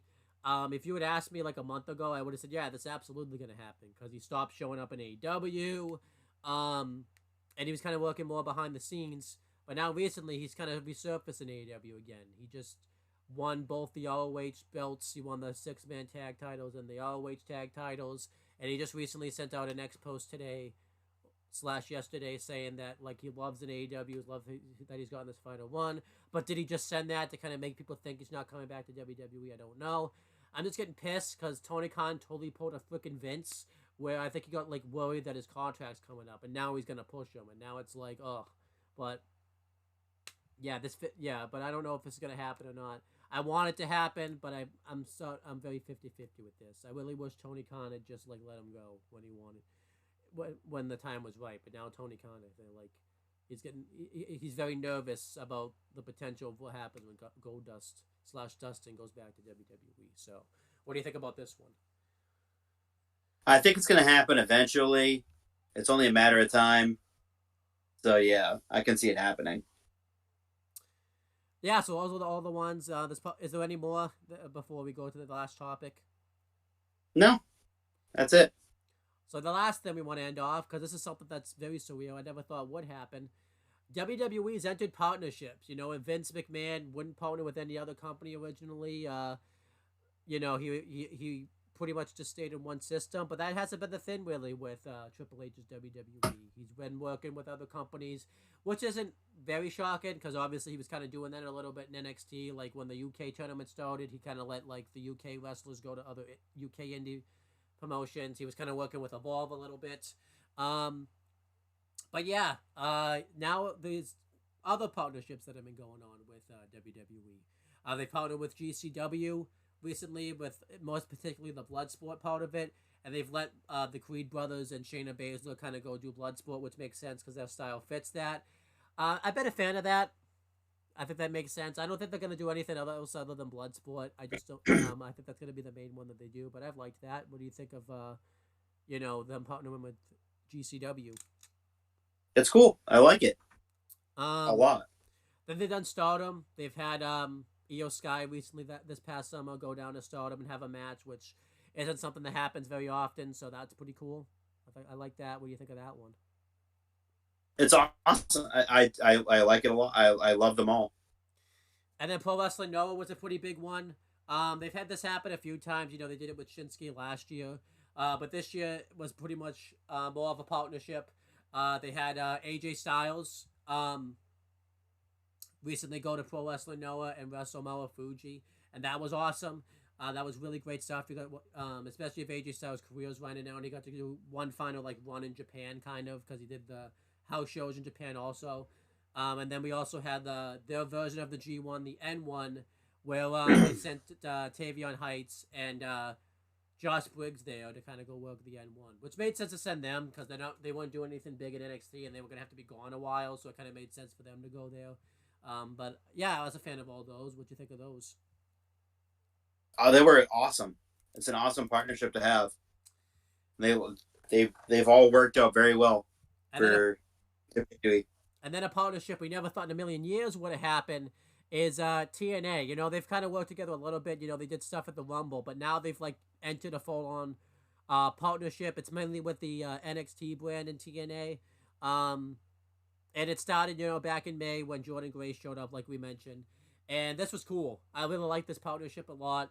Obviously, WWE and TNA have competed with each other for years, so it's kind of insane to think that they're actually working together. And this partnership's been very beneficial towards TNA and WWE. Weekly now, you kind of wonder which one's going to show up where.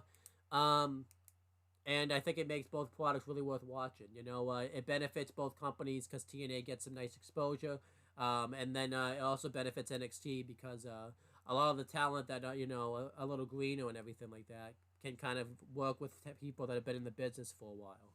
And this is cool too because people that I think are going to be TNA for lifers can finally be shown in WWE. Like I don't think Rosemary was ever going to be in WWE. I don't think. I mean, it hasn't happened yet, but Josh Alexander I think was kind of going to be in TNA for life. So this is kind of cool. I like this one. What do you think of this partnership? It's been great. It's been phenomenal. I've loved it. I've loved every second of it. It's been wonderful. I can't wait to see where it goes in the future. Yeah, I feel like it's only going to go up. The notable ones that have shown up, obviously we mentioned Joe Hendry, MSK, slash the Rascals. But we've had other ones that we really didn't mention. We had Hammerstone show up recently, which has been pretty cool. Rosemary shown up, and Wendy Chu showed up in NXT, and they've had like a little bit of a partnership. That's been a cool one. Other ones, we've had Wolfgang show up in in TNA. Riley Osborne showed up in TNA and worked an Ultimate X match, one of the pay-per-views. Zachary Wentz showed up with the X Division title and actually beat a WWE guy. The Rascals went the other way where Wes Lee showed up in TNA. A few of the knockouts have shown up. Tatum Paxley, Izzy Dame, Carly Bright, and Kendall Gray.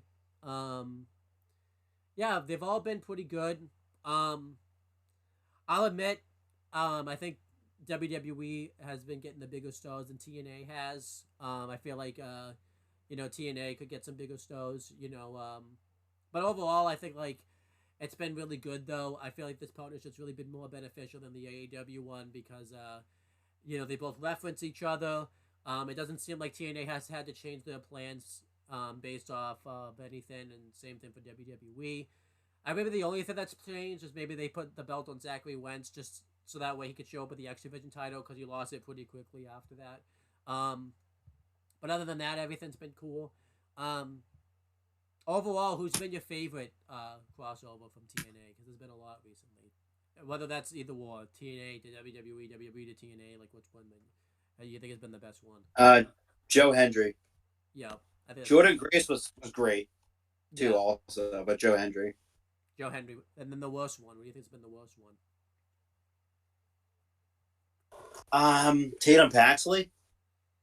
See, I was going to say that one originally, but I think Tatum Paxley's actually kind of showed that it wasn't just one way, like it wasn't just a one-time thing, so that was kind of cool. I'm going to say Kendall Gray and Carly Bright, because no one really cared about them. Yes. They're not really well known. Horrid. Dante Chen really didn't work out either. Because I feel like he did an X Division match, and he didn't. You could definitely tell he was off from them. So, yeah. Overall, I think the TNA WWE partnership. I hope it doesn't leave. It's been great. Everyone's kind of been like fantasy booking like a Worlds Collide event where they do WWE versus TNA. I don't really think there's a need for that. I feel like that just doesn't really make sense to do that. I feel like it's been fine the way it is. There's no need to do that. I would like to see a TNA star win a WWE title and a WWE star win a TNA title because they kind of talk about that a lot every time one of them challenges for it. I'd like to see that happen. But is there anyone you want to see, like from TNA go to WWE that hasn't shown up yet since this partnership's still very much been a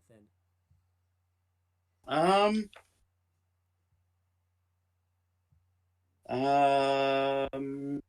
Maybe Josh Alexander or someone like that, like on a bigger scale. Yeah, Josh Alexander. I like Steve, even though Steve Macklin would be cool because he was Macklin would be cool. He was there before, and he's a completely different person now. Eric Young, because he says he talks very closely with Triple H, so that'd be kind of cool. Yeah.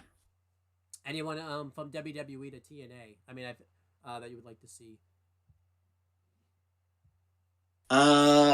like someone like Apollo Crews would be work really well in TNA. Yeah, Baron Corbin would be cool. I like that one. Corbin, AJ Styles, just kind of have one final AJ flavor, too.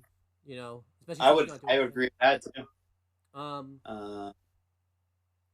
But yeah, I feel there's a lot, but I I will can't name all of them, but a lot. I will say I feel like they did kind of miss the boat with like Josh Alexander. I think should have happened kind of when he was still feuding with Ethan Page because that would have made sense. I feel like they kind of missed the boat Yeah. with that one. But yeah, I think you know, all of them have been good. I mean, I'd like to see Joe Henry come back too. You know, especially with the CW launch and everything like that. But I feel like they kind of ended that abruptly. So, but yeah, that's pretty much it for this video. It's finally over, a little over 4.5 hours. So, Thank God. we predicted this would be a long video just because of we missed a lot of shit. Wanted to make sure we get it all out there. Kind of talking about the future of this show. We have experimented of what we want to do with it. We still want to keep doing it, obviously. But we're not sure the direction of it yet. Whether that's going to be, you know, continuing to do it the same where we do all those shows reviews in one, but we have talked about like maybe breaking it up, you know, where we schedule it type of thing, but then, especially too, because we can't make any promises that Chris's schedule won't be busy again, because you know he's got a busy work schedule and stuff. So, we are gonna experiment with it. We are gonna try to do a full-on episode next week though, type of thing. Probably the same day we're doing this one. So, definitely keep that out. We're gonna do a first full week of WWE shows reviews, so that should be fun. But anything, what do you want the future of this show to kind of be now, type of thing? I think you pretty much covered it. Like that's pretty much what we're doing. We're kind of going back to what we were doing before. Definitely. But yeah, that's pretty much it, guys. Let's end this video. I'm glad we got it all out there. Is there anything you want to plug or promote? No. Okay. Check it out on the Talkinator. My cousin and I were supposed to do some videos, like kind of make a big comeback on those shows, but his job kind of fucked him over a little bit, so it's not happening, and we're just doing the one video. So definitely check that out. And check out this channel. We're gonna be doing GM this week. And then we're gonna do a tier list, I think, at some point. On every NXT Women's Champion. One thing that's off is we're calling off the Hell in a Cell tier list. I wanted to do it, but I just don't think it's gonna happen. We just can't fit it in, so we're not doing it. But so that's pretty much it, guys. Thank you guys for watching this video, and since this is being recorded in the past in a couple takes, we will talk to you guys in the future.